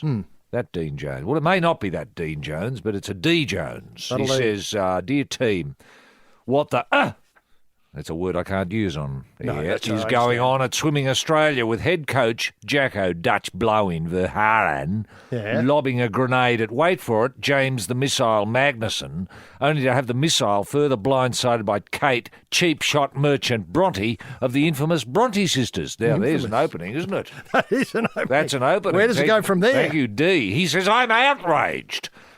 DNQ did not qualify, for those uninformed, did not qualify for the men's 4x100 metres medley relay, which really gets up my nose. I don't know what's going on with swimming. I don't know where to start. There's got to be a Royal Commission. Sure, you can talk about a Royal Commission into the banks, but more pressing is what's going on with Australian swimming. Anyway, he says, I'm outraged. DNQ for the men's 4x100 medley relay, but the missile told to shut the up for speaking common sense about relay placement. I think the missile's position is that you have your fastest swimmers in your relays. And the fastest goes last, not first.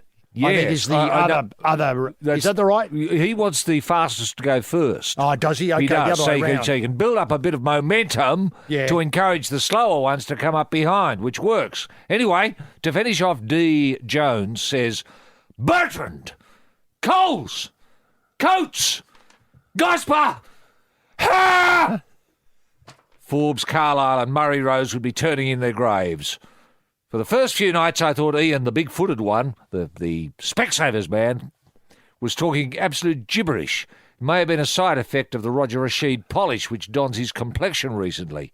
Fire up the Chile probe, boys. Look, it's going to take more than a probe from us to get to the bottom of what's going on with Australian swimming. It's a disaster. I saw Laurie Lawrence being probed about his attitude. It was not. It was not complimentary to the swimmers. No, it wouldn't have been. And we all know how great an Australian Laurie is. Now, I've got one here from Alex Short, shaping up to be a wonderful week, not just a wonderful week in sport, but a wonderful week to be an Australian, to quote your thoughts at the start of the show. Good start. Australian rugby may be at an all-time low, but boxing is making a comeback that Australia that Australia and the world so sorely craved. Yes. With a primary school teacher as world champion, it is, of course, a great opportunity for boxing to be rightfully reinstated back into primary schools throughout Australia, where it firmly belongs.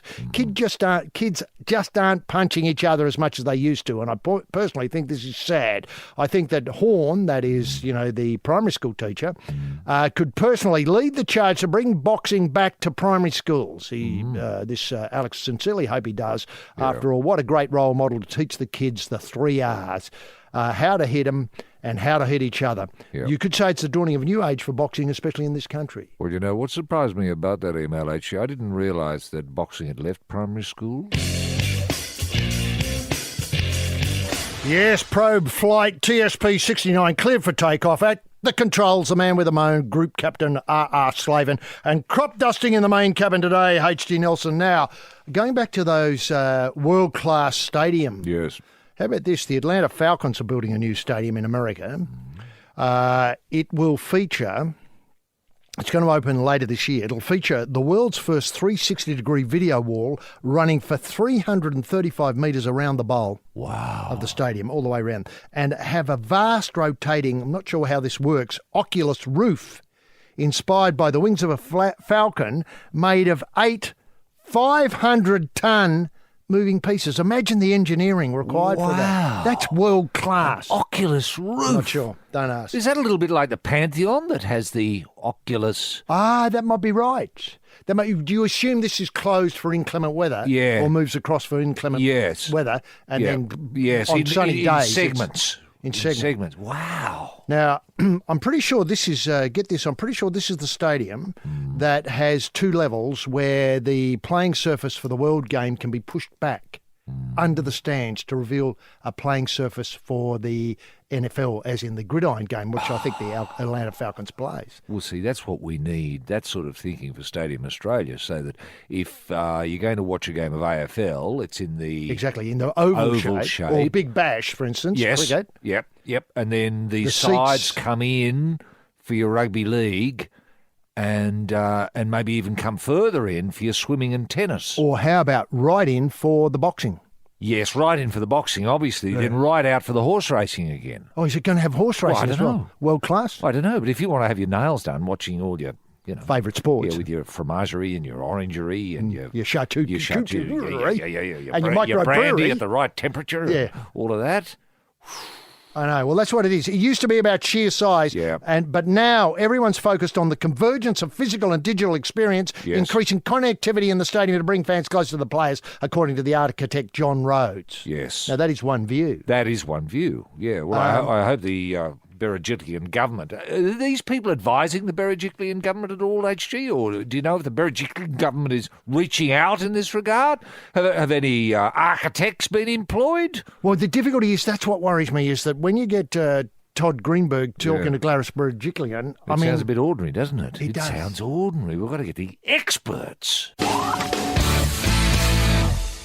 Yes, Roy, I noticed that finally there's a new stadium being built for Chelsea, the Chelsea Football Club. It's the polar opposite to the UFO being built up the road for Tottenham Hotspur, according to one of the architects involved.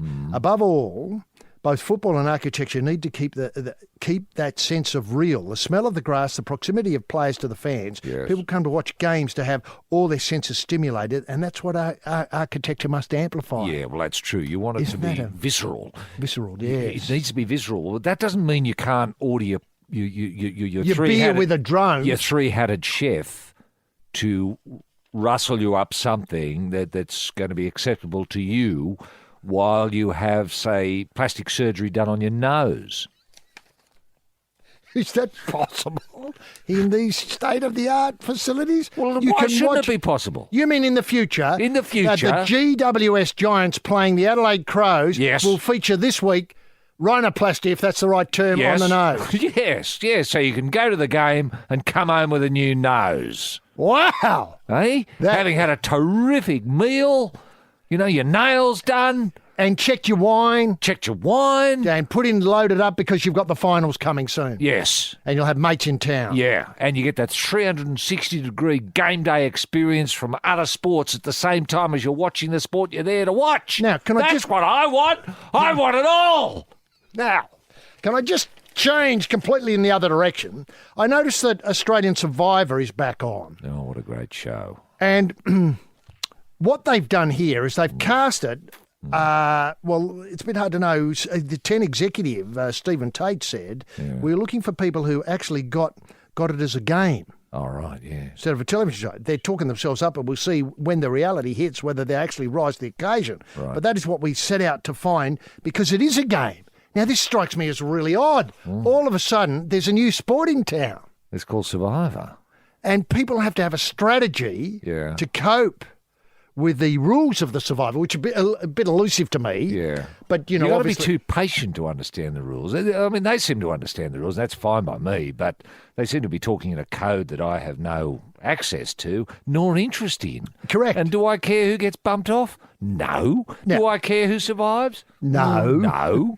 Unless there are people I knew, like if Bernie Tomic was on it. I'd think, I'd love Bernie to stay. Now, hang on. Are you suggesting a Survivor cast with people like Bernard Tomic, Sam Newman, Eddie Maguire, Gian Rooney?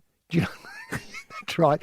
Thorpe could be a special guest inserted into the game somehow. He'd know how to play. Sure. The big-footed one, especially if there were swimming events involved. And maybe get Greg Norman in. Greg Norman? Greg Norman. Because he'd bring his shotgun and he would. His survival skills, he's pumping up in the dark and all of that. And you said that I don't know, Stadium Australia, you can go and watch it any time, 24 hours a day, while you're getting your nails done, your nose cleaned, your nose changed. And through the hologram Through projections. the hologram stuff. And leave with a brand new date. Well, Roy, it's been an exciting program, hasn't it? So many good ideas. It is going to be a Stadium brave new. Australia, I can't wait. Do you think they'll... When's Survivor going to be on there? Well, within the next decade. Oh, right. That long. I think. But remember, of course, it won't be there. You'll just be seeing it there while the nails are done and you're having the cracker and cheese and stuff like that. Yeah, right. I mean, that's the great future of it. Well, look, can I only thank, again, our hard-working Felix. He makes sense of it all He here does. at, the He makes it House look of Pro- effortless, doesn't he? He does. Guess what? It is for him. Now, and, of course, the chairman, the great Chairman Mao, our skipper and great helmsman, without whom we'd be lost. We would. We wouldn't know when to turn up. Anyway, turn up next week for more of the same. Bye now.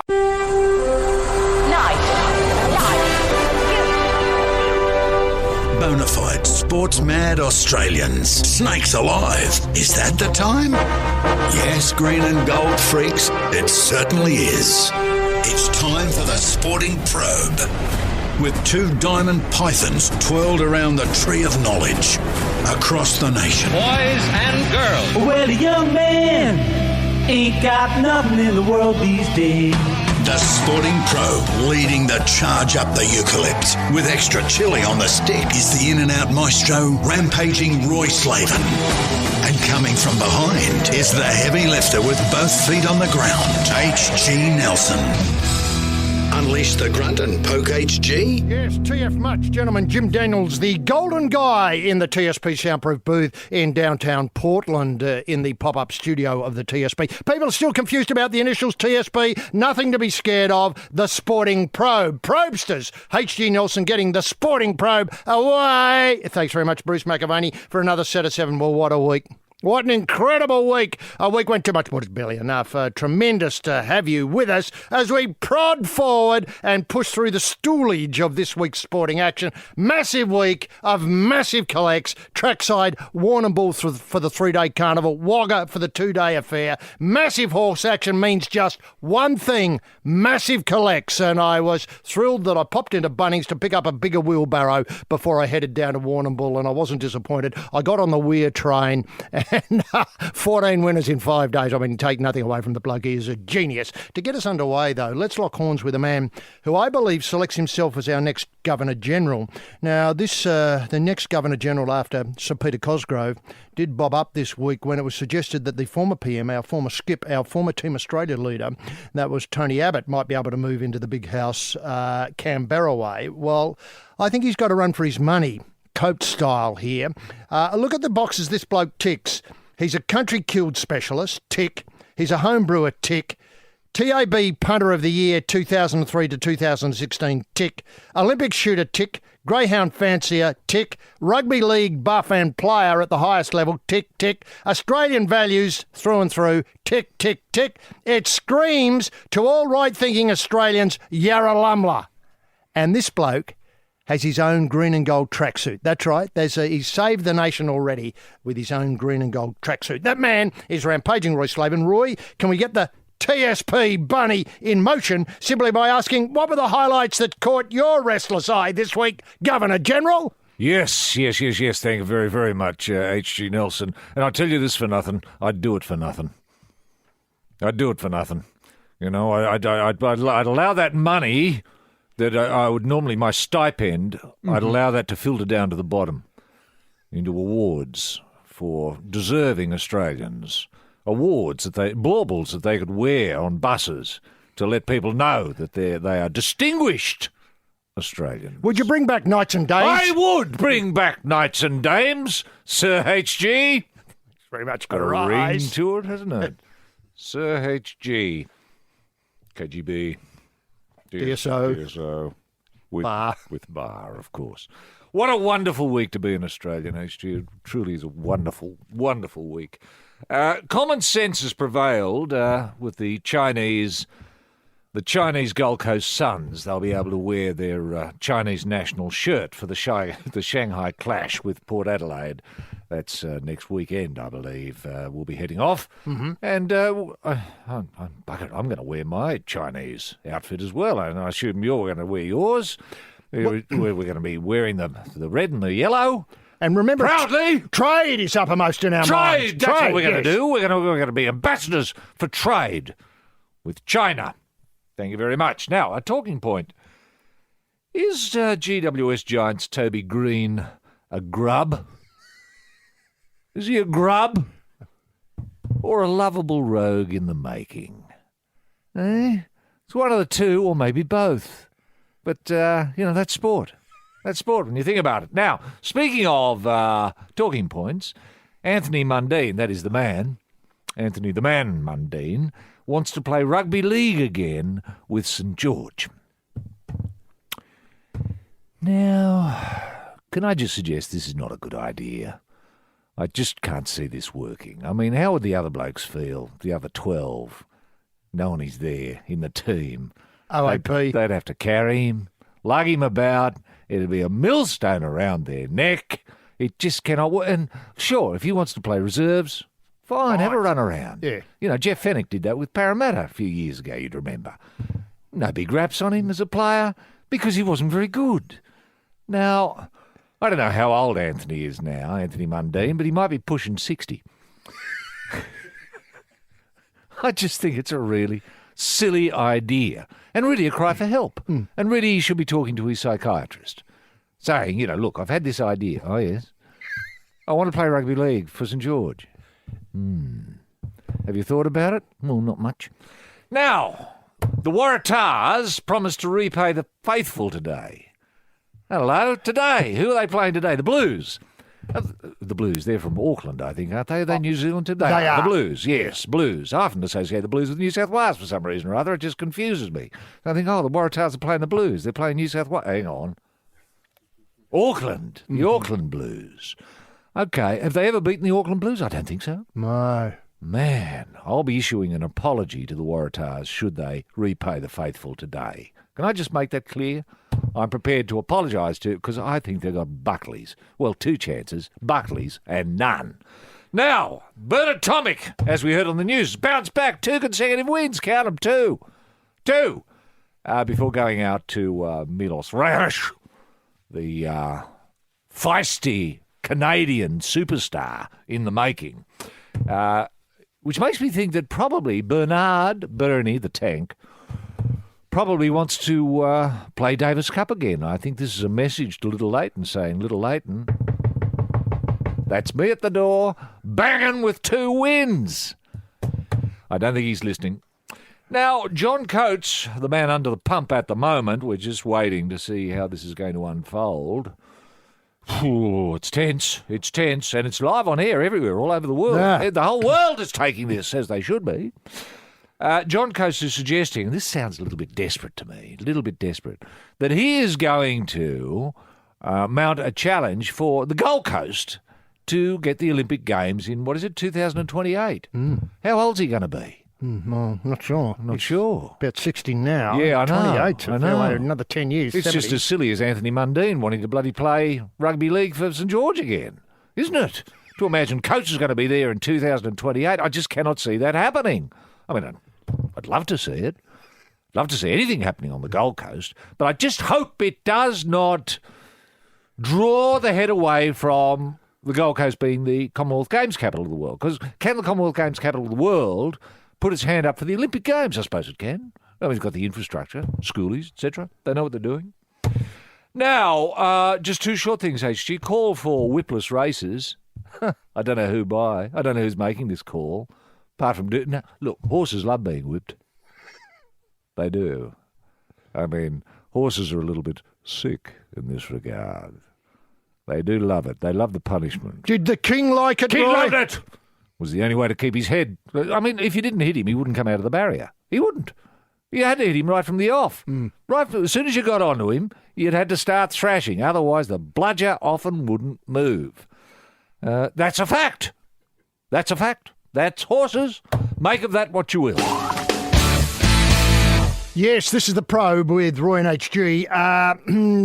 Big news, breaking news. John Coates re-elected as the president of the Olympic Committee. That is the Australian Olympic Committee. And once again, Australia can hold their head high at the IOC. That's the International Olympic Committee, because our man Coates wields a big broom at that highest level. Roy, what do you think swayed it for him? I mean, obviously it was a close-run thing, an excellent contender. Coates with that blueprint of action, success. Yeah. The success in the bag, and then looking forward to 2028. Yeah. Well, continuity. I think they've decided to go with continuity, which is probably a good idea. And, I'm looking for John Coates to step up as maybe president of the Olympics itself.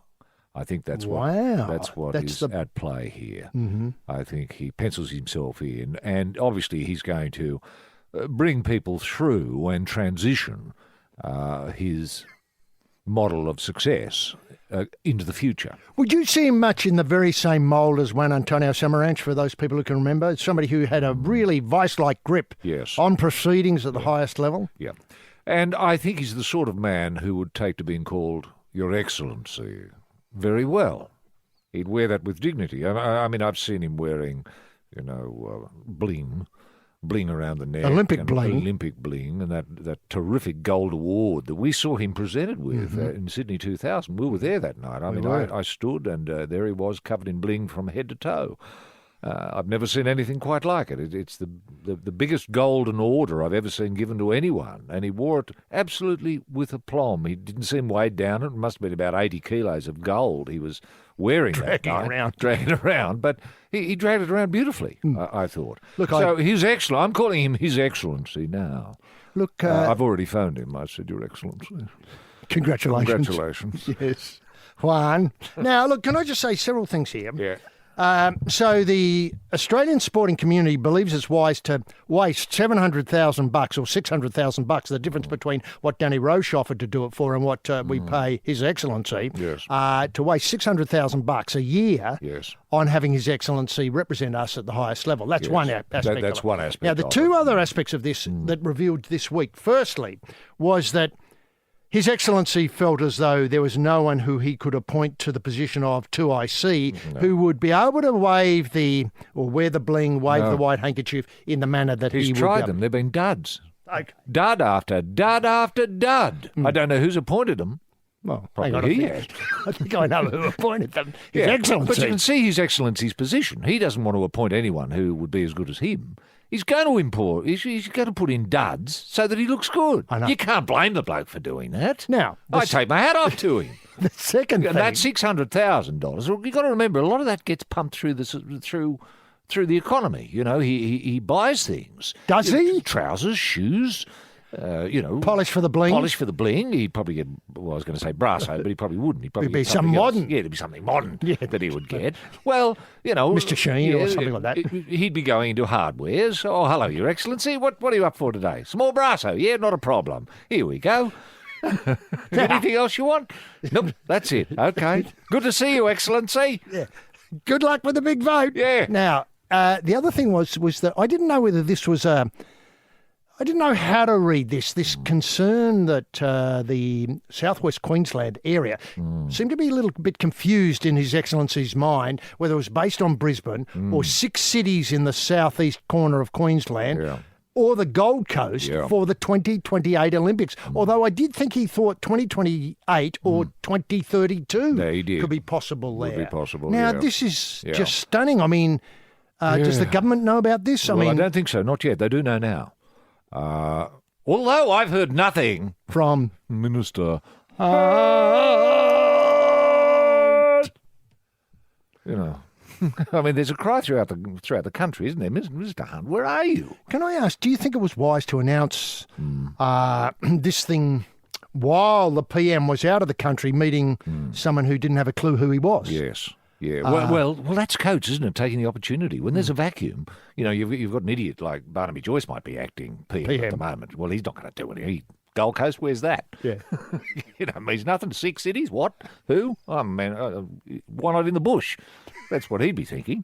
Fair enough. Why not relocate the Olympics to Murwillumbah? Perfect. Why not? Yeah. That's his thinking, and that's fine. And that can be argued. Murwillumbah. Yeah, Murwillumbah. Have you heard about the Murwillumbah Olympic bid for 2032? No, but I'm all ears. Yeah, so am I. Now, the difficulty I've got with all of this is that, as you point out, he'll be a fair age, and will he be able to see it through? And who is he going to become then? His Excellency, obviously, for the next little while, but then His Excellency becomes a puppet master pulling the strings from behind the scenes, whoever it would be. Yeah. And who is mad enough to do this sort of work? Well, he is. No, I understand that. I'm not His Excellency, of course. Yeah. I wouldn't suggest he's mad. You've got to be a bit mad, HG. I understand, but who's going to be the person who's going to have their strings pulled, so to speak? Oh, right. Well, the faceless figures on the AOC board and boards throughout the world. Remember, he's going to be pulling the strings of every board in the world. That's what His Excellency's plan is. I mean, this is Australia taking over the world. I don't know if the world's aware of this yet. But His Excellency Coates is coming. Yes, this is the Probe with the in-and-out maestro, rampaging Roy Slavin, and the heavy lifter H.G. Nelson. Now, a couple of other things, Roy. There's this vote that has put His Excellency back in the top job for another, X number of years. Yes. Did you get a bet on that? Because I thought that those numbers... I didn't, but I think those numbers, the vote was 58-35. That's right. So there are 35 enemies he's got to weed out. within the organisation, and you can't blame him for that. And I suppose he'd know who they are. I certainly do, and I'm prepared to give him a list. But those numbers could be useful either in lotto or something like that. I'd use those. They could be terrific numbers, aren't they? There's nothing wrong with those numbers. 58, that looks nice anywhere. But when you put it with a 35 and come up with a few of your own numbers... Win. Now, Can I say that 35 sports in Australia have a very bleak future, don't they? They do. Because let's not They're forget going to be banned. That's right. Mm. Certainly they'll lose all Olympic accreditation and probably Commonwealth Games. Although, it's hard to know how much influence His Excellency does have over the Commonwealth Games. But his master plan, obviously, is to get rid of the Commonwealth Games off the Gold Coast. Yes. Farm it out to the 10 cities in Victoria. Yes. Or move it to the western suburbs of Sydney so as they can get rid of the stain of the Commonwealth Games to open it up for the Olympic Games to move on in 2028 or 2032. Yep. Now, the other big news today is that gambling advertising is banned on television at certain times. Until 8:30 at night. 8:30 at night. Yeah, Now, yeah. obviously, television stations will be losing a fortune. They will. And as a sop to them, the government has decided to chop licence fees. Yes. As people might know, it's a bit like having a driver's licence to own a television station. You pay a certain amount to the government to transmit, things like Home and Away or the Rugby League or whatever it is. Those licence fees are gone. Yes. But they've taken a big ding on the advertising revenue that come from those great, some of the best gambling companies in the world. I know. I know. And I don't know. I think it's everyone's right to know where you can gamble, isn't it? I mean, it's our right to know what's going to offer us the best odds all the time. I suppose we'll have to go online to get this information now while we're watching our sport during the day. It's going to impact on cricket, HG, and I can see night cricket becoming very, very popular. Say, night test matches starting at 8:30, going through till 6 in the morning. So you could get your gambling ads in there and terrific entertainment at the same time. That's the future of cricket, played in the dark. Let's not forget the AFL Grand Final will start probably... in the dark? Yeah, in the dark. Rugby League Grand Final probably have to go dark as well. Yep. And I'm just wondering where the cut-off point starts. 8:30 at night, yes. But when does it stop in the day? Do you understand what I mean? So is it as soon as sunrise, say, or 6 o'clock or something like that? I suppose common sense will come into play here. I'd suggest maybe... 3 o'clock in the afternoon? 5:30 a.m. Right. So you could have your gambling ads wall to wall, 8:30 till 5:30. I think that'd work. And what happens to the Tom Waterhouse show, which is obviously... Well, the Tom Waterhouse show comes on religiously at 8:30. Yes, you're probing on this morning with Roy and HG, and obviously people have been very taken by this great game of AFL next weekend, Mother's Day special, that's how I'm seeing it, in Shanghai at, this fantastic initiative, basically from Port Power and the Chinese side, the Gold Coast Suns playing in the yellow and red. And we have an email from Peter Arkell, Peter Arkell's been in touch. He says he can't get enough of the probing, etc., etc. He listens on the podcast in Shanghai. Are we going up for the match? We certainly are on May the 14th. He believes it'll be a great opportunity to promote the dog races at Crown. Yes. But it's still a little sensitive up here in terms of the gambling possibilities now opening up in Australia. I am delighted to announce this week, if people have been in Mars all week, that the Badgerys Creek Airport is being given the go-ahead, the green light, hopefully in the budget on Tuesday night. Yes. Because this will mean that there'll be direct flights into that great part of, the city of Sydney from Shanghai. And I see this match going up there, Port Power and the Gold Coast Suns as being a part of an initiative to get people thinking more about Australia, more about Sydney in particular. It's an important... And the Crown and the dog races, That's right. It's an important part of the jigsaw puzzle. I'm seeing it as a jigsaw puzzle, really, isn't it? Because you've got Badgerys Creek, for those, unfamiliar with Sydney, is in the western area of Sydney, but not too far from Penrith Panthers. So it's a direct line of flight, say, from Shanghai straight to Badgerys Creek, and you could be playing the poker machines at Penrith Panthers within half an hour of landing. I mean, that's the genius of it, really. And that whole area, that whole Penrith area, is going to go through the roof. I can see casinos 4 or 5 casinos being sustained there just by people coming from Shanghai. It's going to be a win-win-win, and people are talking about it already in terms of They Las are. Vegas. So as you might end up at Rudy Hill. Yeah.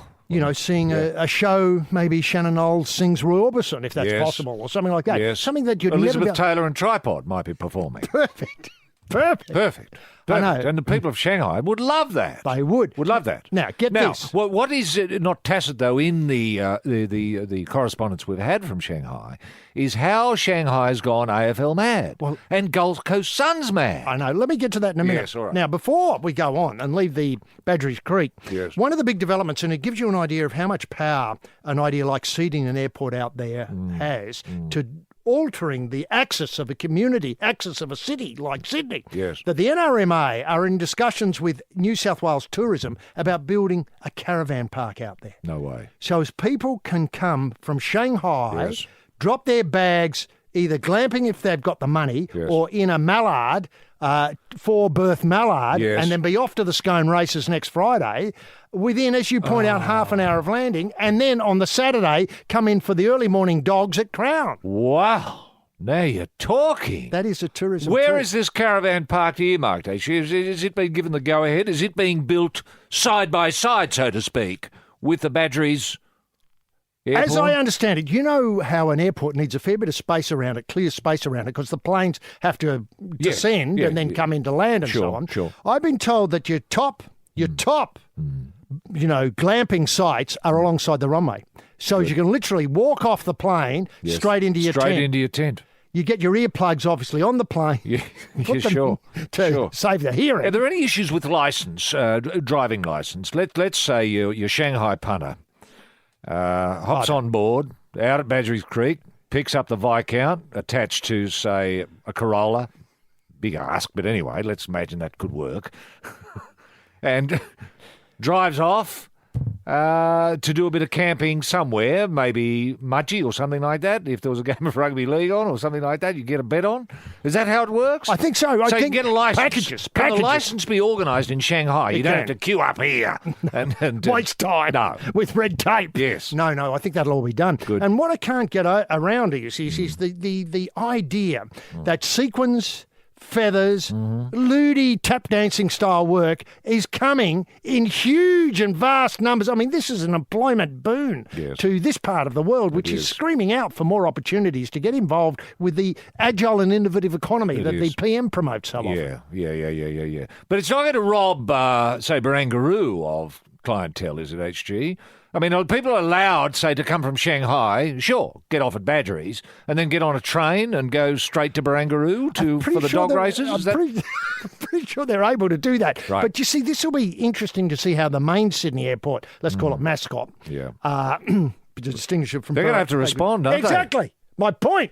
So they might be able to give people a discount on the train, Yes. which is, let's face it, pretty exy to get from Sure. the Sydney airport into the city. Yep. People complain about that. And then Zoom, well, you'd have to get off and walk, or you might be able to get on, they'll build a station at Barangaroo, surely. They'd have to. Yeah, so people they'd get have a to. discount ticket. Yeah. But they're Or going to have to building- sweeten the deal a little bit more than that. I mean, is Maxwell Wilton still there? I He mean, is. He's a go-ahead sort of bloke. He is. Go-ahead sort of bloke. They're gonna have to- I can see them offering, say, a free scratch lotto as you arrive before leaving the plane. So you could have a little bit of a scratch while you're queuing up to get your through bag. customs. Now, look, the other thing is surely South Juniors is the place to, for those who know Sydney, South Juniors is a megatropolis of entertainment options. Yep. They got the big room, they got a couple of other smaller rooms. They do. And don't tell me that a forgotten part of Sydney wouldn't come into its own. I'm talking about the Taj Mahal, St George Way, Cogger Oval Way. You and I were down there the other day, and we were disappointed. It's become a huge white elephant. It's become a blight on the landscape. I mean, the hospital does more business than the Taj I know, Mahal. it needs a down makeover, there. doesn't does. it? Now, Doesn't don't it? tell me that this Maxwell Wilton wouldn't be scouting venues in his area where the Sequins and Feathers can go on and the Roy Orbison tribute show and all that sort of stuff to be staged. Sure. Because let's not forget we've got talent to do these things. Yeah, we do. You know, the X Factor, the Voice, and all that Yeah. demonstrates Australia's got talent. Oh, as has a it? what? Yes, this is the Probe with Roy and HG, and as part of the build-up to this magnificent game, Port Power v China Suns at the Jingwan Stadium next weekend, there's a couple of aspects to this which I think are worth dwelling on. Firstly, David Kosh, who's, I think, the boss of the Port Power, and Professor Tim Harcourt. They're going to be hosting a full-day conference in Shanghai at the stadium, focusing on how Australians can do business in China. It's billed as the secrets to doing business in China, an event aimed at educating and inspiring Australian businesses who are in Shanghai at the time, leveraging, wait for it, the hype and the influx of people for the post-Gold Coast China Suns fixture. I think it means power Gold Coast China Suns fixture.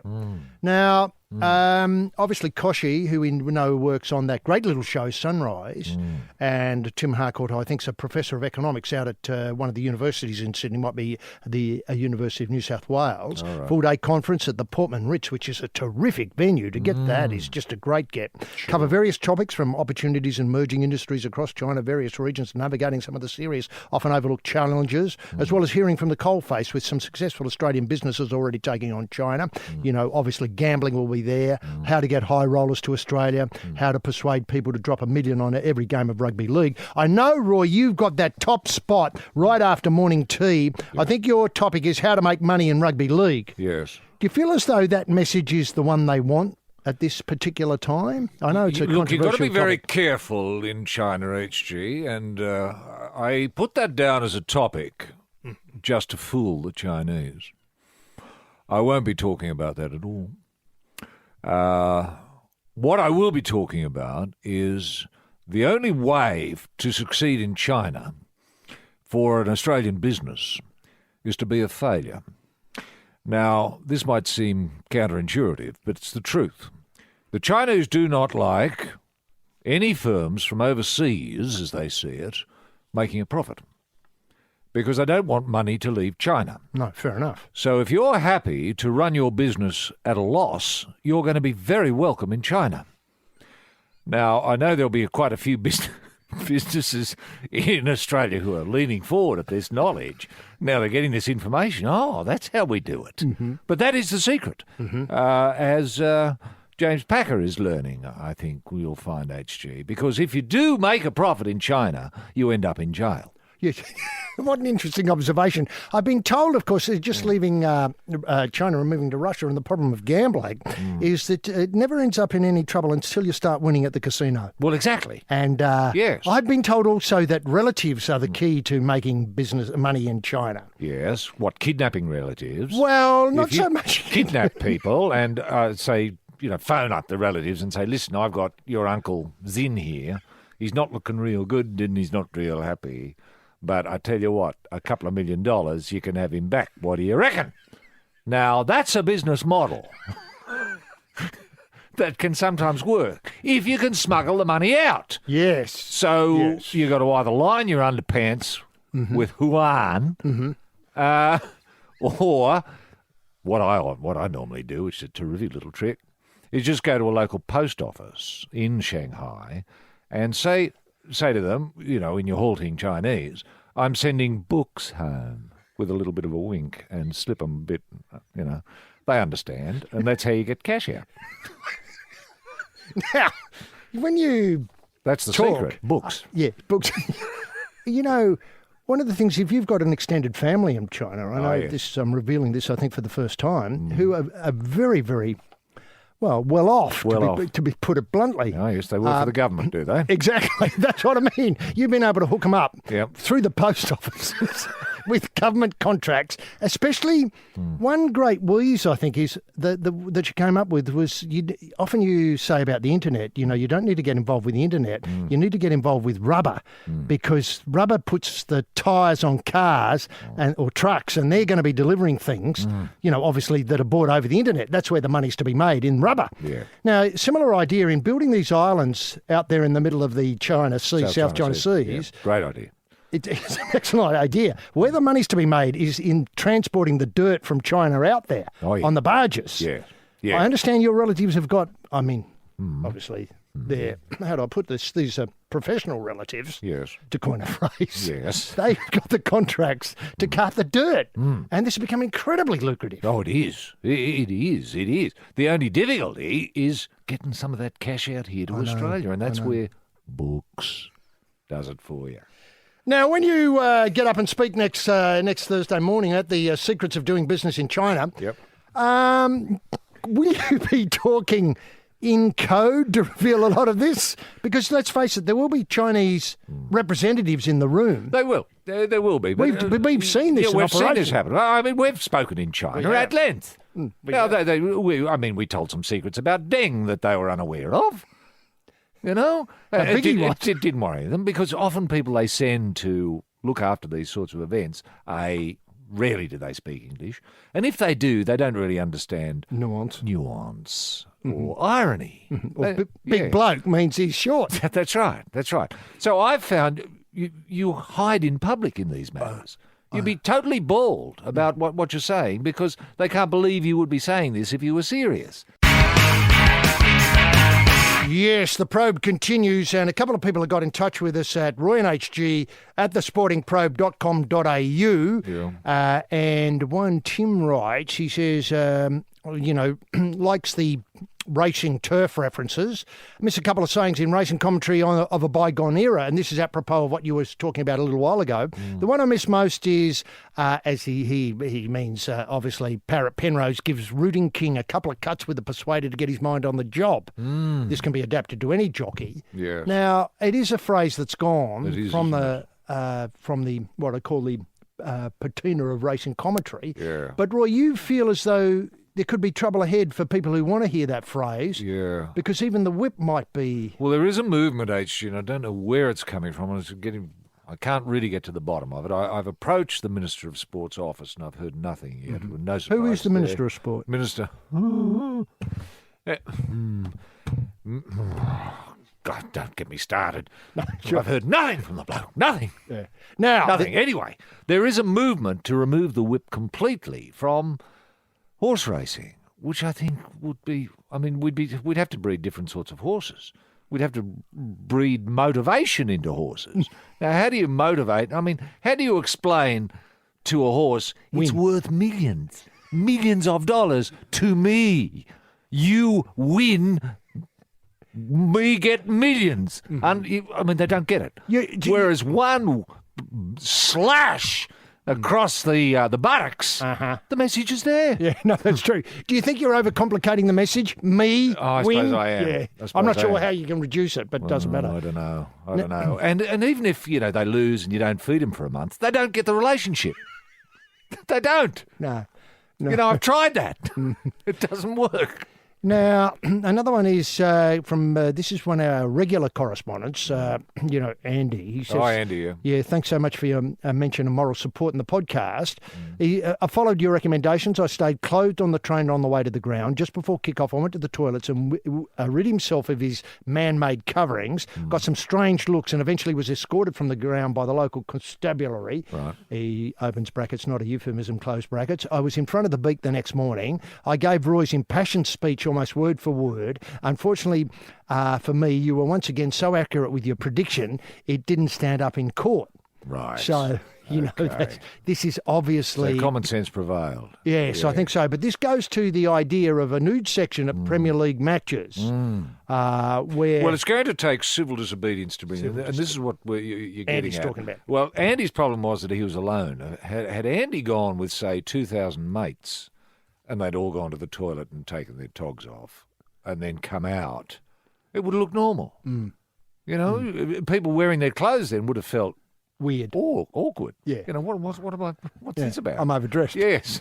Now, of course, the weirdness that he feels being one out is, you could probably do one of those things is in reverse proportion if he had 2,000 other people with him. Yes. They wouldn't feel weird at all. No, and imagine the judge having to deal with 2,000. Yes. The impassioned speeches all the time. That's right. Incredible... a human right. A human right. A human right. Yes, that's right. That's got to be a defence. Is that part of what you see as the problem with 18C? That it doesn't go far enough. Speech is all very well, but how about other aspects of human activity that should be included? Yes, the right to be nude whenever one wants to be. And why not a nude court? Yes, this is the Sporting Probe with Roy Slavin and H.G. Nelson, and we're here for the next hour. And Roy, the other side, of course, of this trip to China, I know it was great to get those insights in the first hour about how you'll be talking about business and who to know and where to go and what to do. But then, of course, the players. Yes. The players are going to be there for 5 days. This is from the China Suns and the Port Power. And it's a terrific initiative of the AFL to allow cultural awareness companies to give the players some idea of what to expect and what not to do. Now, this gets a bit elaborate, so I'll try and shorten this if I can. Sure. But Jack Hombush has been talking to the media about how he's getting a better understanding of China and China affairs. It's a heads up on how cultures are different, how to respect them and not make fun of them. Some of the things in other cultures are really important to them, and what is funny can be different to us. Now, this is so true, isn't it? I've been caught out by this before because, sometimes you can make jokes. Yes, you can. And they go over and you realise that you're the only one laughing. And then it's really hard to walk that back, as we call it in the comedy business. Yes, impossible. So sometimes it's extremely difficult. It's often best not to laugh at anything, and then you feel embarrassed when they're all laughing and you're not, because the Chinese community is laughing. Yes, I know. You can take your cues, I think, from the Chinese community. If they start laughing, the idea is I think you laugh along with them.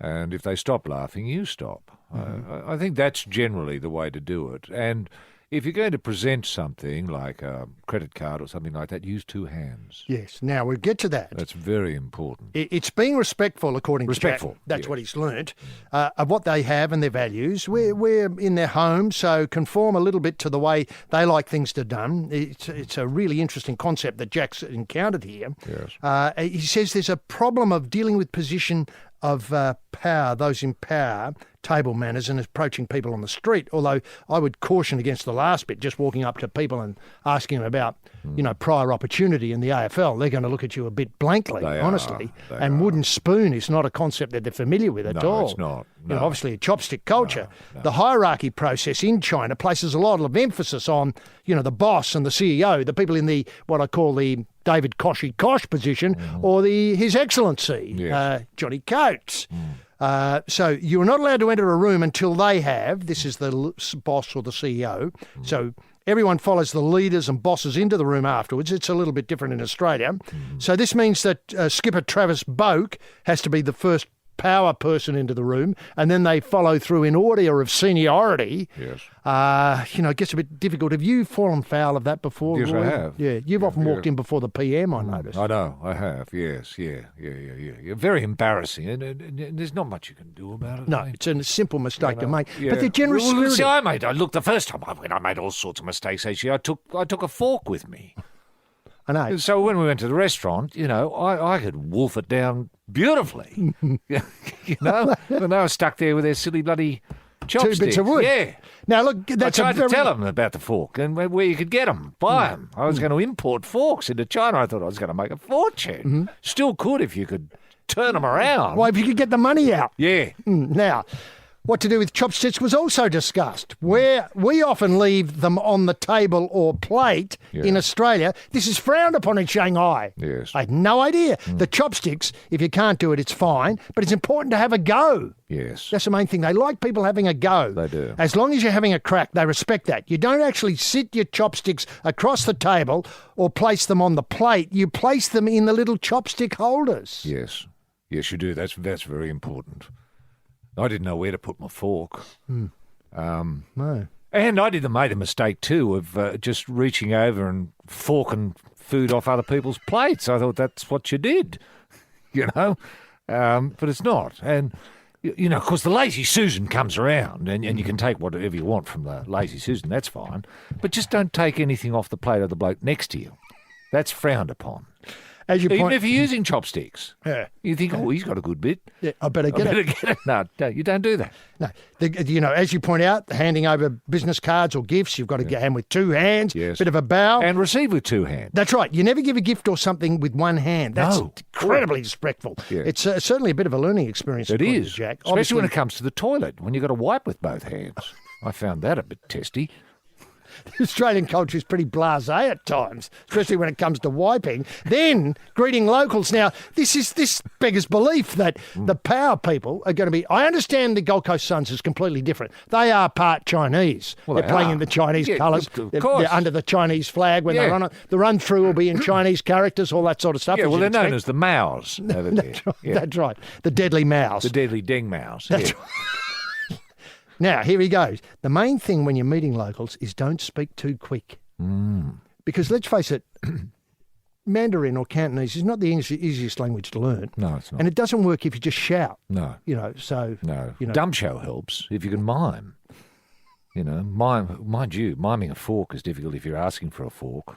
Or wooden spoon, concept, prior Sure. opportunity, these football terms. Yeah. It's almost no... And there's no point shouting like, prior opportunity! Yeah, no, you can't. It doesn't work. Doesn't work. No. Or, where is the post office? I've got $1 million. Their money. Yeah. Their home. Yeah, books. That's right. Yeah. And just try to be as respectful as possible. Don't be loud and obnoxious. Like I said, we did try and learn a bit of Mandarin to say hello and thank you. Well, that's important to learn those keywords and a few phrases like, where's the toilet? That helps. And should I wipe don't be shocked. Often, see, here in Australia, we normally have doors on our toilets. The Chinese very often don't because they like to keep an eye on what you're up to in the toilet. And fair enough. So that's where it becomes a bit difficult when you've got to master the two-handed wipe and you're only used to the one. Well, sometimes it's better to say, excuse me, look away, and then reach around behind just with the one. Oh, sure. Be Draw the polite. eye. Yeah, that's right. That's right. Or ask about the post office while they're scratching their heads. Have a go. Now, it'll be experience even doing it 4 or 5 days. It's great that they've obviously relying on room service a lot or, what's available in the hotel. Yep. But they've outsourced nutritious food from local suppliers. I think that's great. Well, that's They're good. going to a farmer's market, obviously. Wow. The playing group we have tried to allow not to affect us too much. Yeah. They're there obviously to win a game of football. There's no doubt invigorated by the unique experience, but they're there to bank the 4 points on offer. You get to experience a new culture in a new country. Hopefully, it's something that we can start to do every year. Yeah. But as a playing group, our job is to go over there and get the job done. Now, Roy, would you be advocating they visit schools? Yes. While they're there? Yes. Racetracks and Yes. casinos? Yes, definitely. Definitely. And what would the message be to schools? Come to Australia and gamble. Yes, the probe continues with Roy and HG, and going back to an email which we got talking about China, obviously the China Suns and the Port Power and Koshi and the business opportunities, and just before I leave that, what are you expecting the business opportunities this one-day conference there? Is it just a sort of show and tell, or do you expect people to be able to do the two-handed handing over of the card and get, say, a couple of 100 million yuan back and all that sort of stuff? Are we going to see results next? Obviously, in a fortnight's time? Well, maybe not a fortnight, but for example, HG, each player should take something like Vegemite or something like that to offer as gifts. That's how you plant seeds. And so they wouldn't know what to do with it at first, but they'd work it out, that you put it on something and eat it. And they might develop the taste. See, it only takes 1% of them, 1% to get the taste for Vegemite, and suddenly we can't make enough of it. No. Isn't that what happened with Weet-Bix at one stage? I think it did. They went mad. They took to Chinese Weet-Bix, community went mad. So could Yeah. we suggest, bigger cheese? I think Yes, they might have yes, done you this in the could. past. Yeah, bigger cheese. It only takes 1% of the population to get a taste for bigger cheese and Vegemite. Would you And suggest- you could make an absolute fortune? Books, if you know how to smuggle the money out. Yeah. Two things. Obviously, a couple of 100,000 pies will be going up. Yes. For the footy. Yep. That's next weekend. Yep. And sausage rolls. They might get a taste for sausage rolls. You can pick. Look, if you make the sausage roll small enough, So it can be you picked can up pick by- it up with with chopsticks. Chopsticks, yes. Right. Yeah, or teach them how to stab it with a one fork. chopstick. Oh, one chopstick. Or could you imagine applying the two hands, the business card, Yeah. 2 hands on the sausage roll? Not bad. So as you taking something which is theirs Yes. and applying it to something that's ours. Yes. So it's easier to imagine a 4 and 20 pie, for argument's That's sake, right. or Balfour's pie, Yes. being brought to the mouth with the Yep. two hands, which you've just received it from somebody bowing with two hands presenting it to them. Perfect. That can work. That can work. Now- And take photographs of, say, Hills hoists. Yeah. Yeah. How about, You can go anywhere. I know, how about Lamingtons? Yes. And Well, I'd take more than a photograph. I'd actually take the it. Lamington No, itself. no, Yeah. and explain the story. Yes. You know, Queensland, nothing left in the house. The Anzac biscuit. The Anzac biscuit. There's a story. There's a story. Take them to Gallipoli. Where? What? You know? What? First four? Anyway, you're right. You're absolutely right. Now, that'd be something that Koshy, he loves all that sort of stuff, could explain the Lamington story. Yes. And then, ladies and gentlemen, please welcome, let's call it, Peter and Pam. Yes. In they come with a tray of Lamingtons, hand them out to Hand the them out, guests. yes. Obviously, handing them out two at a time. Yes. With using two hands. Now, then... A tin of syrup. Tin of syrup? You mean golden syrup? As used in the Anzac Yes. biscuit? What's it used for? Peter and Pam, in you come again. All of a sudden, a tray of Anzac biscuits. Yeah. Yeah, and all of a sudden a bloody can of bloody syrup each for all the delegates. A tote bag sort of thing, Yes. or a sample bag. A of Australian- sample bag of Australian produce, including, 500 grams of mince that you make Mince? into a bolognese. Hang on. Don't give them mixed messages. The pie, surely the mint should go in the pie. I suppose so, yeah. The bolognese. But you could show how versatile our mince is. Our meat is, yeah. Our meat, best in the world. You forget that, don't you?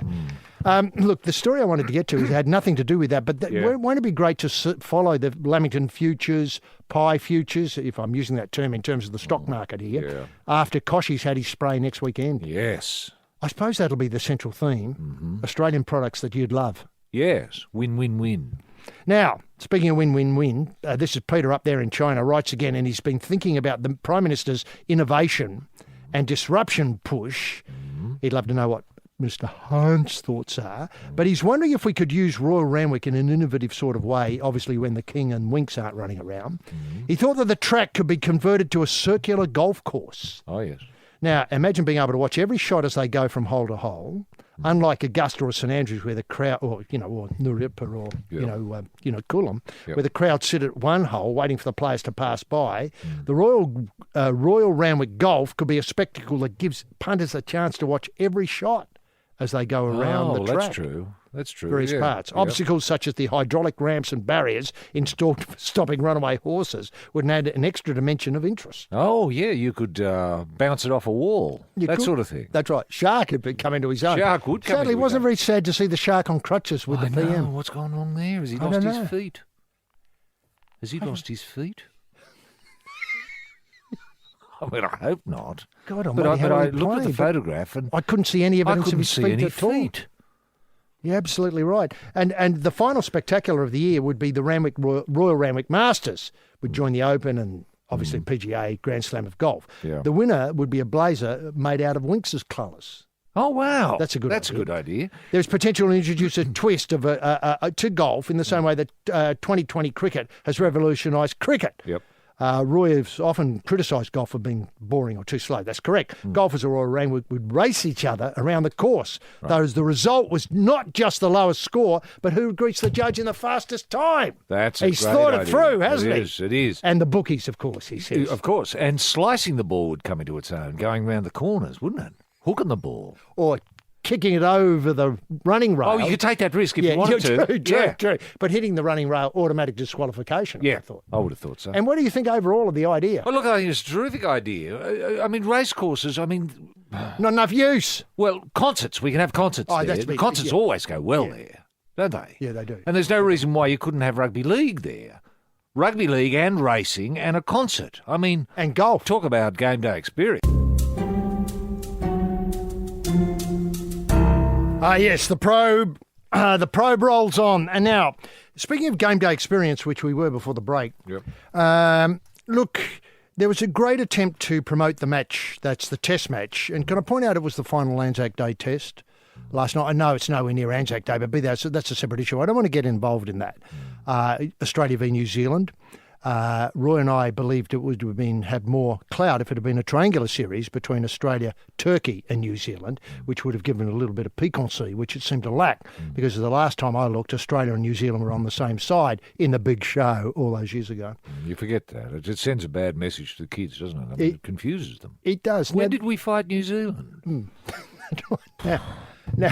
Now, the difficulty is this weekend brings the curtain down on two great rugby league experiences, the Anzac Test, which obviously was played last night for the final time, and of course the fiasco, that is the City Country event, which is the curtain comes down to that on Mudgee on Sunday, which we'll be driving out for to just be part of the experience of seeing something come to an end. Now, there was some suggestions this week coming mainly from the Australian coach Mal Meninga, who suggested that the Kiwis didn't do much promoting of the big match. They had hoped, I think, for a crowd of 25,000 at best. I think that's the capacity. I think the organisers felt that was a bit unrealistic and lowered it to 20,000. I think they got just over 18,000, which I think on the given us Canberra, nothing much to do, people to stay at home, etc. I thought that was a pretty good result. It was a good result. But there was a terrific atmosphere. It was a great game.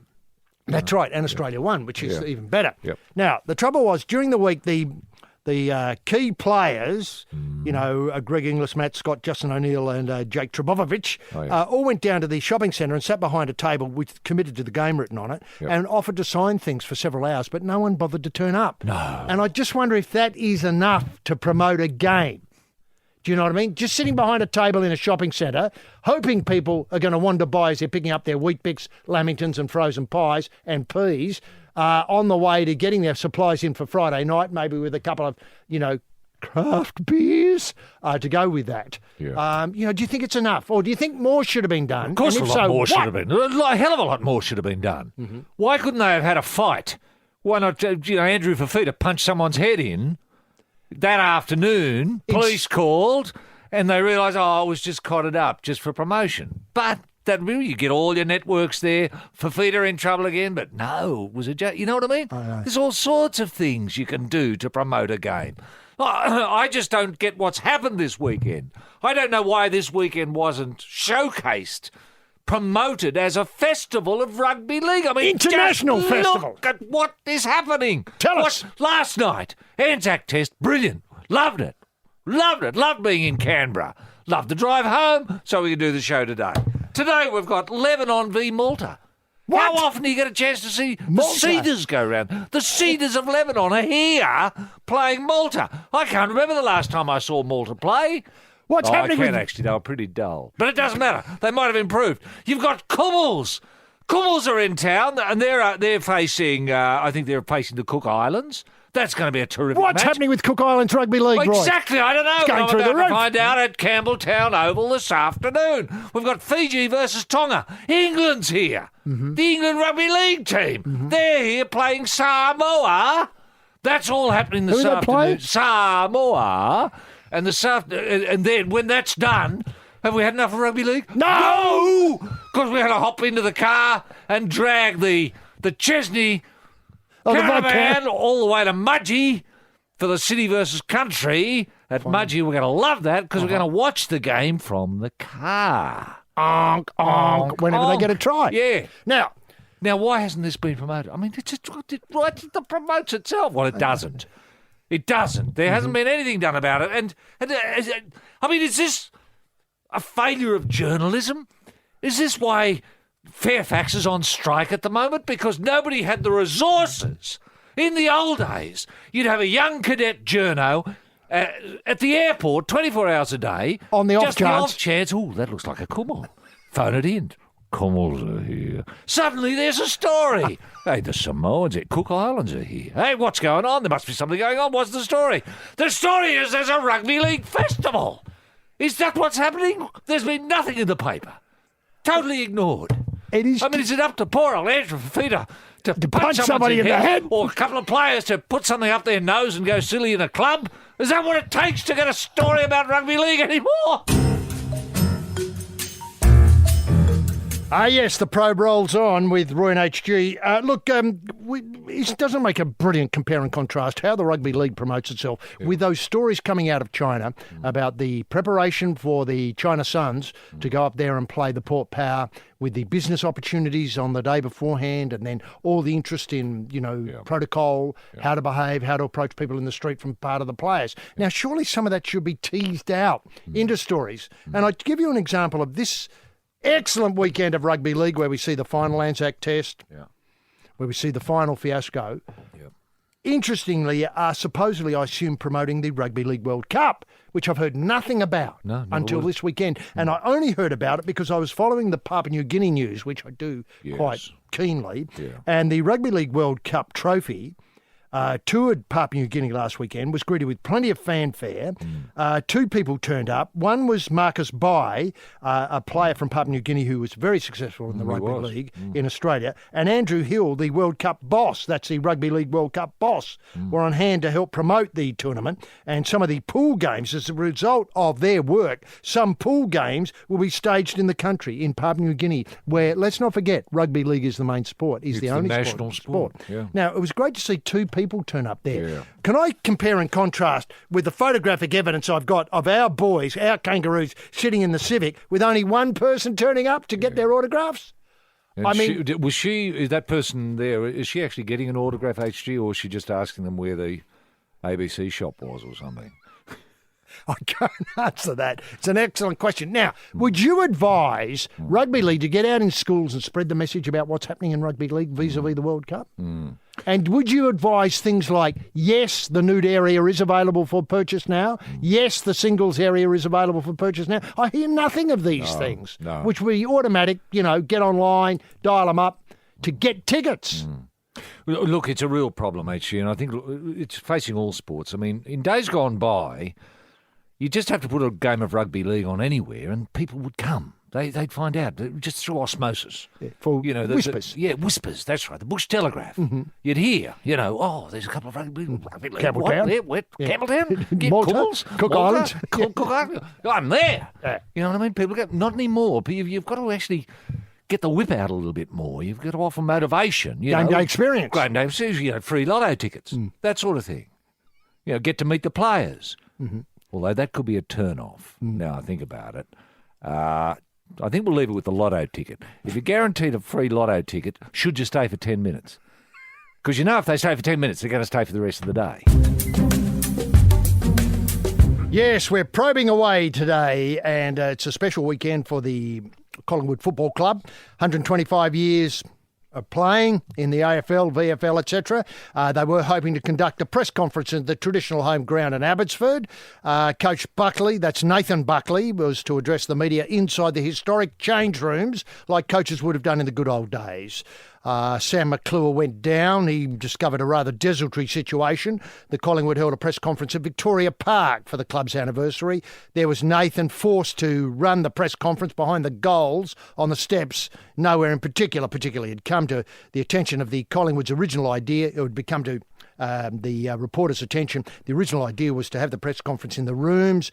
Bucks could have talked to the media like a coach in the old day, etc., etc., etc. The plan was quickly aborted, wait for it, after the Pies administration heard from the local council they'd be charging for use of the club's old home sheds. Now, wait for it. You think, several $1,000s, filming rights, etc. Not a new... No. Collingwood balked at the idea when they were asked to give $700 to the local council for the right to do a 10-minute presser in the rooms, $230 for the exclusive use of the room, and $460 for filming permit. Right. AFL legends Tim Watson and Gary Lyon, neither of them Magpies, I might add, said it was outrageous, unbelievable.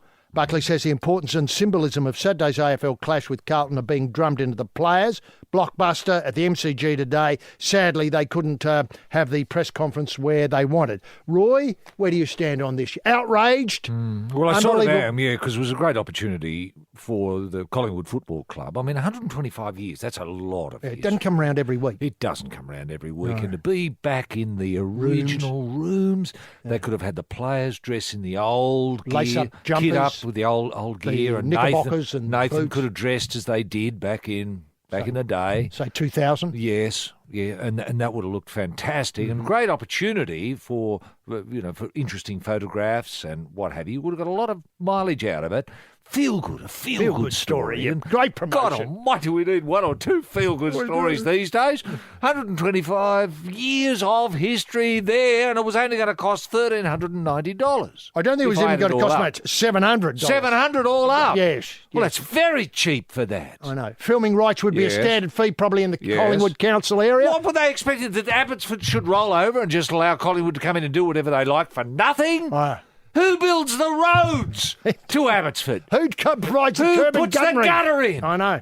All of those things. Who plants the trees? Who makes sure that everything's garbage is good? picked up? Yes, all of that. Cleaning. It's cleaning fees alone. Councils have got to rely on the largest coming for, and Collingwood could afford it. $700. That's nothing. That's peanuts. Rich members could have kicked that in out of their own kicks. Yes. Now, the other thing is, of course, cleaning. Players are known to be, let's face it, a bit loose with habits. Yeah. By the time he left there would have been a few steaming dumps in the corner that somebody had to go in and hose out. That's not cheap. You expect that. Exactly. They're footballers, after all. Footballers, yeah. I mean, the Abbotsford people the council there is not stupid. They know. Mm-hmm. They know there's going to be cleaning up costs. Mm-hmm. They know they're going to have to hose it out and fumigate the building and probably make it out of bounds for people for, say, 2 years. Yes, until it comes back to normal and it's habitable. But hockey health and safety issues, surely. Public liability. Yes. They can't afford billions upon billions of dollars in public liability. No, they can't. So $700, that's a snip. Yes, it's the Probe with Roy and HG. And Roy, maybe you should tip the round there in the International Rugby League fixtures. Yeah. Who do you like in the Malta PNG match? Well, sadly they're not playing each other, HG. The Lebanon v Malta match. Oh, yes, that's the one. Yeah. I'm going to go with the Cedars. Yes. I've always been a firm supporter of the Cedars of Lebanon. They asked me to be an ambassador. I couldn't because I'm an ambassador for the Kumals. Mm-hmm. So Lebanon Cedars by 4. Yeah. Kumals versus Cook Islands. This could be a lot tighter than we think, or it could be a blowout, depending on how the boys are today. I spoke with them last night. They were very, very excited about putting on a show, as they call it. Good. Putting on a show. Kumals by 40 with that one. And England. Fiji, Tonga. I'm going to go with Tonga by 8. Yes. England v Samoa. I'm going to go Samoa. Are you upset? That's your talking England's point? Rubbish. I think they're rubbish. And I told them last night, I gobbed off. I phoned them up just out of the blue. Someone answered. Wake them up? Yeah, wake them up. Said, 2 o'clock in the morning? Yeah. Hello, who's this? I said, it's Roy here. He said, oh, yeah, how can we help you? You're rubbish. And I hung up. City versus country. I'm going to go with country for old time's sake. 2 great talking points, but let's face it, if you're picking a quaddie, that'd pay a terrific return on that, and who wouldn't be picking a quaddie? Now, of course, we've got to pack up because of the footy approaches, but can I thank our work experience, Felix, for the excellent work today, and, of course, the great helmsman, as always. That's the Probe for this week. Bye now.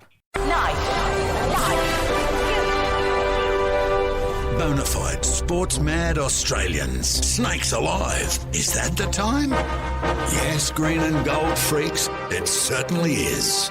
It's time for the Sporting Probe. With 2 diamond pythons twirled around the tree of knowledge across the nation. Boys and girls. Well, a young man ain't got nothing in the world these days. The Sporting Probe, leading the charge up the eucalypt. With extra chili on the stick is the in-and-out maestro, rampaging Roy Slaven. And coming from behind is the heavy lifter with both feet on the ground, HG Nelson.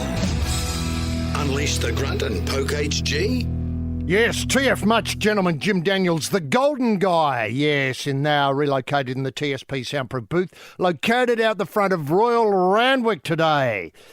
Going through the main entrance there, and you'll see Jim set up there. He's got a special today on Franklin plates.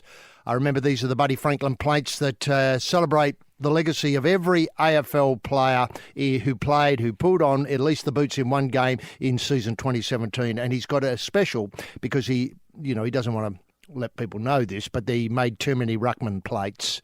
So he's got a special on, Matthew Cruiser, Obviously Sam Jacobs, etc. You can get them pretty cheap now. And he's got a Winx video for sale too, a TSP Winx video.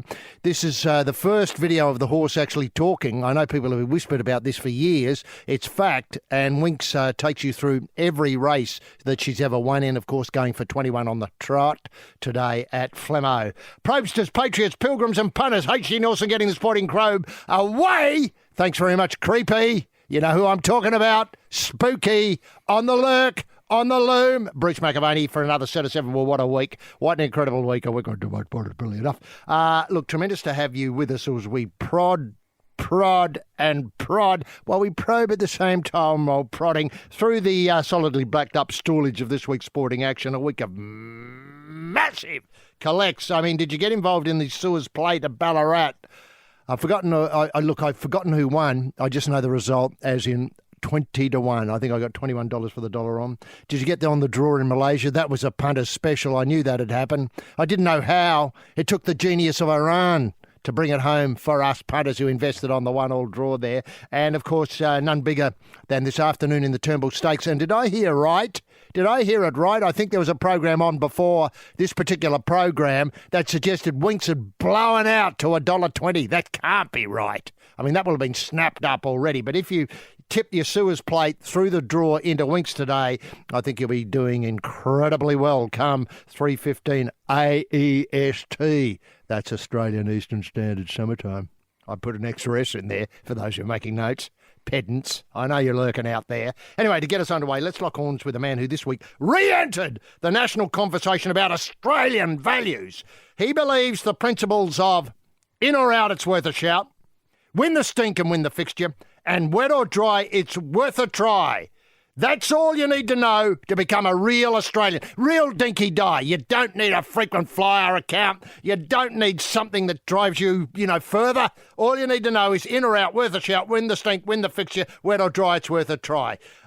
You'll be all Aussie, all true blue, all dinky die. That man is, of course, rampaging Roy Slaven. Roy, can we get the TSP bunny in motion simply by asking what were the highlights that caught your restless eye this week? Thank you very, very much, H.G. Nelson. Wonderful week to be an Australian and have Australian values. And by Australian values, I mean belief in truth. Belief in truth. Belief in oneself. Standing up for yourself, not taking a backward step. Calling someone out for doing anything. Hey, you! What are you looking at? That's better. That's an Australian. Now, speaking of Australians and great Australians, Jeff Kennett, former Premier of Victoria, is back at the helm at Hawthorn. I don't know how this is going to work. I think Jeff has been particularly critical of the Hawthorn coach. Let's hope they've managed to bury the hatchet and someone's getting the mole ready for the peace pipe smoking ceremony, which I think is going to take place probably tomorrow night. Although I'll let you know if we get any late mail on that, if people want to watch the smoking ceremony. There at Hawthorn. Now, Sam Thaiday, great Australian. He wasn't told he was no longer wanted as a kangaroo after 10 years of loyal and distinguished service. No one has done more as a kangaroo than Sam. I've always been a big fan of Sam. Sure, he can be troublesome. Sure, he can be a niggle merchant. Sure, if you've got a busted finger, he'll go for it. But putting that aside, just that small beer. No one's done more for the kangaroo work, for rugby league as an ambassador and as a distinguished Australian, espousing Australian values of truth and honesty and calling people out. What are you looking at? Thank you, Sam. No one's done more than Sam Thaiday. And I know Mal Meninga has picked up the phone at last and got through to Sam to apologise, but a little bit too late. A little bit too late, Mal. What about how must Sam have felt when he sat up to listen to the news, see who was going to be picked, and his name wasn't there, and he wasn't told? It's just not right. It degrades what it means being an Australian. It degrades what it means being a kangaroo. People are going to think it's not worth being a kangaroo because no one talks to you. That's what people are going to think, kids. Now, kids are very impressionable too, especially Aussie kids. They've got the values, truth, honesty. And they think, if I'm a kangaroo, someone's going to, phone me up and tell me if I'm not anymore. Well, not the case. Not the case here in Australia. Man, if you're a kangaroo anywhere else in the world, you'd be told. That's a fact. Now, reports emerged of Ben Stokes, that is the Aussie-born English Test cricketer of some distinction. Reports of him partying until 3 a.m. during Test matches. Can this be right? Well, it's sort of Aussie, isn't it? I mean, one's reminded of Andrew Simons, who's pretty much in the Stokes mould, you'd have to imagine. Decent with the bat, decent with the ball, decent bloke, good fisherman, and a believer in Aussie values. Now, I assume Stokes, same mould, believer in Aussie values, and doesn't mind getting out and about. And when he sees it, calls it out. Hey, you! What are you looking at? Thank you, Stokesy. See you outside the car park! And he did. That's Stokesy. Now, James Patterson, the great Test fast bowler, out of the Test series due to a buggered back. What is going wrong with our Aussie Test fast bowling stars coming down with buggered backs all the time? Sure, DK Lilly did all those years ago, but came back and didn't talk about it, didn't go on about it. In fact, played through a buggered back for many, many seasons afterwards. We had to drag it out of him. What's wrong with you, Dennis? You're not bowling very well. No, it's all right. Aussie values, see? Honest, integrity. Doesn't big note himself. If he's got a buggered back, he doesn't say anything. Just keeps it to himself between he and his GP. I've got a buggered back, Doc. Okay, you better stop bowling. All right. Now, axed wallaby. Boy, there are a lot of them. Axed wallaby, that's Quade Cooper. Now, how's this for a turnaround? How's this for irony? He's to captain the Barbarians against the Wallabies. Fantastic news for Wallabies freaks who love watching ex-Wallabies perform. Who doesn't? Well, if you've ever seen an ex-Wallaby, if you haven't seen an ex-Wallaby go around, have a look at Quade Cooper when he runs out with a big C beside his name. With, I think Alan Jones might be the coach. How refreshing is that? Now, will Winks be Horse of the Year? I certainly hope so. But I can't see any... there's a lot of daylight between Winks and everyone else. When I talk to kids about horse racing, they just put their hand up and say, "What about Winks, sir?" That's kids, yeah, Aussie kids. Belief in values, honesty, integrity, calling things out. Hey, Winksy! See you in the car park! Now, Daniel Ricciardo. Thank you very much. Winner! Now, is he to leave Red Bull? This is what I'm hearing. Disturbingly, leaving Red Bull. Who's he going to go to? I think he's I think he's going to be a world champion if he just gets a car fast enough. At the moment, Red Bull are giving him the second fastest car in their team, which is very un-Australian of Red Bull. Well, what do you expect? They're not an Australian team. Whereas Daniel Ricciardo, perfect Australian. Honest, integrity, calls people out. Hey, Mattel! See you in the car park. Now, talk of removing poker machines from pubs and clubs. But before you start to panic, it's only in Tasmania. Make of that what you will. Yes, this is the Probe mission to Mars. On the two-way, rabbiting on to ground control Major Tom, rampaging Roy Slavin, and down the back of the barge, looking for a place to dump a bucket of human waste, the cosmic dust of H.G. Nelson.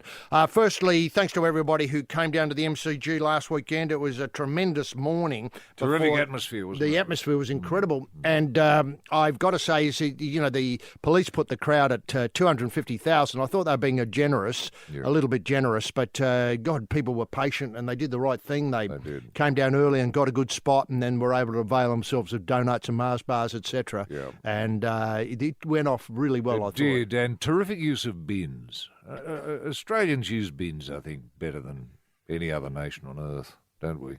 I'd love to see a university survey done on that. I don't know if we should get Cambridge University to link up with, say, sister university, Sydney University, or Melbourne University, or Adelaide University to You're do talking something. a world survey? A world survey. Starting respect for bin work?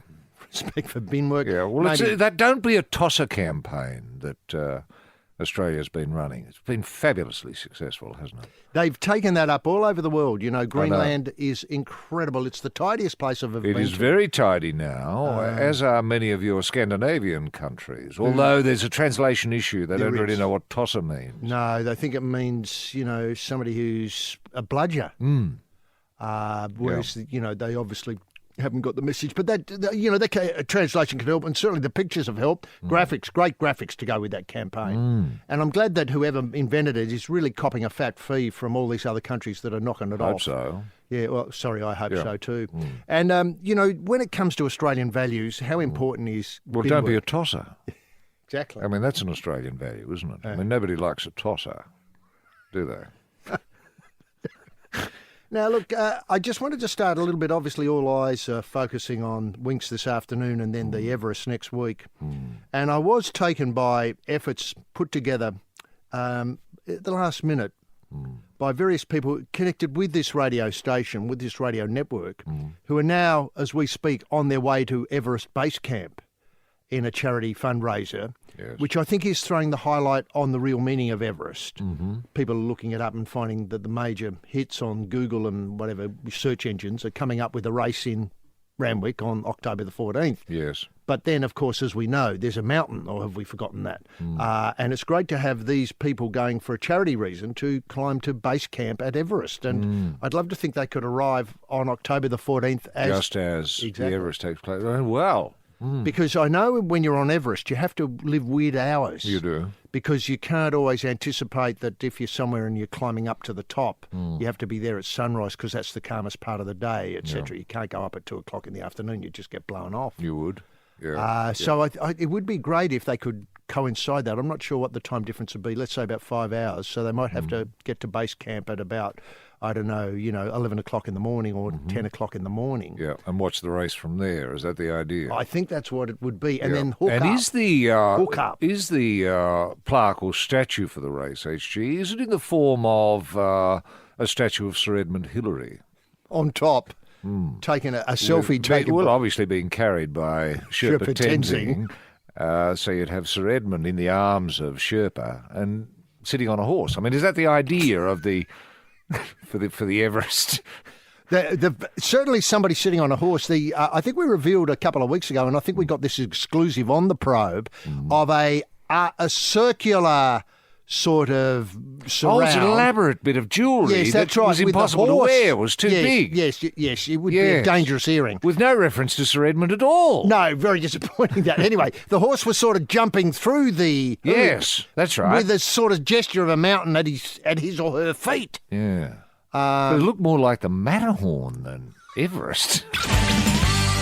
Yes, there's the good ship Probe at the wheel with the knife between the teeth and the patch on the eye, the bosun, rampaging Roy Slavin, and walking the plank, the peg-legged himself, H.D. Nelson. Roy, charity is a very big topic this week, and I was taken by Nick Kyrgios this week and his excellent gesture for the people of Puerto Rico. Yeah. He pledged $50 for every ace he blasted in his round match in China. Wow. The 22-year-old initially said he'd give $10 for each ace. Well, let's face it, that wouldn't have been much. He'd probably get $100 that way. But after Hurricane Maria, which hit the island a couple of weeks ago, and of course nothing has been done since then, he said that he upped the offer to $50 per ace. Kyrgios, the talented but sometimes troubled world number 19, according to the Murdoch press, sent down 11 aces in beating Misha Zverev at China Open midweek. Now, one thing that worries me about this, and let's face it, everything Nick Kyrgios does I just love. I love what he's brought to tennis. I love the racket explosions and the verbal assaults on umpires and that Australian manner of what are you looking at? See you in the car park. I know where your car's parked. You better watch out, buddy. Get the fire extinguisher. All that stuff I love. But this worries me, because as you know, I bet a lot on aces in games. Yeah. It's a great bet. You can make a lot of money if you spread your bet wisely. And can I point out that I reckon his opponent, Misha, let a few through. You reckon? Yeah, because he was wise to the wheeze and he understood that, if he let one or two go, he'd be able to get some money for the people of Puerto Rico. Yeah, it's an interesting thing. What if he'd been playing a Puerto Rican player? That really would have made it difficult, wouldn't it?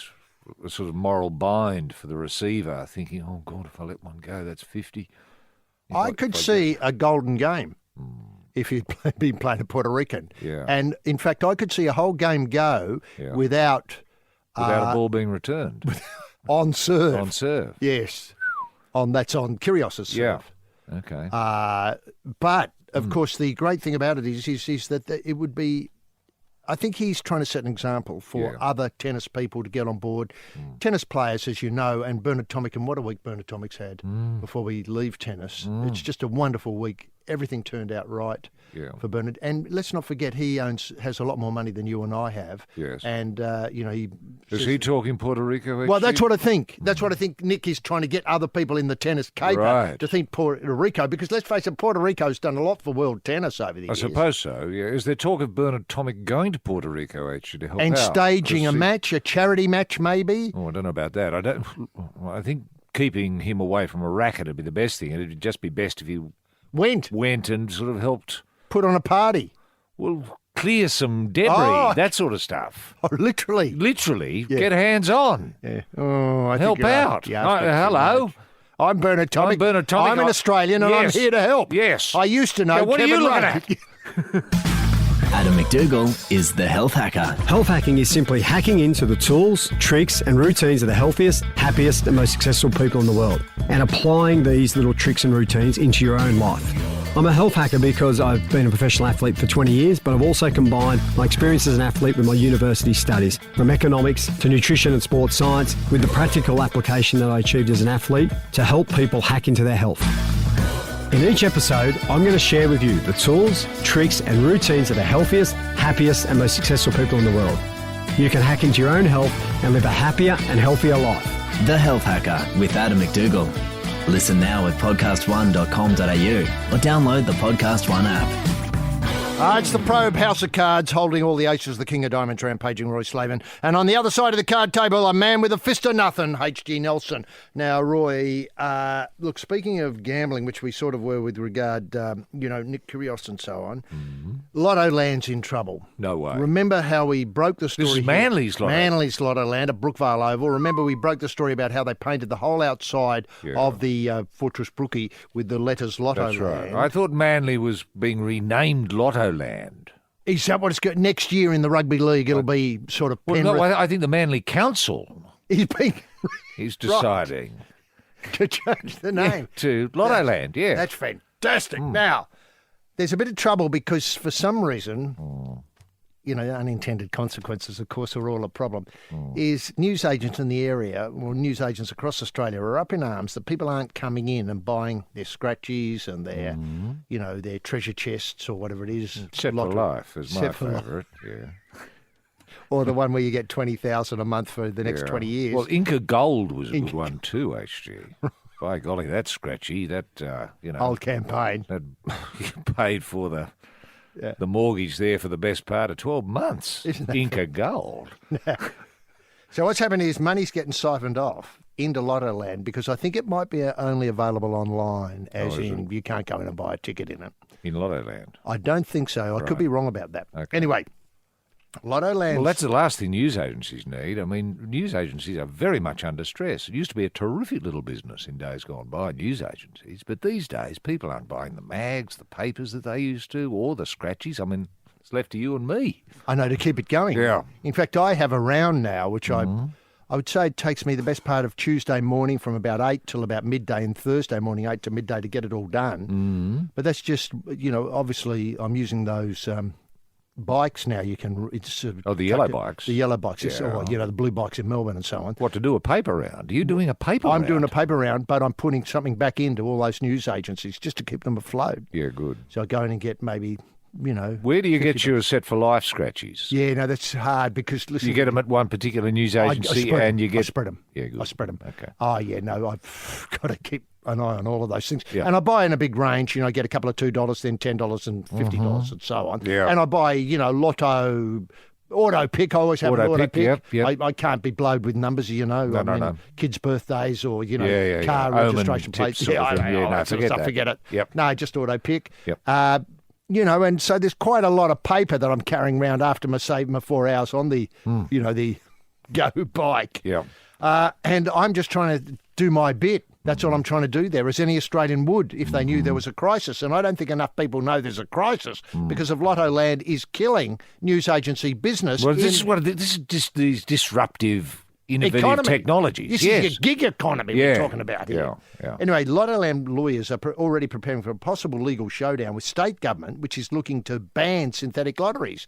Now, if they ban synthetic lotteries, they're going to have to get round to banning a lot of other things because the TAB, as near as I can tell, runs synthetic racing in every TAB and has an event on every 3 minutes almost, every 2 or 3 minutes.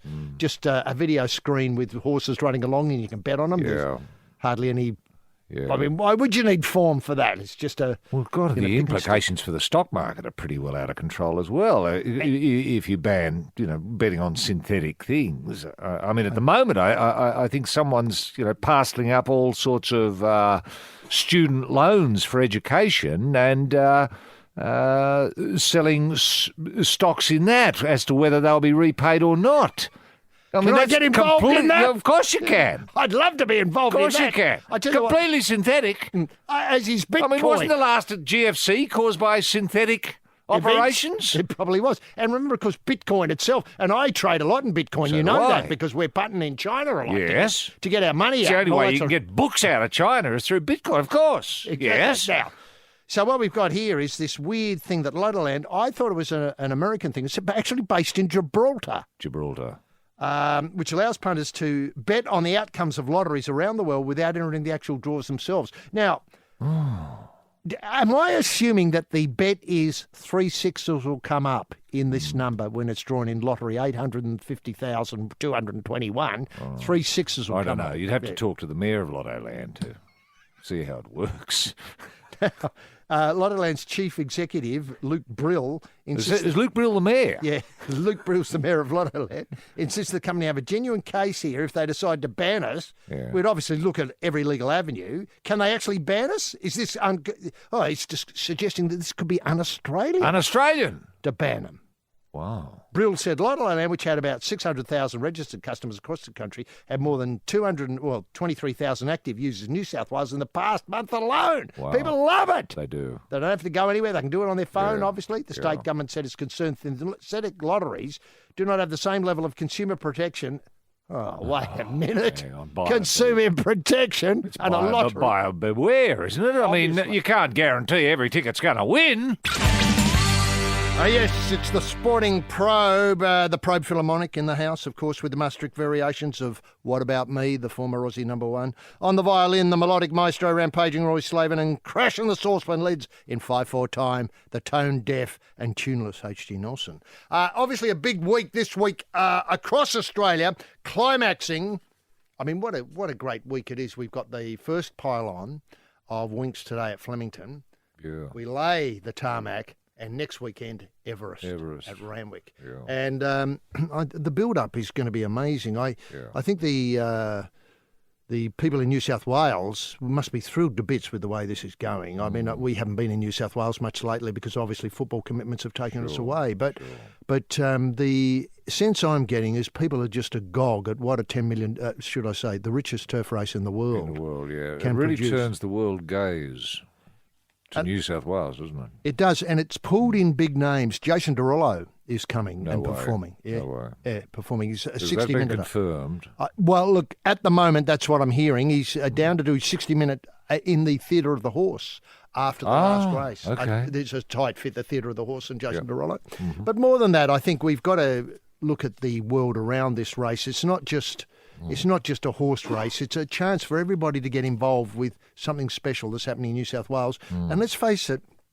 if I'm, and already we've dabbled in this topic, the problem of news agency and people not coming in and gambling and betting their money. And then there was that great suggestion. I know you came up with a very elegant solution about this sports lottery where I think, was it $50 of everybody's wages would garnished to go to a lottery in which you may be able to win upwards of $1,000. $2,000, I think. Oh, it's got $2,000. I think it was $2,000. And this money... You've got to make it attractive, yeah. This money was going to, the revenue generated by this lottery was going to go to Olympic sport. Now, I mean, as you point out, this race has put Australia on the world map. We've already got, leaving today, this group going to base camp on Everest Yep. to watch the race, get there in time to watch the race, and no doubt in media hookups will be revealing the atmosphere at Everest Base Camp because it's going to go off, isn't it? Yes, it will. Yeah, or, you can imagine a lot of the locals probably, have never heard of New South Wales and probably haven't had a chance to bet much, but they'll get involved. I assume the TAB is Will be opening an office. Yeah. And remember, of course, they'll In be... Tibet, it'd be Tibet, wouldn't it? I suppose it would. Tibet. Tibet in Tibet. Hey, it writes itself. I know, it's a tight fit. Now, I'm taken by all the support also, and look, you have to accept that my understanding of some of these things is a little bit limited. We know that there's only 12 horses in the Everest, and they've been sold their stump-up fee to go in the race is $600,000. Investors all over the world. Yeah. This unique approach has resulted in $10 million up for grabs. Yes. This dwarfs anything available at Royal Ascot, the Kentucky Derby and so on. They want to make Everest an event people will be in fear of missing out. So, there'll be a lot of bidding behind the scenes and deals done. Yep. But more importantly than that, I was taken by the thoughts of Nicky Phillips, who described as an avid race goer. Said it's exciting to have a grand-scale event on home turf and a chance for punters to mimic the elegance of Ascot fashion. This is what you forget. It's one of the few events that gives people a chance to really dress up. Yeah, so Now, true. we're so lucky because we're able to go around and see the big events in Australia, like the red carpet at the Brownlow, which is just incredible. And, of course, this year they feel as though the red carpet at the Dally M's was slightly better than the Brownlow. I can't make a judge. Yeah. I'm not. It's They're not both my go. great. They're both great. Both great. There's the Logies, people dress up for that. Logies, which is going to the Gold Coast, so we're spreading that sort of... Yeah. Well, that'll give it an extra glamour. Extra glamour. Yeah. And then, of course, you've got things like coming up next year, the Commonwealth Games and so on, which will bring its own sense of glamour. Yep. Now, one of the few events, this is Nicky Phillips, who goes all the time to the races, one of the few events that gives people a chance to really dress up. Now, I'm just wondering why, Why you'd bother dressing up to go to the Everest? Is that what you mean? I suppose that's the question. But there are so many people like there's so many opportunities I to open dress my up. wardrobe sometime and I see my morning suit there and I think, oh God, am I going to wear it this week? No, where to wear it to? No. You just look silly out and about in your morning suit if there's nothing on. This is the Probe Centre for Climate Science, dipping another frog into near boiling water. The Prof, rampaging Roy Slaven, and down the basement, stoking the furnace with the briquettes, the coal man, H.G. Nelson. Now, Roy, fashion, it's a tricky idea, isn't it? And I'm taken by the responsibility that you and I bear in making some suggestions for people who may be heading out to Randwick next weekend to watch the Everest about how they should dress. Well, for men, it's easy. It's the morning suit. With the top hat? With the Are you top going hat, with the top hat and the tails? Tails, of And- course. and will Grey. I understand that. And maybe, And something in lapel, like a flower, maybe a carnation or something like that. Right, now- Or a rose, even. Now, that's an interesting question. The flower for men, I think, should be stipulated on the front page, across the media. Obviously, people don't read newspapers anymore unless they're going... I don't think you need to be regimented about that, HCR, or prescriptive. I think any flower is acceptable. Mm-hmm. A red carnation, white carnation. How about a begonia? A begonia, sure. Or a hydrangea, an early flowering hydrangea. I mean, it's a big flower. It's a big very statement. big flower. It's a statement, though. Yeah, Roy. I've come to race. Yeah, that's true. What are you going to do? What are you looking at? Well, even, I don't know, a penstemon, a hollyhock. There's any number. A begonia. I might have said begonia, that. sure, you did. Yeah, and a begonia would be fine. What about an orchid, a nice big orchid? Now, can I just put that on pause for a minute before we come to that? Yeah. And ask, are you expecting the movers and shakers of Australia to turn up for this race? And when I say movers and shakers, I'm talking about parliamentarians and politicians. What, Julie Bishop types? Well, I suppose Julie Bishop and, that Minister of Trade, he does a wonderful job because of the international connections of the race. Yeah, sure. It's a great opportunity to get your message out there. Do you think Minister... Oh, yeah. Will be there? He probably doesn't know doesn't know it's on. Even though he's the Minister of Sport. Even though he's the Minister of Sport, he wouldn't have a clue. Yeah. Is Peter Beattie going? He won't, because it's not on the Gold Coast. No, but if it was on the Gold Coast, he'd be there. He'd be the first there, in the morning suit, in the biggest, loudest morning suit, with the biggest, loudest flower. Yeah, that's right. Now, one thing is that people think they have to wear, women especially, think they have to wear a fascinator to the races. They don't. No, they don't. They don't. That's wrong. You can wear tulle, though, or just something that drapes over the forehead. I believe in an elegant simplicity. Is that right, Roy? Yes. Yeah. You think men should be sort of a bit louder than women? No, men, grey, morning suit, blend in. with the loud flower. Yeah. Should you so choose. Mm-hmm. And then it's up to the women then to really express themselves in whatever they want to wear, as long as it's got an elegant simplicity. Yes, true. Now, the urban turban has made a comeback, and I've been waiting for this for some time. It's not a fascinator. The urban turban, it's obviously a terrific addition to can offset any ensemble, but really it's a bit of icing on the cake. Yeah. It's a bit of, everything's going well, look at my head now. Right. And I've not encountered this before. Is it like a Sikh turban, HG? Is that the way? Is it a wrap around the head sort of thing? Is it a hide the hair special? I noticed that professional high jumper, can you get a job now? It's I suppose so. It's Centrelink. What do you do? I'm a high jumper. Oh, okay. Yeah, I'll send you out for these interviews. This is Amy Petchikovic. Oh, yeah. Said she'd never been more excited by the trend. I've never worn a turban before, she said, but it was quite nice to step outside my comfort zone and wear a, wait for it, statement piece. I think that's what you're suggesting that about the flower. The flower. Women, the urban turban. What is the urban turban? What is the statement about? What is the statement saying? It says, I've got something. I've just had chemotherapy. Is that what it's saying? Well, the turbans are selling at price points, that's good to know, available from various milliners and haberdashers. Can you get them at a news agency? Yeah, we'll be able to soon. There's huge interest in the trend. They range from about $335 up. It's a half bow, half turban is the current look. It's not your oldie-worldy Bish and Beatty. No, that's what I was thinking. Yeah, sort of a subcontinental cricketer's turban. Right. So does a bit of hair poke through, HG? I think so. Well, it can drape down the sides. Drape down the sides of a turban? I know. It's hard to imagine, isn't it? It doesn't seem right, does it? No. But can you see... I'd love to wear one. I'd love to wear one and see what it's like. It'd be fantastic to turn up at Randwick in an urban turban. Yes, it's the Probe House of Blues on Defender Strat, Slow Hand, Roy Slavin and Stir in the 12-bar soup, H.G. Nelson. Now, Roy, coming back to the problems of how to dress for, the Everest, and I mean, I'm just wondering if we need to invent more things on the calendar where people feel as though they can dress up. That was the thing that caught my eye originally, and I was just saying, there's a Brownlow, there's the red carpet at the Dally M's and Brownlows, obviously, there's Logies, where people do go to a bit of excess. But I'm just wondering... You've got to offer incentives, HG. If even for, say, a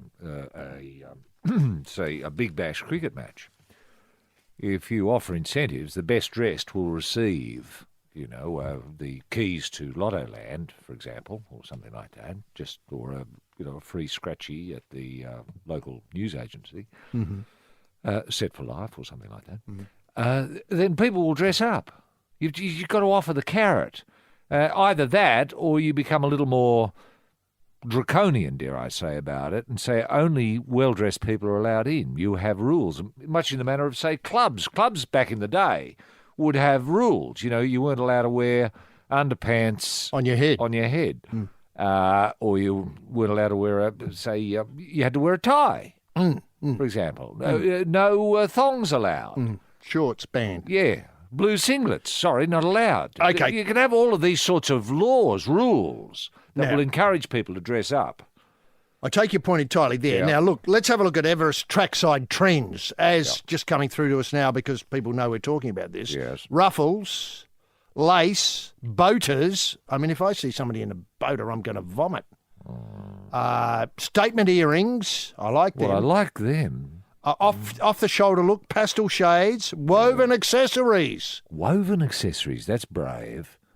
Florals, stripes and bows, hence the urban turban, which is a bow and a headdress. Now, right. Is there any dresses, skirts allowed of any length, HG? I think so. Right. I think so. Because I think it's sort of an unwritten law at Flemington that you're not allowed to wear dresses that are so many inches above the knee. And gloves. Gloves are a big thing at Flemington. Gloves, yes. Yes. Now, look, and fascinators, of course. well, fascinating. Yeah. In Flemington. Now, apparently, according to the Murdoch press, the rivalry between Sydney and Melbourne stems almost as far back as our nation's colonisation. Does it really? Especially in fashion. And now there's a new race. Fashion? In this really? East Coast In the early days of the colony? I know, fashion. What, Mrs. Macquarie used to dress up a bit with a fascinator and go to the races? Yeah, and in Melbourne they were wearing urban turbans. What? Really? Indeed. And there's pictures of this to prove it. And there was a lot of what are you looking at going on. Oh, well, there would have been. Yeah, well, of course. Now, and a tot of rum for everyone, I assume. And that was the reward. And a bit of a lashing after the... the laughs. Yeah. Now, here's what the horse has been copping all day. Now you're getting it. Yeah, bend over. Okay. Yeah. So what happens is this race could prove that the harbour city, meaning the Sydney, could, how do I put it, win the title of being the world's most, because obviously the race is the richest race. People going to it will be the best. Are there any dressed in the world. supermodels going to turn up, HG, like Jennifer Hawkins, someone like that? I think she'll be going, right. And the professional high jumper will be there. Yeah. And I'd love to think other people, like as you mentioned, the foreign minister will probably go. Yes. Now, Harbour City's described, as you pointed out, its elegant simplicity. Oh, really? Now, well, I agree with that. I love an elegant simplicity. Stylist Cash O'Hara, who's been attending the races for a decade, so she's got a lot of runs on the board here. And she may well have a hoof right on the till for winning something. Yeah, she knows what she's talking about. Said Sydney women tend to follow fashion trends more than racing traditions.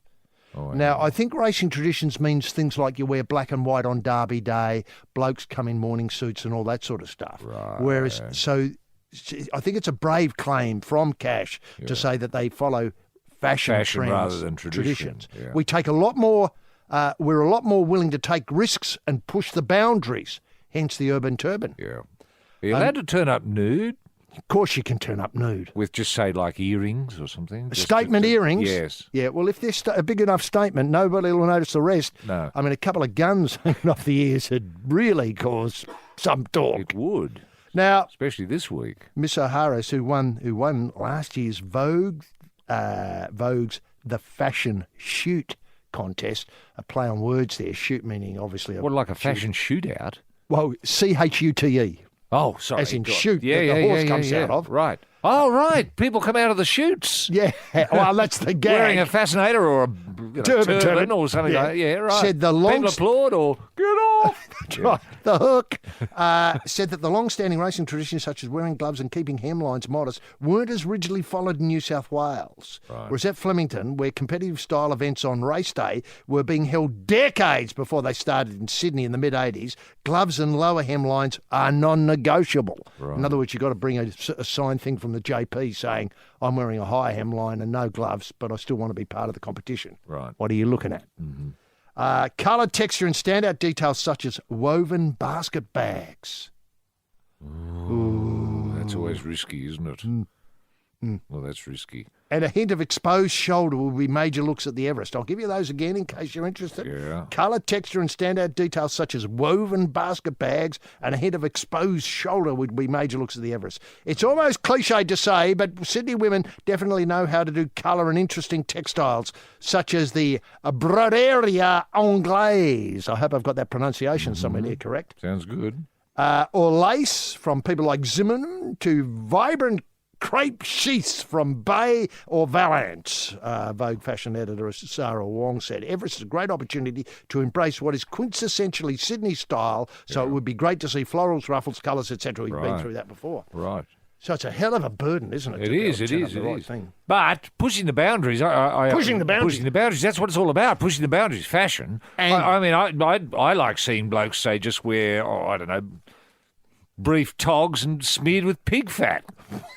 Who doesn't? Remember, of course, the legacy of the people who went to the Malaysian Grand Prix too and stripped off in that very stitched-up country into the undies with just maps, flags, and Sydney style. Sydney style, that's right. Yeah. Now, don't tell me that couldn't turn up at Randwick usefully. I love your idea of the backless suit.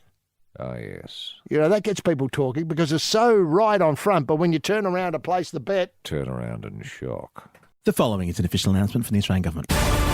Over the past few years, thought crime has reached record levels. Subversion is rife. Our enemies are everywhere. Trust no one. Luckily, there is an answer. Peter Dutton. No, not Peter Dutton. Thank God. Introducing a new series on Podcast One that interrogates the real threats to Australia, like John Safran, Rob Sitch, and children's author Andy Griffiths. Oh, God, I love those treehouse books. Who will survive? Who will fail? Introducing Extreme Vetting with The Chaser. The Chaser. The only show with the power of life and death over its guests. Listen at podcast1.com.au or via the Podcast One app. Yes, the Probe Carpet Emporium laying the axements to the man who knows his rugs and runners, the Mundakin rampaging Roy Slavin, and knocking him out for a song off the back of the Ute, the Wizard of the Weave, H.G. Nelson. Now we come to the horses in the big one, the forgotten ingredient. I mean, it's such a multi-complex ingredient putting this thing together. Selling the slots, Yep. the shootout and the fashion, Yep. CHUTE. The horses, the people coming, the dressing up and a sense of occasion, the morning suit. Is it going to be broadcast actually on television? What do you mean, is it going to be broadcast? I Of hope course so. it's going to be Good, broadcast. good, okay. How will the people at base camp see it? Yeah, I know, I suppose. And one thing that worries me, if you were heading off to the base camp today on the Everest Run Up the Hill event, charity event, would you be taking, something to wear once you got there? Let's say Yes, I would. Yeah. I'd be taking oxygen. No, I understand that. You reckon an oxygen cylinder is probably the best. Yeah, I think so. useful The thing. best statement to make. Yeah, dangling off an ear. off each ear. Yeah, that's right. Now, we come to the horses. One of the horses, She Will Reign. Good name for a horse. Reign, R-E-I-G-N. R-E-I-G-N. Yeah, not R-A-I-N, as in we need it. Now, it's complicated to explain this, and Corey Brown has got the ride on Will She Reign. Kerrin McAvoy rode the horse to a stirring come from behind win in the Moya. Brown thought McAvoy would retain the ride at the Everest, but McAvoy had a previous commitment to Peter and Paul Snowden, who trained Redzel, who's also in the race, so he can't be on two horses at once. And he's going with Redzel rather than Rain. Yeah, good sign. Good choice, I would think. Wow. Anyway, that's something for punters to worry about. Now, then what happened was that this is Corey Brown rang Gary Patelli, the trainer, and said, he was interested in the ride because they had decided to go with Craig Williams originally, but Craig Williams got outed for interference in a recent race. Right. And so all of a sudden he's ringing Gary Patelli back, knowing that not only has McAvoy gone to Redzel, but Craig Williams has been bumped off the ride because of the suspension. Right.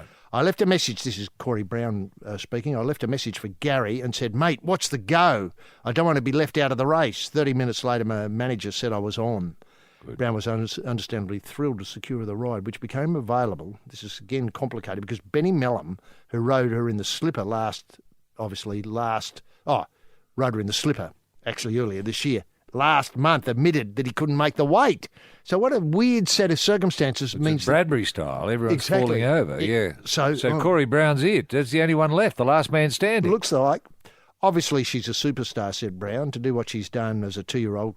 Quite often you don't see him come back as a 3-year-old this early, so he's very pleased. Right. Brown was impressed as an onlooker on She Will Reign, etc., Moonee Valley. He added that he had plenty of time to build a rapport with the 2-time group winner. Obviously, about 10 days is enough. What, a phone call? Or? A phone call, rang the horse up. I've seen her replays and watched the race. I don't need to gallop on her, but I'd like to have a canter around just to get to know her. He'd spoken to Ben Mellum, and he said she was pretty much bomb-proof. Right. Bomb-proof, an odd choice of words. Now, Mellum thought she was bomb-proof. Why isn't he riding her instead of Redzel? Because Is Redzel more bomb-proof? No, Mellum is the one who admitted he couldn't make the weight. Oh, Fatty. 51 Fatty Mellum. Yeah, right. Right. Couldn't make the weight. Now, one thing that interests me here is... What, has he been getting into the chocolates or something? He has. Yeah, he's been... Oh, the donuts. Yeah, he's the donut king. Yeah, donut king Mellum. Now, look, one thing that worries me here is you've been connected with Rooting King for many, many years. Yeah. And you were lucky enough to have the the Woodis twins, Fractious and Weed Woodis, ride the King a lot. But every so often you'd throw in a curveball for the King and put... Athol Mully had a ride on the King once. Yes, said he was a joke.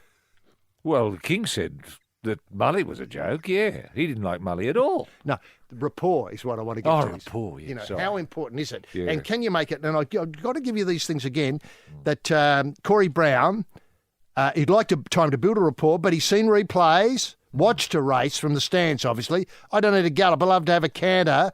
And spoken to another jockey who said he's bomb-proof. Now, I know the Woodis boys, Weed and Fractious, were both of the opinion the King was bomb-proof, and they proved right. Yeah. How easy it is to make that assessment, bomb-proof.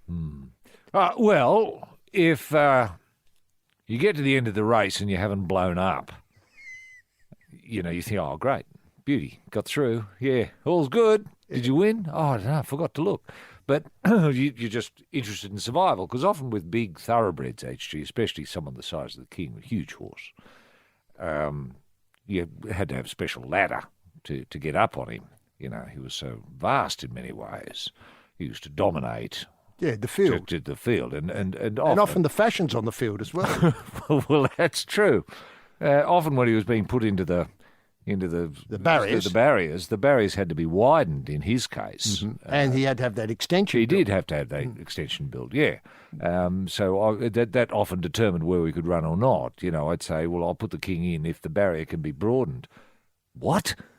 By how much? Yeah, double. A couple of feet. Yeah, all right, yeah. We'll try, Roy, anyway. So he'd run. Now, to get a jockey you'd never come across, a horse the size of the King. Yes. You'd think, God almighty. Yeah. You get up there and suddenly you need a walkie-talkie to talk to someone on the ground, is how they felt. So for someone who'd never been with a horse that big, it could be really challenging, troublesome, especially if you didn't have a rapport. Yeah. Because you worry about the power of a horse like that, what he can do to you, and especially if he took a set against you, as you did to Athol Mully. He threw Athol Mully off in the mounting enclosure. I know. Before they got going. Just get off. Yeah, I know. He got on again. Yeah, he got on again, threw him off again. Yeah, but you said to me afterwards, you thought that he didn't want to blow up with Athol on board. He didn't want to blow up with Athol. He just took a set against Athol. He didn't like, I don't know whether he didn't like Holden. So if Athol had arrived in a Holden, that's all it would take for him to take a set against him. So I used to have to blink a bloody King to make sure he didn't see the car park to see what sort of cars the jockeys were getting out of, just in case he took a set against them. And you often had to have the jockey climb on the ladder on the rear end and hold his head so he didn't look around with the blinkers on. Yeah, I used to distract him with a salting. I'd say, give him a little bit of salt as the jockey was getting on there. Like, move away as quickly as you could, get the ladder out of the way, before he realises, and then boom, the race is off, and King realises you've got someone on there. Yeah. Often it surprised him to find someone on there that was, and the pulling at the reins. You'd often have the salt lick on a bit of string and drag him into the barrier. You had to. The Probe Houseman, slicing and dicing the butcher of the year, Roy Slavin, and satisfying the customers with his thumb on the scales, H.G. Nelson. Roy, Bathurst is a big week. It's a big part of the year. As soon as the football's over, I'm smelling Bathurst. Now, great news. Well, two great news stories, really. Bugger it, three. Holden and Forward. This may be the last Bathurst where they dominate. Are you imagining their legacy will live on and somehow... Forever. Right. And how do you see that happening? Do you think that people will go and buy, say, Commodores and GTHOs and put them up on blocks at home, so as in 20 years' time... People are doing that. People are doing that. And 20 years' time, they'll bring them out and race them at Bathurst. I hope so. People will have merchandise. And when I was at Bathurst yesterday, I was amazed. Brought tears to my eyes to see young kids. Young kids in Holden and Ford shirts, and they had the blue oval on, and they had some references to Brocky and the HDT and Tirana, and they knew the whole story. And when they are 50 years old, which is, let's face it, another 45 years, they'll hopefully still be keeping this legacy going. And it's about legacy. It's legacy. It is about legacy. Now, I was talking to Frosty Winterbottom the other day, and I asked Frosty about the legacy, and he said he was dedicating his race this weekend to Alan Moffat.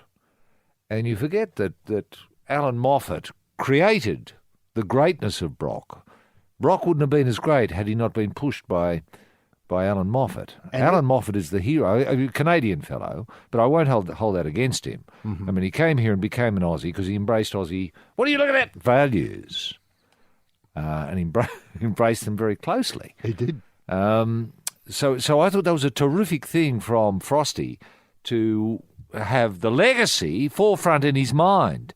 So much so that he might have missed out on getting into the shootout for the top 10. But anyway, he might have been too focused on legacy. You know, I know this puts a lot of weight on you because of your excellent work you do in schools with all sorts of things, you know, Australian values in particular. Values, yes.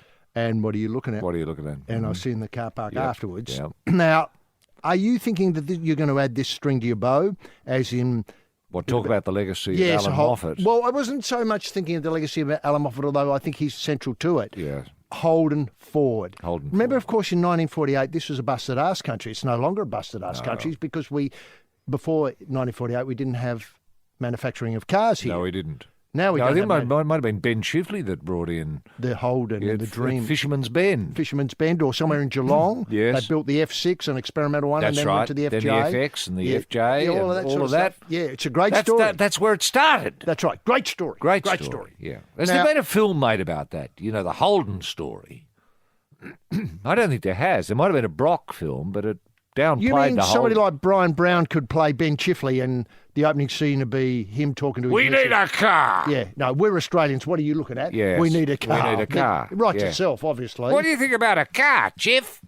What, an Aussie car? Yeah, one built for Australian conditions. You mean flood and drought? Yeah. And we're going to have a ute so we can put the sheep where the family should go. Right. That sort of stuff. Where do we start? Oh, I don't know. Geelong. With the wheels, I suppose. It makes itself in many ways. Now, what's weird is, here we are, 48, the story, as you point out, beautifully told. Yes. Now, before then we didn't have a manufacturing car industry. We don't now. No. All these cars are made somewhere else and just dumped on us. They are. So what happens is you're going to be going to schools. And they're not built for Australian conditions. Exactly. I mean, how many, when you just see floods, you know, so many cars can't cope with the flood. I know. You know. Apart from Holdens, of course. Well, old Holdens Old now. Holdens, yeah. Yeah, after this week, I don't think any more will be built here. No, they won't. They certainly won't be floating, not in a flood. Yes, this is the Probe end of year burlesque show. Lead to 11. Up the pole, pilling a grape with his buttocks while whistling voulez-vous le coucher avec moi ce soir. The master of the arts, rampaging Roy Slavin. And down below, thigh-high in the custard, wrestling a python, H.G. Nelson. Now, Roy, the Bathurst legacy of Holden and Ford has come a little too late for what I consider the great innovation this week that's been announced this week of a new dedicated track to be built at Tailem Bend in South Australia. Great idea. And now veteran supercar team owner Brad Jones said the new $110 million track is being built in Tailem Bend, east of Adelaide. It'll be the best of its kind in Australia. The Bend Motorsport Park. I love that title. Bend, get it, Tailem Bend? The Bend Motorsport Park. It'll become sort of Australia's Daytona. Exactly. Beautifully put. And it'll probably have the same amount of seating. Yes. Daytona, I think, seats at least 75,000. Does. And imagine the car parks. There's plenty of space out near Tailem Bend for car parking. Yes. Now, wow, that'd be the biggest thing that'd be the biggest thing in South Australia, wouldn't it? Could be getting close. It'll rival Adelaide Oval, that's for sure. Yes. And certain. Yeah. Or the Adelaide Festival. Is it going to be part of the festival? Isn't there an Adelaide Festival every year? That's 2 more years. arts, isn't it? Yeah, I know, but don't worry. I think the Clipsal 500 was always run as a pipe opener to that. Right. As a curtain raiser. Yes. Now, what's happened is that Motorsport, they're going to have supercars next August. Yes. Oh, no, that's dead wrong. Leading up to footy finals time. I just hope it doesn't get lost. With organisers having signed a 3-year contract for the Super Sprint Series. The race will feature 2 legs and be run in conjunction with the Adelaide 500 street race. This track, completely different to the street circuit used the Adelaide 500. We're confident that it's world-class design and race will be just as exciting. World-class. World-class. What will make it world-class, Roy? Well, it's an interesting concept, this, HG, because my understanding is, unlike Daytona, cars will be going in opposite directions. So... At the same time? At the same time. You mean there'll be a line down the middle of the road? Yes, wow. yes. And there'll be a turning circle up one end, and back they come down the other way. That's turning right. circle up. Yes. That is brilliant. It is brilliant. So you got to take a risk sometimes. You know, if you're going to pass on a double line, or if you're going to pass on a blind corner. That sort of, and crowds really get involved. You know, oh, he's going to, That's brilliant. I hadn't thought of that. Yeah, that's my understanding. Do you know any that's other the bend? That's going to be the bend tweak. Yeah, the difference, the bend difference. Yeah. Now, can I ask, have you ever heard of this in any other racetrack in the world? No other racetrack in the world. Even Daytona, you know how wide it is. It's not wide enough. No. So, I mean, this is super wide. Yeah. You know, fantastic. With a couple rough. of choke points, though, surely. Oh, sure, of course there are chicanes and show points. Yeah. Sorry, choke points. Yeah. But basically, it's about, I want to say, half a kilometre wide. They've got plenty of space there at Yes, Taylor Bend. yeah. Now, look, can I suggest that we institute another race? And this one starts at the toll gate at the Glen Osmond area, where they have built a freeway that heads towards Murray Bridge. And I'm just wondering if there could be what I've described loosely in media commitments, mainly on my blogs, is whether they could have, an all-comers event to raise the curtain on the day of racing, where everybody lines up. Bring in the family car. In the family car. I'd love to see that. I'd love to see families involved, like kids in the back, mum and dad in the front, go on the clappers. Yes, the House of Pain, the Probe Dental Clinic, on the pull with the pliers, Dr. R.R. Slavin, and overdosing on the gas, the unpaid intern, H.G. Nelson. A new Rugby League redemption story, and we need to squeeze in a couple of Rugby League stories this week. Obviously, all eyes on Winks, etc., and the Everest next week, so don't fear not, we'll be covering all of those. But a Rugby League redemption story this week concerns Matthew Lodge, whose career we've enjoyed over the years. Now, he seems destined to resurrect his NRL career with the Newcastle Knights, joining in the race to sign the trouble-plagued Brisbane prop. Brisbane looked almost certain to sign Lodge, but the Knights have made a late pitch to take the former West Tigers player. Now, people will remember Matty introduced rugby league to New York in the most hands-on and dramatic fashion. He did. So much so that he's now been ordered to pay $1.6 million to his US victims, and described here in the Murdoch press, I think very unfairly, following his much publicised rampage in New York 2 years ago. Look, I just think it was just a rugby league story. It's just rugby. But see, for people in New York, they're suffering PTSD as a result of what happened to them. Yes. No, you can't. Because that's their first encounter in rugby league. But for people in Australia, I mean, we just take it as read. Rugby league players arrive, close the door. Stay indoors. But isn't that a great link-up, HG, with SKD? SKD, indeed. And the legacy here is just enormous, isn't it? And again, speaking of legacy, the Holden Ford legacy, I mean, I can see the Lodge SKD legacy for the Knights being a real win-win-win-win-win for many years to come. Is there any talk of Lodgy moving in with SKD? Because SKD he's there now. He'd have probably got a place somewhere in Merriweather, somewhere around there. Would he have a spare room up the front? Of course he'd have a spare room that Lodgy could take over for a little while until he finds his own feet. Yeah, that's great, because he'll be coming from Brisbane with a ute load of furniture probably. And needing to get set up pretty quickly, because training will start probably in another month. Yep. Maybe I'm wrong about that. Maybe start sooner than that. And who's is the Brown still putting the polish on the Knights? Yeah. Now, another rugby league story. So I did notice a very disturbing report here. The reason NRL boss Todd Greenberg flew to Russell Crowe's property at Nana Glen remains tight-lipped mystery.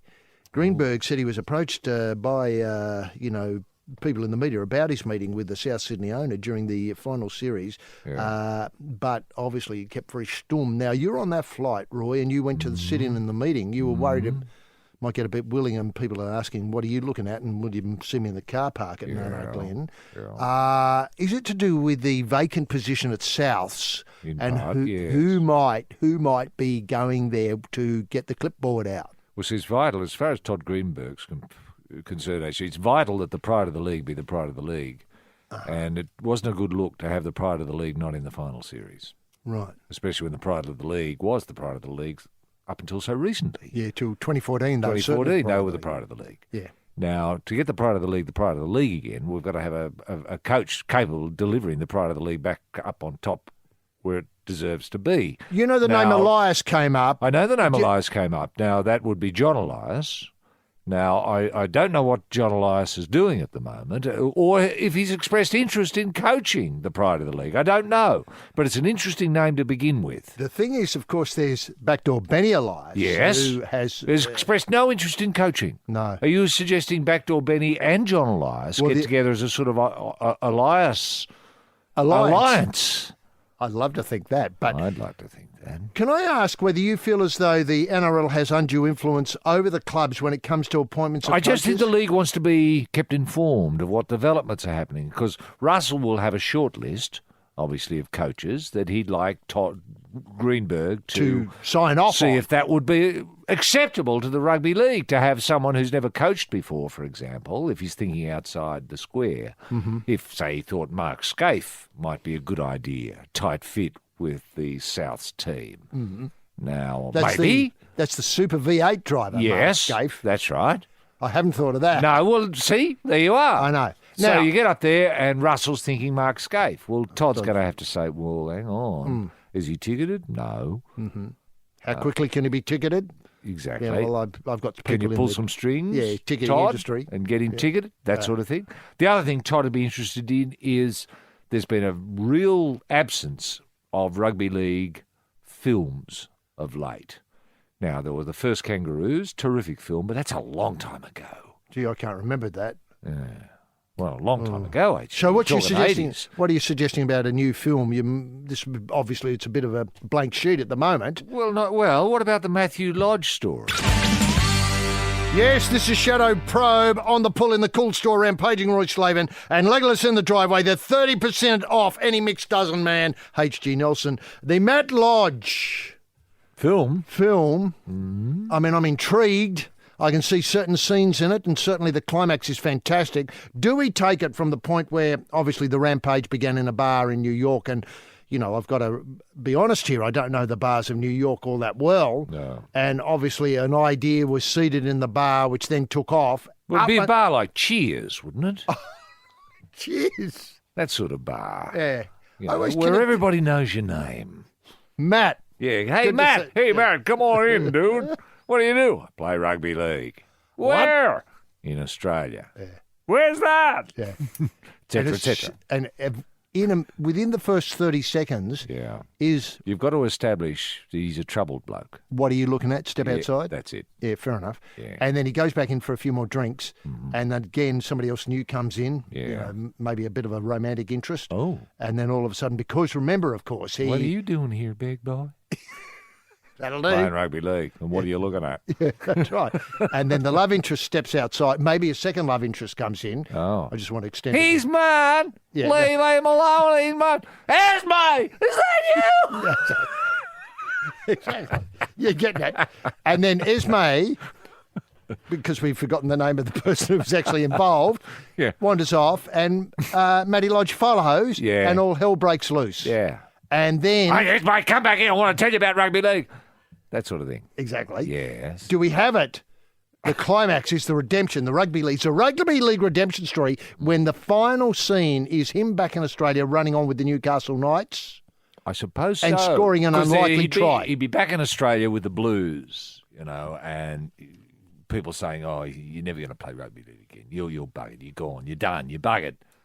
Ring, ring. Ring, ring. Brownie from Newcastle. Or Wayne Bennett Or first Wayne up. Bennett, yeah. Is that you, Lodgy? Yeah. I got a job for you if you're big enough. You know, if you want to put your past behind you, you want to get on board That'd with be something. Bennett if you're big enough. That's beautiful, HG. I know. No grin, no nothing. No. No sense of irony. No. What do you want me to do? Play for the Clydesdales. Mm-hmm. Where? Am I big enough to be a Clydesdale? I think you are, Matty. Yeah. I think you are. I think you've got it in you. Yeah, to be a Clydesdale, and then all of a sudden the story unfolds. That's right. And casting. then, final scene, he meets SKD, who says, come on in, bring your furniture in here. Is that it? Oh, well, I think they run on and score an unlikely try. That's it, to win the grand final. Yeah, that'll do. Right. SKD to Lodgy bursts through, that sort of thing. Yeah, Puts maybe the arm a over in the 1-2. corner. Yeah, a dive. They take it upstairs, bunker, Dung, dung, dung, dung, dung. I got to try. Can you check the grounding? That'll do. A beautiful film. And we'll be casting it next week right here on The Probe. Thanks to everybody who made this morning possible. Of course, our great helmsman, Chairman Mao, Felix the DJ, Roy and myself. We'll see you all next week for more Probe. Wherever you get it. Probe on, punters!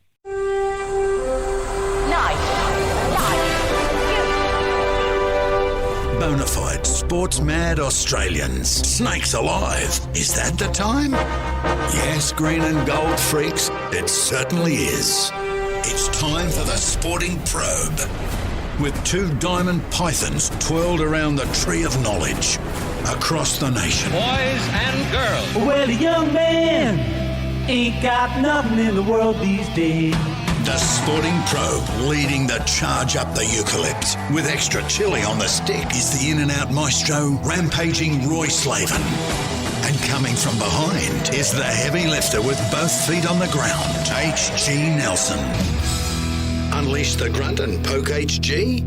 Yes, TF much, gentleman. Jim Daniels, the golden guy in the TSP soundproof booth. Again this week located out the front of the ticker box at Flushing Meadow. Now, he had such a great time last week. He met the people from Rhode Island chapter of the Probe supporters group, and people came up from as far south as Kentucky to just get him involved in the Probe pop-up studio there. And maybe, look, Jim went out of his way to, obviously knowing that they were Australians and had some contact with Australia, he let them use the equipment, and they made tapes for their parents and, you know, messages to send back to people in Australia. Obviously with the touch that Jim Daniels brings, they're terrific work from all of those involved. I've heard some of it. Some of it's a racy and you can't put it to air. But be that as may, Jim did a tremendous job cementing, and I saw it as an old-fashioned hands across the water celebration of Australianness, Australian qualities, Australian innovation, Australian agility, Australian energy, Australian know-how, all those things, and the rather dumbass operation that America is these days. I just really felt as though it added something to international relations. And Jim was obviously introduced to the crowd. Sadly, that wasn't put to television in Australia as part of the Australian. No surprises there, really. Why would you cover an Australian at Flushing Meadow? And Jim spoke at length about how great it was to be there and tremendous to see everybody supporting, you know, the Aussie tilt, slight as it was, at Flushing Meadow this year. And so he decided to stay on for the finals weekend. It's great. And, you know, let's face it, I feel a little bit more close to America now than I have been for some time. I mean, the POTUS at the moment is a bit alienating for people from Australia. I get that. But with Jim there sort of waving the flag, or waving several flags for Australia, I feel as though, you know, we can move on and put things behind us and we can go forward. Probe-sters, patriots, pilgrims, punters. H.G. Nelson getting the Sporting Probe away for another week. Oh, Bruce in magnificent form. Thursday night in Adelaide, never better. And then, of course, this Richmond fairy tale that unfolded last night at the G. Bruce was there. Look, I just did feel as though, and I've got to say this in all honesty, and I know Bruce refers to this all the time, I was missing Dennis. Because I think this is the first final series without Dennis, without the magic duo there, Bruce and Dennis doing the thing. But let's face it, BT tries hard, but he's not a patch on Dennis. I've said that a million times. You know, it's Dennis and Daylight, and then coming around the corner, just being unloaded, from the float, BT. That's how I see it. Anyway, it was tremendous to have the big bloke back, or the big little bloke back, in the booth last night. 2 nights on the trot. It was tremendous. I just hope he makes it to other matches this weekend. Anyway, what a week. What an incredible week. A week when too much body's barely enough. And we're here each and every week with the help of 4 and 20 pies. That's right. The 4 and 20 is a footy pie, and they're helping us. They can help you with so many things, so many needs. Now, tremendous to have you with us all as we prod forward, no matter where you are on the planet, and push through the solidly backed up stoolage of the week's sporting action. Another week of massive collects. And did you hook into that Ballina Cup result? It wasn't the biggest collect I ever got, but there was an omen tip cashing up one. Lord Dag, great name for a horse, Lord Dag, and Cash Spinner. So that was the try at Ballina, I think, on Thursday. But to get us underway, let's lock horns with a man who was always tagged the dangerous floater whenever he lobbed at Flushing Meadow. The organisers could never get enough pressure, that is water pressure in the cistern high. They couldn't get it up high enough to flush him away. That man is rampaging Roy Slaven. Roy, can we get the TSP bunny in motion once again simply by asking what were the highlights that caught your restless eye this week about Roe? Yes, thank you very much, H.G. Nelson. Wonderful, wonderful week to be an Australian. Now, the Logies go to the Gold Coast. And it's not often I refer to an email so early in the program, HG, but George has been in touch to say great news this week with the Logies going to the Gold Coast. Though the Queensland government is claiming the victory, but it's got Peter Beattie written all over it. George, you are so right. You read my mind, because I was going to say, well done, Peter Beattie. Peter Beattie working away there, putting the coast up front and centre. And why wouldn't he? Michael Maguire, I've never called him Madge, but a lot of people do, and I don't know why. If anyone knows, please let us know. Anyway, Madge and Souths have parted the ways, and it could be a good fit with, that is Madge, a good fit with Captain Coach Hayne. That's the Hayne plane at the Gold Coast. So it's all Gold Coast this week with Madge moving there, probably to assist Captain Coach Hayne. Now, is Twiggy Forrest's breakaway Indo-Pacific rugby competition, Indo-Pacific... I like it. I like it. I didn't know Indonesian rugby was really... kicking on. No, but it must be. No, look, he's not an idiot, Twiggy. Well, the jury's out. But anyway, he's not a complete idiot. That's better.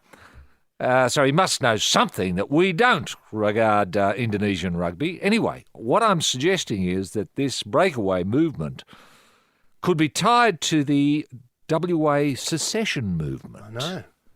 Now, Western Australia wants to leave, or there are a few people within, I think, the Liberal Party who have passed a motion exploring the possibility of a West Australian secession. Now, can I just put this in context? Western Australia, marvellous state that it is, has a population, 2017 census, flawed as it was, as we know, 2.6 million. That's roughly two-thirds the population of Greater Western Sydney. Now, is that going to be a country? I don't think so. Think about it. Even Twiggy, that goose, thinks it's a stupid idea. Anyway... Daniel Ricciardo, thanks very much, Mark.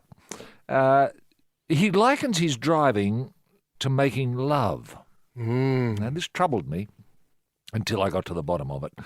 He likes to massage his car, and he says talk is very important. So massage and talk. Does he mean talk like we're doing now, or does he mean the motoring term talk? No, I think he means... sort of whispering sweet nothings. Like, come on, babe. Come on, babe. Yeah, Bit quicker here, babe. Yeah, watch out. Yeah, that's right. Yeah. Shake them hips, baby. Yeah. That booty. How's that? How's that feel, babe? Babe. We're coming to talk a corner. To me, babe. Coming to a corner, babe.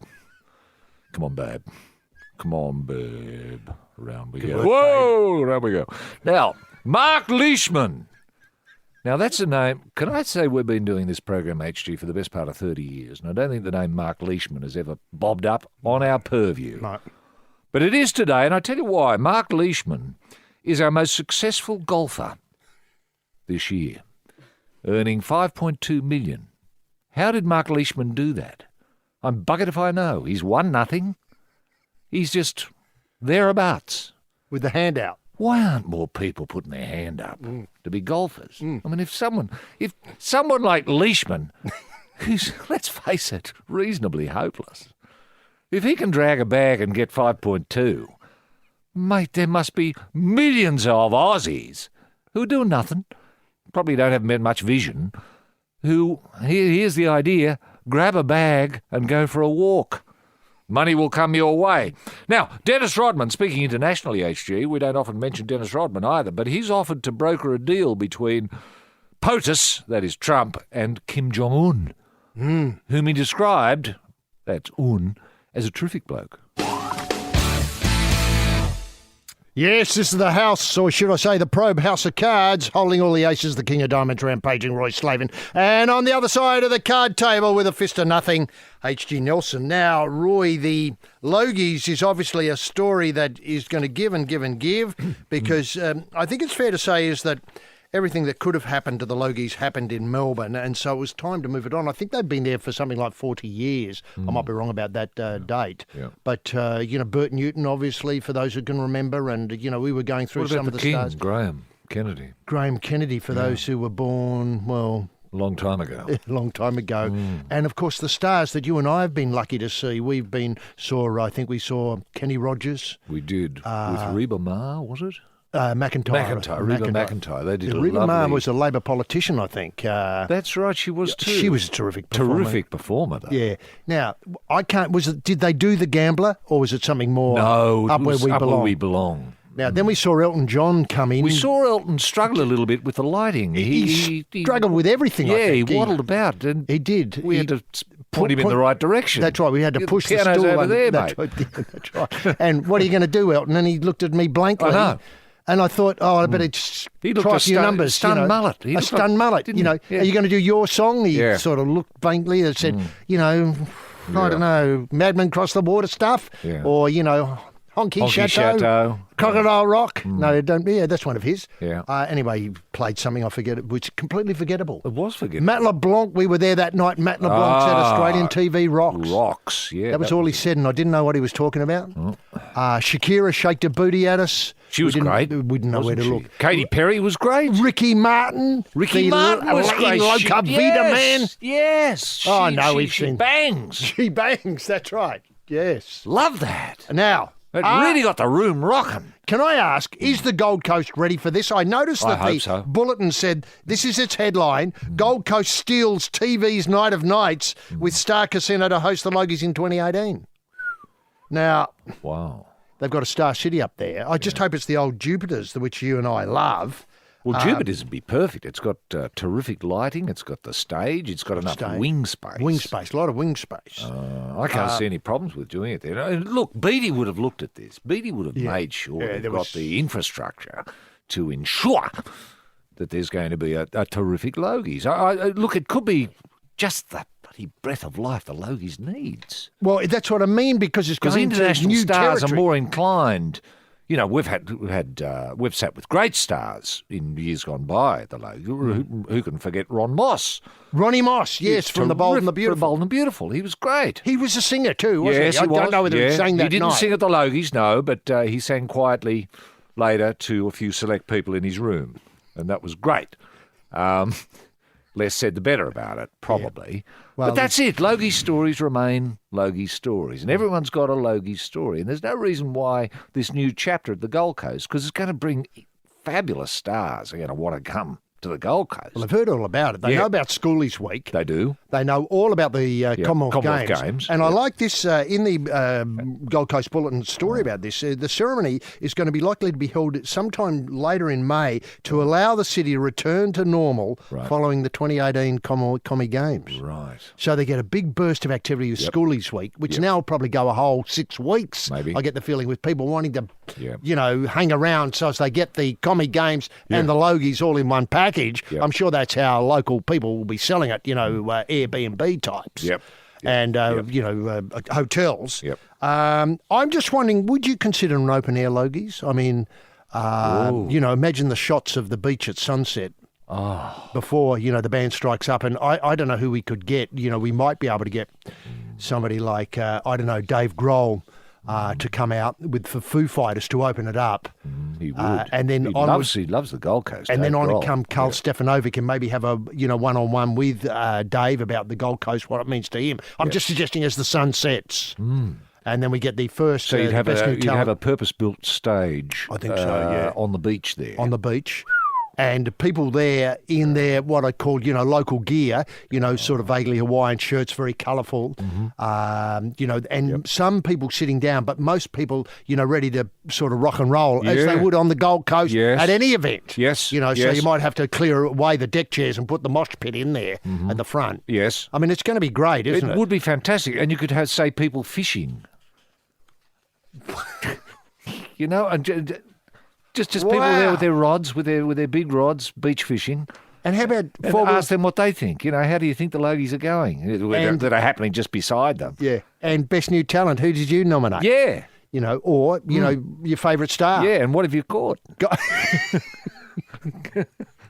I caught a flounder. Now, I've been told, a note by our ever-helpful great helmsman, that Jupiter's has been transformed to the Star Gold Coast. It was rebranded earlier this year. Well, from it's a pity. Jupiter's. I thought Jupiter's was a terrific name for the venue. Well, What was wrong with Jupiter's? I love that. It said winners. It did. And it said big. Yes. I don't know if Jupiter is the biggest planet. It's one of the biggest. It's a gaseous planet, I know, but it's reasonably big. You know, when you think about it, is it sort of like a shift, a cultural shift in Australia, this? Do you know what I mean? Like a seismic shift that somehow everything's moving north? We've got Peter Beattie doing great things, obviously, there in officialdom, but then he's dragging behind him all this stuff. And do you see a cultural, somehow Australia's tilted on an axis? You were talking before about Western Australia breaking away. Yes. Now we've got Queensland in a prime position to be the cultural centre of Australia. Well, not so much Queensland, HG. I mean, Queensland's great, but I'm seeing this as Gold Coast. You know, Gold Coast has its own culture. It has its own quality that distinguishes it from Queensland and everywhere else, I think, in Australia. It's a touch of Miami. It's a touch of Florida. It's got a Chinese suns. Chinese suns. It welcomes the world. It's like the mosh pit of the world, isn't it? Wow, hadn't thought of that, but you're so right. The mosh pit of the world. Yes. And it's got if they get one more big event, I mean, I'm not sure what happens. What else? What bigger? What else could you have there? I mean, it's got everything. I mean, all it needs is another horn Paquayo to finish it off. Punching a word or two in the sporting vernacular. Get ready, the footy's on, which means it's 4 and 20 pie time on the Sporting Probe with Roy and HG. Yes, the Probe, and we're at the Probe International Space Centre this morning on the sniff for life out there, picking up pings from another galaxy. Astrophysicist R.R. Slavin and Outback, working on his flat Earth experiments, H.D. Nelson. Now, what a round of finals football it's been so far, Roy, especially in the AFL. And can I just say, up until recently, and I mean up until about 9 o'clock last night, I wasn't really persuaded by the Tiger Town tale. Yeah. But I'm It's just a fairy tale, the fairy tale. Haven't won a footy final since about 1929. And last night, Dusty produced a magical 15 minutes or so either side of the three-quarter time. They'd got the Tigers into a preliminary final. And I say hats off to everybody in Tiger Town. I know it's been a long time coming. You've got to enjoy these wins. Yeah. So if you're just coming to now after a hard night celebration, I understand where you're coming from, but there's another couple of weeks to go. And I'm not saying you can't go all the way this morning. Up until about 7 o'clock last night, I was saying you're stuffed. Yeah. But since that terrific performance last night by everybody, let's not No, just it was a highlight. team effort. It was a team effort. It Yeah. was a genuine team effort. Everybody had a go. Yep. I just think the Cats need to really think about it, and they've got a much harder row to hoe. They don't get the week off. Well, the Cats lost interest, and the it's Cats- very hard to get interest back once you've lost it. Look, I do have a lot of very dear friends who are Cat people, and they just basically have been texting me saying the season's over. That's where Cat thinking is at the moment. Yeah. Not a great place to be. No. Now, I'm just wondering if the AFL could pull off this fairy tale 2 years on the trot. Bulldogs Yes. last year, Tigers this year. this It's year. fantastic. Would be fantastic. Win-win-win for the code all round at a time when I believe people are not as confident that the code knows what it's doing. But if they could get the Bulldogs up last year, which obviously happened, and the Tigers this year, do you think, well, there is hope for every team? Well, I think that's right. I think a Tigers win would be a real shot in the arm for the whole competition, because it would get teams like the Chinese Suns thinking, well, maybe we can do it one day. You know? Exactly. I think that's absolutely right. Never mind the Logies and the Tigers can do it. The humble Tigers. The Richmond Tigers. Who are so Richmondy all the time. If they can do it, we can do it. I know. We're sons. You can hear the conversations in the dressing sheds as we talk. Now, this is the talk that's going on up at the Gold Coast. Yeah, that's right. Metricon Stadium or whatever it's called. Yeah. And, of course, in the pre-season, they'll be replaying that match. They will. Saying, this is you guys. Yes. Sure. Just they're in yellow and imagine black. you're wearing black and yellow. Yeah, well, the red and yellow will be doing this soon, obviously. Now, what I liked about the match last night was one of the biggest talking points to emerge was not the team effort, not how they blew Geelong off the park in the last quarter, et cetera, et cetera, et cetera. It was an umpiring decision. That was all the talk. Now, I find this difficult to stomach, really, today. So what happens is, describing here, I think the Herald Sun got this. Right. Anyway, one of the biggest talking points to emerge from Richmond's momentous win over the Geelong Friday night was a sour moment late in the first term. It concerned Basher Hooley's shot on goal, which I ruled as a goal at the time, as you did.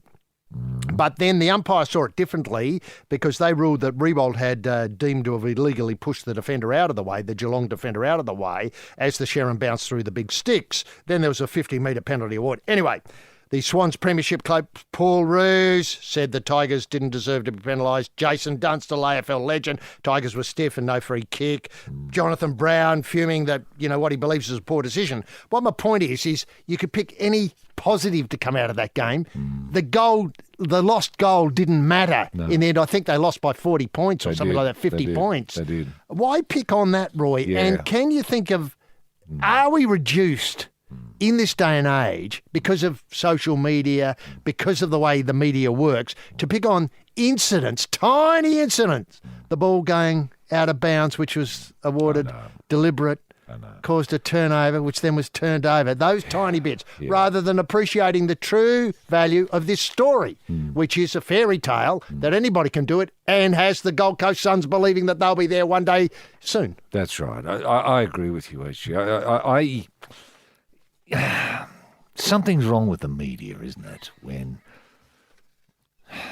When you do focus on, and nothing galls me more than focusing on the one tiny blemish, on an otherwise perfectly cooked, lasagna, say.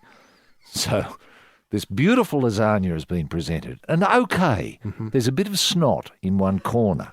But why dwell on that piece of snot? I know, the rest. Just forget that and enjoy the lasagna for what it is, perfectly cooked. Sure, there's a blemish. Sure. A little bit of there, yeah. But there's something about the media that dwells on these things, and it's unhealthy, actually. And I see it everywhere I go. And I always talk about the positives of things. I see myself as the up guy in the room. Surrounded by people who are, your glass half empty. Do you know what disappointed me that's what the media is. Yeah, and what disappoints me most is they pick an umpiring decision. Yeah. They pick an umpiring decision, so they sink the boot into the umpires again. They give them a break. Give them a break, that's right. Sure, we accept they're hopeless. Sure, the only consistency is their inconsistency. Yeah. That's the only certain thing about football. But accept that. Move on. I mean, there's snot everywhere if you look for it. You know what I mean? On your linguine, on your spaghetti bolognese, on your puttanesca sauce. Yes. On your, your almond croissant if there's an Italian version of that. Yeah. There's snot everywhere. You can always find snot if you're looking for it. But I say for all you, snot seekers, look elsewhere. Look at the whole dish. Look at the whole dish. Look what they baked for you. Yes. Adam McDougall is the Health Hacker. Health hacking is simply hacking into the tools, tricks and routines of the healthiest, happiest and most successful people in the world and applying these little tricks and routines into your own life. I'm a health hacker because I've been a professional athlete for 20 years, but I've also combined my experience as an athlete with my university studies, from economics to nutrition and sports science, with the practical application that I achieved as an athlete to help people hack into their health. In each episode, I'm going to share with you the tools, tricks and routines of the healthiest, happiest and most successful people in the world. You can hack into your own health and live a happier and healthier life. The Health Hacker with Adam McDougall. Listen now at podcast1.com.au or download the Podcast One app. Yes, the Probe Centre for Climate Science here again, dipping another frog into near boiling water. The Prof, rampaging Roy Slavin, and down the basement, stoking the furnace with the briquettes. H.D. Nelson. Now, we had a lasagna last night at the MCG. Well, the previous night we had a terrific match at the Adelaide Oval, featuring obviously the Adelaide Crows and the blow-ins from the Greater Western Sydney, the Giants. Yes. Now, an interesting thing happened at the start of the game, and again, instead of focusing on the brilliant success of the Crows and, can they go all the way and, their minor premiers, can they hang on to that? They get the week off, preliminary final, all that sort of stuff. What happened was that the focus on the night was the idea that the Crows were in no hurry to break the formation after the national anthem. This is even before the ball bounced. Now, I don't know whether they'd been watching New Zealand rugby. Right. There was no sense of the any of that sort of stuff. No they just haka. No haka. They just stood there. So they were in no rush to break up after the national anthem. People timed the standing still at say, 20 or 30 seconds. Right. The Crows appeared to channel their inner Cristiano Ronaldo, according to this report, which was by Ben Waterworth, with all 23 men staring down the Giants' opponents. They include the coach as part of the 23 there. And people who are scratching their heads wondering why all of a sudden the AFL, without telling anybody, allowed an extra player to play on Thursday night. It's the coach. Right. Seconds after the end of the national anthem, the roar of the Adelaide Oval reached its crescendo. The Crows standing a metre apart with their arms in front, eyed off the Giants from 30-odd metres away. Yes. Well, before they eventually moved off to their positions for the first bounce. Okay. The strange set of circumstances puzzled the Giants when asked after the game about stare-down Crows veteran Richard Douglas, who was a bit coy, just a bit of gamesmanship, a bit of fun. I like that in the final, a character who can say it's a bit of fun. I don't know what happened out there. It was interesting, wasn't it? It was spontaneous, just the way it panned out. I'm not too sure if we'll do it next time, but I think it worked. The crowd enjoyed it. Coach Don Pikes didn't want to really talk about it. Roy, I know you've been involved in a lot of big matches, but how would you feel about your opponents behaving in that manner? I'd hate it. Yeah. I'd hate it. It was clearly intimidatory behaviour, wasn't it? Yeah, it was planned to intimidate. It was. And it worked. Yeah. Psychologically, they had the edge on the Giants, who suddenly felt like dwarves, didn't they? I hadn't made that connection, but you're absolutely right. And they were made to look small, feel small, and played small. Exactly. Now, the Giants' form, those who follow the AFL will know this, has been patchy at best. I think they've not very convincing, and they weren't certainly very convincing the other night. But No, they appear to have lost the momentum they had last year. Exactly, and they could go out in what we call straight sets here if they're not careful. If they're not careful. Yeah. And then, of course, I can't do the maths quickly enough, but Port Power West Coast have to play today. The winner of that plays the Giants next week to see who'd play in the preliminary final. Yeah. But that's a soft side of the draw by the looks at the moment. Now, what happened was I was taken by, as I always am, by footy legend Dermot Brereton's comments. Who can forget 89? The kid. The kid. He described the move as a genius move. Genius move? That's Dermot Brereton's thinking. Wow. Genius move. Tyson Otto got this out of him. Yeah. That's incredible. Did he limit his comment to that, HG, or did he expand on what made it such a... Well, we'll get to that in a minute. Okay. The Crows stood with plenty of space between each player as they faced off with the GWS across the centre square, while the Giants linked arm, as in the standard AFL formation. Yeah. Hawthorn Champion described the move from Adelaide as a masterstroke because, wait for it, this is the Brereton thesis. It gave the appearance that there were more Crows players on the ground because they stretched out over a much greater distance across the Adelaide Oval before the game. Wow. Imagine that. Wow. So suddenly those Giants thought, God, how many players have they got? Exactly. Don't we feel small? And insignificant. Yeah. And stupid. Why'd we bother coming? Dermot went on for Tyson. He said, I don't know whether they were trying to create for a visual illusion. A visual illusion? I haven't seen a visual illusion in football. Me. Many years. No. Ever since Jezza took a screamer. That was a visual illusion. If you have half a metre between each of them, this is the players, compared to a team that are linking arms, you spread the line from boundary to centre square in the way they line up. Yep. Perhaps they want that optical illusion. And then he went on. Hang on, what's the illusion? The illusion is there are so many out there. Yeah, right. so many out there, fill in the gaps. Right. He then made a comparison. It's the old Muhammad Ali. I'm hitting him from everywhere. He's going to think he's surrounded. It's a little game, but I tell you what, it's working at the moment. I don't Muhammad get that. Ali? I know, it's a Does big he think he rope-a-dope or something? What Muhammad Ali incident are you talking about? Oh, Dermot does go on. Can I point out, though, that I wanted That's to... nonsense. I mean, it's gobbledygook. And then someone's reported, a man in trouble. In need of help. Now, can I point out that I was very, very disappointed with the Giants the other night. As you know, no one does more for Western Sydney than this program, Yes. putting it on the map. Well, we're sort of ambassadors we for. are. We're sort of ambassadors for everything great about Western Sydney. Yep. Now, can I point out that Western Sydney is a very ill-defined area? I think you said earlier that 4.2 million people live there. Now, most teams locate themselves in a hub and expect to draw support from the area around. Yes. So you have teams at Carlton, Hawthorn, etc., West Coast, Fremantle, very defined areas. Yes. Greater Western Sydney, who do they represent again? Do they represent Parramatta? Do they represent Rose Hill? Do they represent, Bankstown, Blacktown? It's just a vast area. But more than that, they seem to be lost. Yeah. They don't seem to be playing for everything. We were talking earlier about the Chinese Suns. They're playing because they're going to be the Tigers of tomorrow. That's right. That's what's motivating them. What's motivating the Giants seems to me to let's get through the season, get our paychecks and piss off. Now, having said that, I'm just wondering. So they're not rooted. Is that what you're saying, actually? That's right. They're not rooted, What do we represent? Charcoal and orange, and all we've got is bloody Heath Shore. Sure.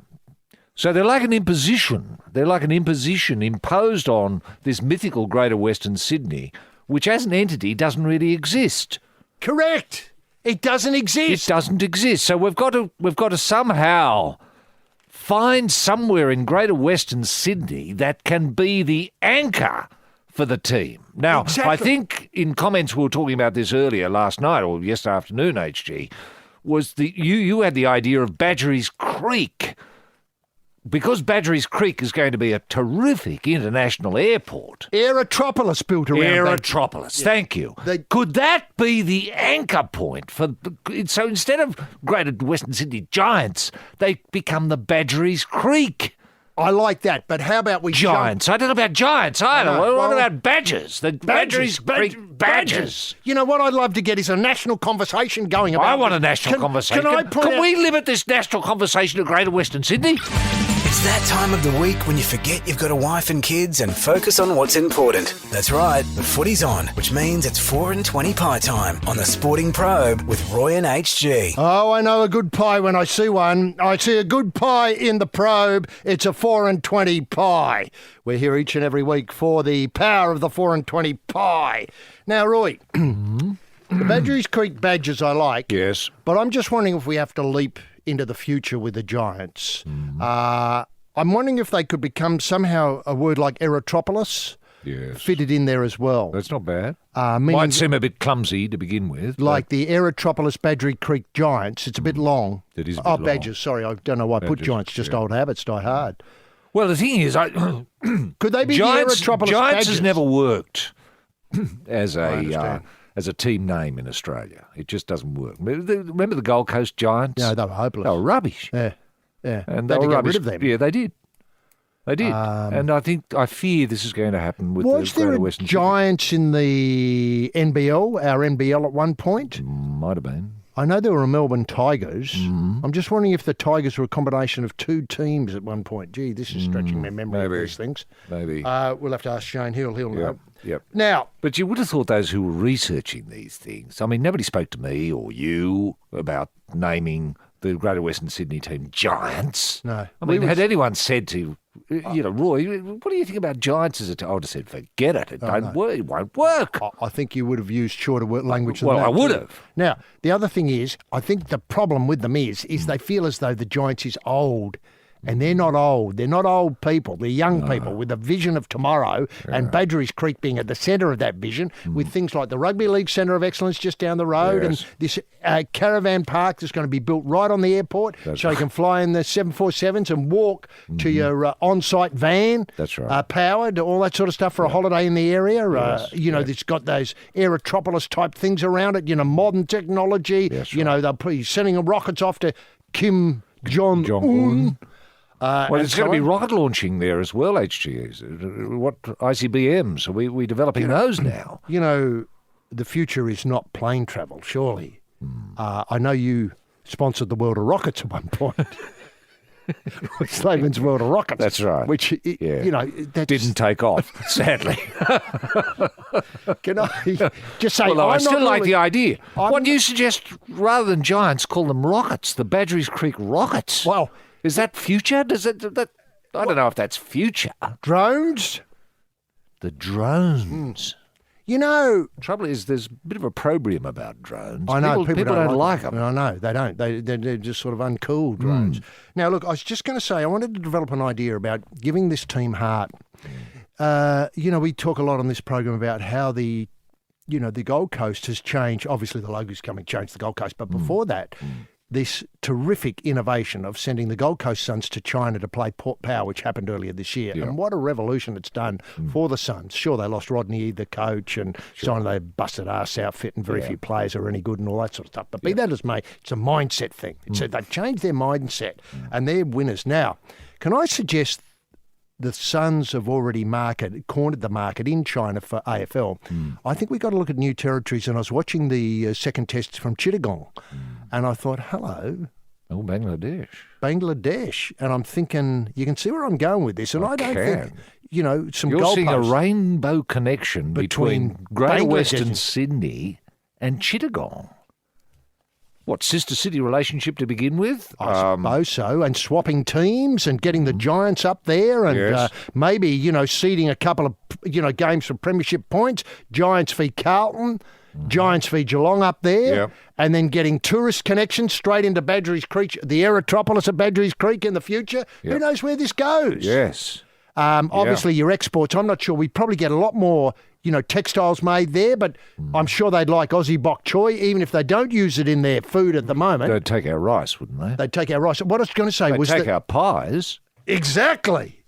See, what I'm suggesting is a cultural exchange based on football, which introduces, say, simple things like rice, pies, and Aussie bok choy as part of the pre-match entertainment. Yes. Feeding the high-ups of Bangladeshi society. Yeah. Then they watch the game. They see what's possible. All of a sudden, we got thousands upon thousands of kids playing AFL in Bangladesh. Yeah. Now, that's where the future is, surely. That's certainly for the Giants. Well, that maps out something. That gives the Giants a raison d'etre. It does. A reason to exist. Exactly. Because at the moment, that's what they're questioning, this group of dwarves that were mingling about while the crows came from everywhere.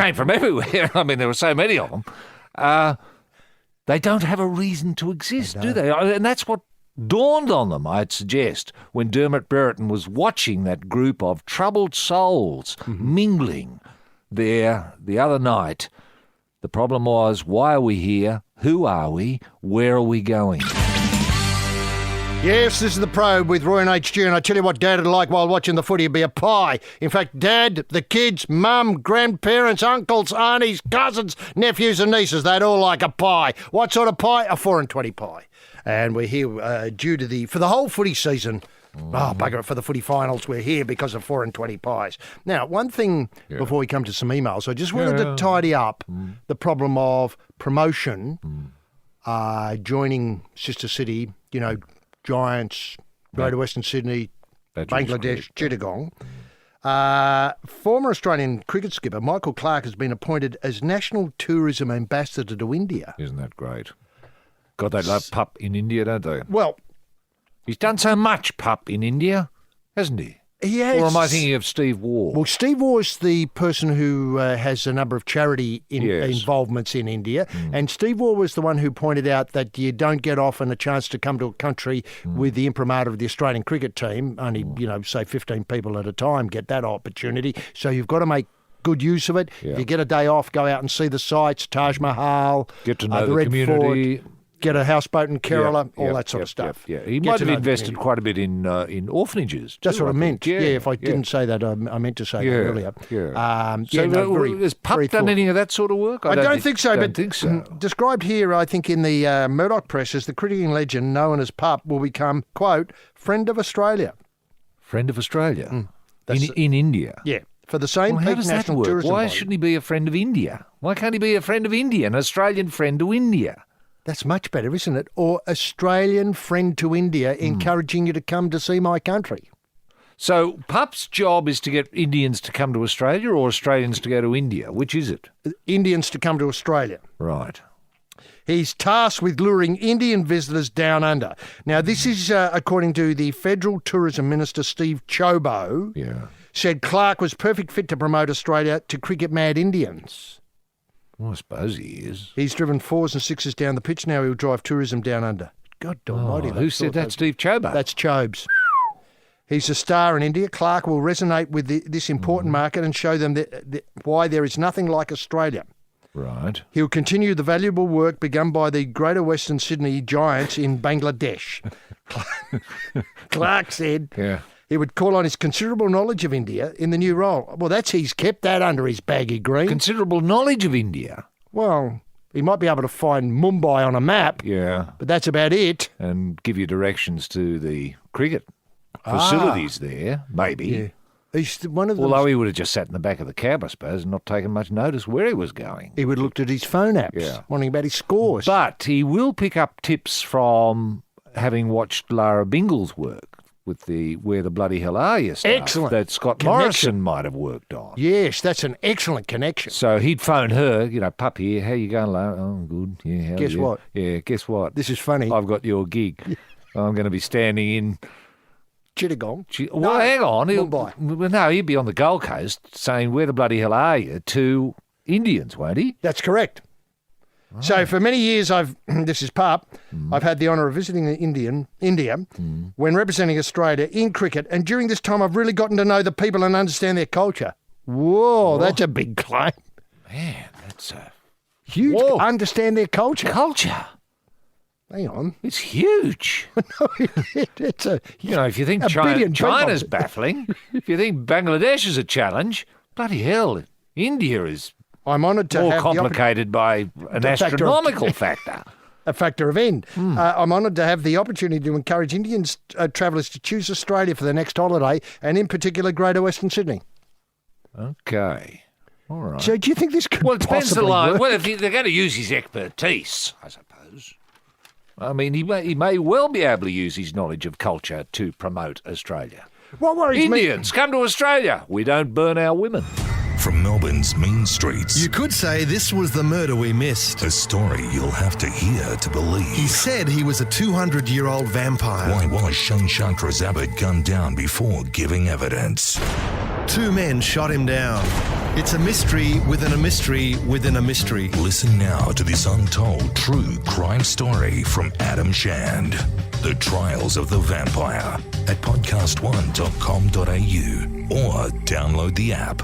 That's right. The Probe Mobile Unit 50 looking for peace to disturb at the wheel with the beta blockers, the Sarge, Roy Slavin and Leaving Sives 12s all over the crime scene. Probationary Constable H.G. Nelson. Roy emails. People have been in touch, getting in touch with us at royandhg at thesportingprobe.com.au. That's royandhg at thesportingprobe.com.au. We have some international emails too. That's Isn't that great. amazing? We might get to some of those. Where do you want to start? Well, actually, I could start here. This has come from Richard. He says, what is it with rugby league players missing the bus? Now, last week it was Josh Dugan. I think we might have broken that story. We did. A couple of years ago... Didn't that get picked up by other media outlets after we broke it? It did. I mean, I just thought, could I say a bit of fun? Yeah. Well. A couple of years ago, it was Jared Hayne and Michael Ennis who missed a bus that was going to Lang Park. And wasn't Laurie Daly involved with bus mishap 1, where he forgot to count heads on board?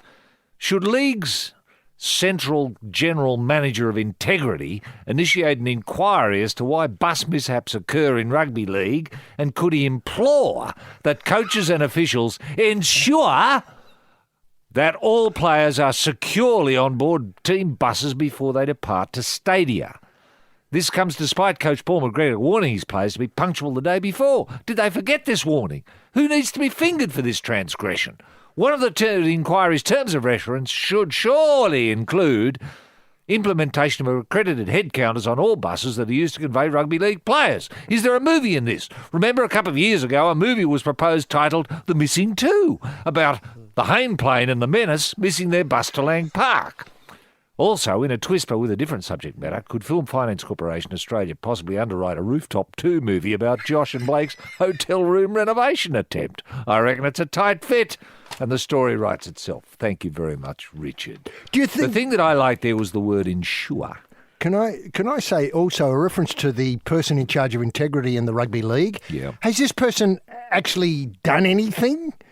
I mean, what would rugby league be like without this person doing their job? Yeah. Do you understand what I mean? I Would do. it just be a riot of, Yeah. mayhem? Let's face it, Mad Monday went off very, very, very, very quietly. Mm-hmm. I think the Souths people were asked to come and meet the new coach and work out where they went wrong. Yeah. We turned into a take a good look at yourself sort of day rather than a celebration of all that's great about rugby league and I know expressing yourself as a rugby league player socially through various means. You forget substances and you know adventures, ideas and hijinks. Hijinks, thank you. You forget the great work that I think Matt Lodge did in New York this year. We had to bring some of that. Hijinks. Yes. Can I suggest this general manager of integrity, fun police? Yeah, That's what it is. Fun police, isn't it? That's the last thing rugby league needs. Punching a word or two in the sporting vernacular. Get ready, the footy's on, which means it's 4:20 pie time on the Sporting Probe with Roy and HG. Yes, the probe continues with a couple more emails. Roy Esme, the president of the Rhode Island chapter of the Probe cheer group, writes, well, with good news and bad news, obviously greetings from loyal Rhode Island listeners.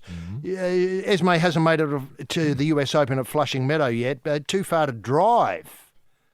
How long would it take? Well, that's the baffling part of this. I thought that would have been gettable, a sort of day trip. We think, if you left at, say, 6, you'd be there in time for, maybe... An afternoon match? An afternoon Easily. match. And then left after that match, you'd get home about midnight. I suppose. I suppose traffic could be a problem for you. And parking your car might be a problem Well, parking, too. It might yeah. be best to get the train. Yeah, is there there would be a subway out to Flushing Meadow, if that's the there right would term. be. Yeah. Certainly. Anyway, Walter, who's a new character in this story... It's her husband. I know. Did you know that, though, before you got this? Well, If I I'd called him quizzed Walter. you- I assumed his name was Walter. When you rang. Yeah. Yeah, is Walter there? Yeah. Now, but Walter and I do go to the Newport Polo around the corner. Now, Newport, Rhode Island, of course, Australia's famous, what would I call it? Yeah. Victory. Yes, it They was. said could never happen. That's right. We won the America's Cup We there, did. and I think we had a terrific base. Newport, Rhode Island, around the corner. It reminds me of polo cross, which my family plays regularly in southwest Queensland. Polo cross are sort of like lacrosse on horseback. Must be. But without the red dirt, which I miss a lot. So not as good. This week the US played England. This is at the Polo. Right. That's quite high-powered, isn't it? Must be. That'd be an international. That'd be a test. Yeah. Polo test. Yeah. Of course, I supported Doesn't neither. Prince Charles play polo? Or He does. Did he at one stage? He does. I think all He the does. royals Remember, play there was that polo. famous incident which has been reprised because of the 20 years of him trying for some sort of reconciliation through polo with the, Princess Diana, the People's Princess. Queen of Hearts. Queen of Hearts. Well, you can hear me tearing up. I know. Look, and she was going to present the trophy and he thought he'd get a kiss. I thought it was a cheap stunt myself at the time, but she turns her head away and so he kisses the back of her neck. Yeah. Very, very telling. It was telling. Didn't the Queen of Hearts once present an award to a chap that became the bounder, who she might have been having an affair with? Yeah, James Hewitt. James Hewitt? Is that the one? Yes. That was a polo connection. Oh, yes. And I wonder if James Hewitt and... it was a full-on grope, though. It that was. happened there. And Lady They had Di. to- I wonder if they ever played at Rhode Island, at Newport. Wow. And I wonder if Esme and Walter ever saw them. We don't know how long Esme has been living there, do we? No, we don't. Anyway, of course, I supported neither and instead protested elite imperialism with the Mad Monday-style nudie run. God, she goes the whole hog, doesn't does. she? If you know what I mean. Yeah. Goes the full 9 yards. Walter was supportive and agrees the Melbourne Cup sounds like a more egalitarian sporting event. Right. Roy, there is another one, though. I don't mean to tread on your toes. No, here. you're not. This one from Matt Sandercock. He said he was listening to our podcast while flying from, wait for it, Louisville to Cleveland. Wow. Louisville, where Muhammad Ali comes from. Yes. That's right. Yep. And I heard you mention your Rhode Island fan base, and in interest of equal opportunity. I just wanted to let you know that you have a support base in Kentucky too. He then spoils that great news by saying, okay, it's possibly just me. But you have someone here who looks forward to hearing the two diamond pies and twirl around the tree of knowledge each week. Yeah. He says he's been a long-time listener to our Howdy Work and enjoys it. Of course, the big annual event here in Louisville is the Kentucky Derby. Yep. Although without Winks, how prestigious can it really be? So well observed. There. He's right there. Yes. Yeah. Have a go. Well, Asia, I've just got one here from Blake. Yes.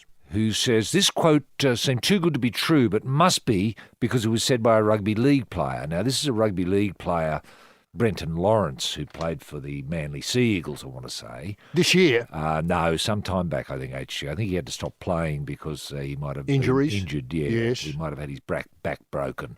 But anyway, which makes this more quote of his even more poignant, yes. Quoting Brenton here, he says, quote, "That's what it is. It's a rough game. It's played by people who like being rough. Knockabouts, that's what we are.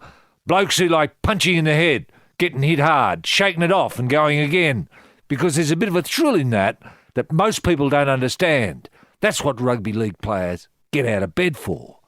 The fans love it." And Blake adds, as a writer, "Further weight to your argument that there should be a jail just for rugby league players."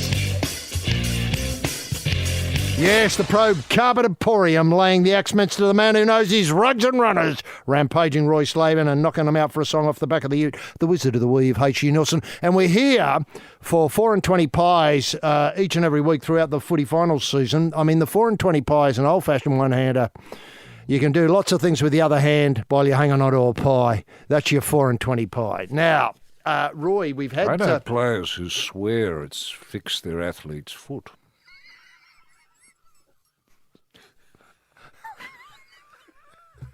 I know. I was worried you'd raise this. And, look, can it's I a mystery to me. I don't understand the science. No. Between a meat pie and athlete's foot, but apparently there is one. Can for I some players. say that we've just done some research here, courtesy of Chairman Mao, and we think it's 2 3/4 hours to drive from Rhode Island to Flushing Meadow. Well, that's not too long to watch a game of tennis. The only thing I was thinking of was, are we seeing this from the Australian perspective? You and I would, We'd happily drive 2.5 hours to watch a game of tennis. Even if it was, Novak Djokovic playing Juan Del Potro. Sure. A couple of also-rans. Yep. But, in America, 2 3/4 hours may seem an implausible amount of time in a car. Maybe. Given that travelling, say, half a mile... You're seeing Esme and Walter thinking, 2.5 hours too long because they'd have to drive home. That's 5 hours in the car all day. Yeah, whereas we'd be happy to have 5 hours in the car get something all day. good on the We're end of used to distances, I know. and 2.5 hours is nothing. Yeah, but there... Well, why couldn't Esme and Walter ride their bloody horses? Yeah, no, that's a good question. Now, can I just come to a couple of things from last week? Hopefully we can squeeze these in. We spoke about the $40,000 bar bill that was run up in 15 minutes by the New South Wales Blues, and that caused... The drinking culture. The drinking culture, and then that caused Laurie Daly to be fired from coaching the Blues. Yes. Well, it appears that the bar bill was only $1,500. Now, I don't get this. $1,500? I mean, this is at the Star Star City. That's 3 Brandy Alexanders on a good night. Yeah. That's your happy hour. Yeah, that's if you know the barman. He can give you a special price. And you bring your own ingredients. Yeah. He just mixes it for you. I mean, that is just pathetic. If this is the theory about the integrity officer, looks at the receipts and sees, oh, that's a bit stiff. How long were they there for? And etc. Now, well, how must Laurie feel now? Glum. Very glum. Because the reason that he was sacked is now spurious. He was sacked for spurious reasons. Excellent use of the word. Now, can I point out that last week we got a lot of criticism for calling Manny Pacquiao Yeller? Yeah, we did. For not facing up to Jeff Horn and the what I consider the very generous offer of the Queensland community, allowing the senator from the Philippines, given all the problems, we're helping him out, in Mindanao and all that sort of stuff, Yep. That very generous offer to come back. If we can't find it in Brisbane, we're happy to move it to the Gold Coast. Sure, that's great. But that very generous offer of providing facilities for the entourage, etc., and a place to bang a bag. Now we have, was a very, telling response, I think, from yourself calling him yellow. Now we have another case of yellowism, and this is even slightly worse because Paul Gallen says that Sonny Bill Williams is dodging him, and the Sharks skipper is close to giving up on his fight with the cross-code superstar. So here we have Paul Gallen, former captain, still playing with the Sharks, retired from State of Origin this year to concentrate on boxing, didn't have to do that. Decided his main number one rival would be Sonny Bill Williams, former rugby league player, former All Black, now All Black again, who he believes is dodging him. The fight has been the potential to earn Gallen big dollars, some say up to $5 million, but striking a deal to fight SBW looks like falling over because of a dispute with broadcasters. I had no idea that. Broadcasters? The broadcasters were interested. And what could the dispute be? What, the broadcasters are refusing to cover a fight that involves Sonny Bill Williams? Is that the suggestion? It appears that way. It appears that way. Is that discrimination? I think it is. I think it is. Gallen smells a rat. He reckons SBW is dodging him. Do you understand? It's a furphy about the broadcast. So SBY is saying, no, I'm not allowed to fight him because no one will cover it because they won't cover me. Well, that's a lie. Exactly. Here's a few facts. The ABC would love to put it on. I know that for a fact. Did bend over backwards. I tell you what, on. Triple Michelle M, Guthrie loves boxing. She does. And diversity is her diversity. byword. Yes. New Zealand, Australia. What could be more than that? Yep. Lots of tats. Sonny Bill. Gal. Not so many tats. I mean, it's got it all. And one's quite tall. Yeah. One's nuggety. I know. I think the issue here is that Sonny's worried about me, Gal says. I've watched him very closely this year and he's looking a bit fragile. He's had a couple of head knocks and I think they're worried about what'll happen when I get hold of him. They know that I'm not like anyone he's fought. I'll come at him and keep coming. I don't have to have a reputation as a boxer to protect. I don't want to fight anyone else except Sonny. And that would worry him. I've got nothing to lose. That's a big concern for Sonny. Now, gee whiz, I had no idea this He's thought it through. I know. Neither did I. Look, Gal's a bit mad, isn't he? Do you think he's obsessive? He should lift the gaze a bit? Yes. Why doesn't he call out Mayweather or Conor McGregor? Conor McGregor. Yeah. Now that's more like it. Gal v. McGregor. Yes. Is that on? Well, Gal's the sort of bloke who's not going to take a step backwards. No, he's going to go to the head. He's going to keep coming. Just a bit of in-depth banter with like-minded people. That's right, the footy's on, which means it's 4 and 20 pie time on the Sporting Probe with Roy and HG. This is the Probe with Roy and HG. And, we'd be here for 4 and 20 and I'm just thinking of a tight fit. Greater Western Giants renamed the Erythropolis. 4 and 20 pies in Bangladesh. I mean, that's your market, isn't it? Right there. Isn't it? That's your expansion. That's your cultural exchange. Cultural exchange. Yep. And there's no reason why Pup couldn't do the same thing in India. Well, I know you don't want to muddy the message. Thanks. Okay. I wish you hadn't said that. Right. Now, because all I'll think now is Pup and 4 and 20 and Bangladesh. Is he the face of Bangladesh now? No. Pup. Well, he'd know Bangladesh just as well as he knows India. Correct.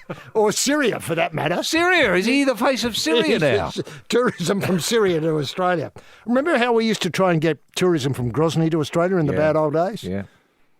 How did that work? I don't think Pup was involved. No. Now, racing in New South Wales has banned the use of vehicles to lead horses in training at racetracks throughout the state, leaving smaller country trainers looking for different ways to get their horses fit. Now, let me try and set this out. It has long been an option for trainers, in some cases holding the reins out the window while driving, and in the other hand eating a 4 and 20, to get their horses fit, particularly when no rider was available. Yep. James Hatch famously prepared Stony Rise to win the country championship, blah, blah, blah, blah. Now, according to Chief Integrity Officers in racing, we will not allow the practice that is so dangerous to participants and the horse to occur on race courses in New South Wales. It's a hockey health and safety issue. It is just an accident waiting to happen and shouldn't be part of the industry in the 21st century. It's understood the New South Wales Trainers Association compiling a list of more than 100 horses affected by the rule change as an outcry from the bush trainers grows on social media. Oh, Lord, is this the greyhound decision all over again, Roy? Well, it's nannyism gone crazy, isn't it? You trained Rooting King. Yeah, with a ute. I know. You sat in the back of the ute. I sat on the back of the ute with a jockey driving. Yeah, Puller Penrose at the wheel. Yes. And you had to put bricks, those blocks, on the accelerator and brake so he could reach the pedals. Exactly. And I think you had brought the steering wheel closer to him. Yeah. Great bit of engineering. Yeah, but it was worth it. And I'd just sit in the back and I could have a real good look at the king and see how he was going. And a few words of encouragement. Yeah. And every so often you'd let go a bullet from the shotgun. Of course. Just to fire him up, so to speak. Of course, and you can't do that anymore. No. When was the last time you saw a trainer like Bart? Sadly not with us anymore, but Bart used to love sitting in the back of the ute with a shotty, dragging a horse. You know, that was natural. That's how you trained them. Now, can I ask? You can't tell me Winksy hasn't been dragged. Of course he's been she's been dragged. Look, can I say, Techniques, what is your alternative? You know, it's all very well for the big names, you know, your Gay Waterhouses and your David Hayes. Yes. And, you know, your Chris Wallers. Yes. They have facilities. You know, they have that in-ground pool where the horses swim around in a circle. They take them to the beach in the horse floats. When you're in Lithgow, you don't have that. All you've got is a ute and your imagination. You don't. And you try to get your horse into the Olympic swimming pool. They won't let you in. You know, I'm here with the king. You know, he's got a big race next week. Do you mind if he gets in the pool? You can't let him in. No. You know, so what do? You sit in the back of the ute. You say, OK, puller. Off we go. Tock. And you run him for a few miles until he's foaming.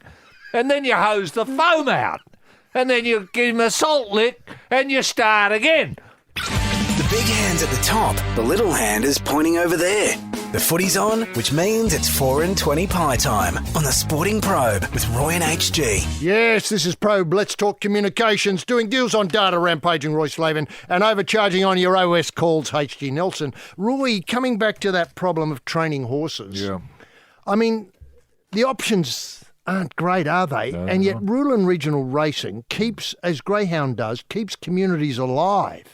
You know, I was noticing it was the Ballina Cup. I might have said that. You know, people live for the Ballina Cup. They do. They invest, they get a win, they're able to feed the family and the chooks and so on, and it keeps them going until the next race meeting and so on.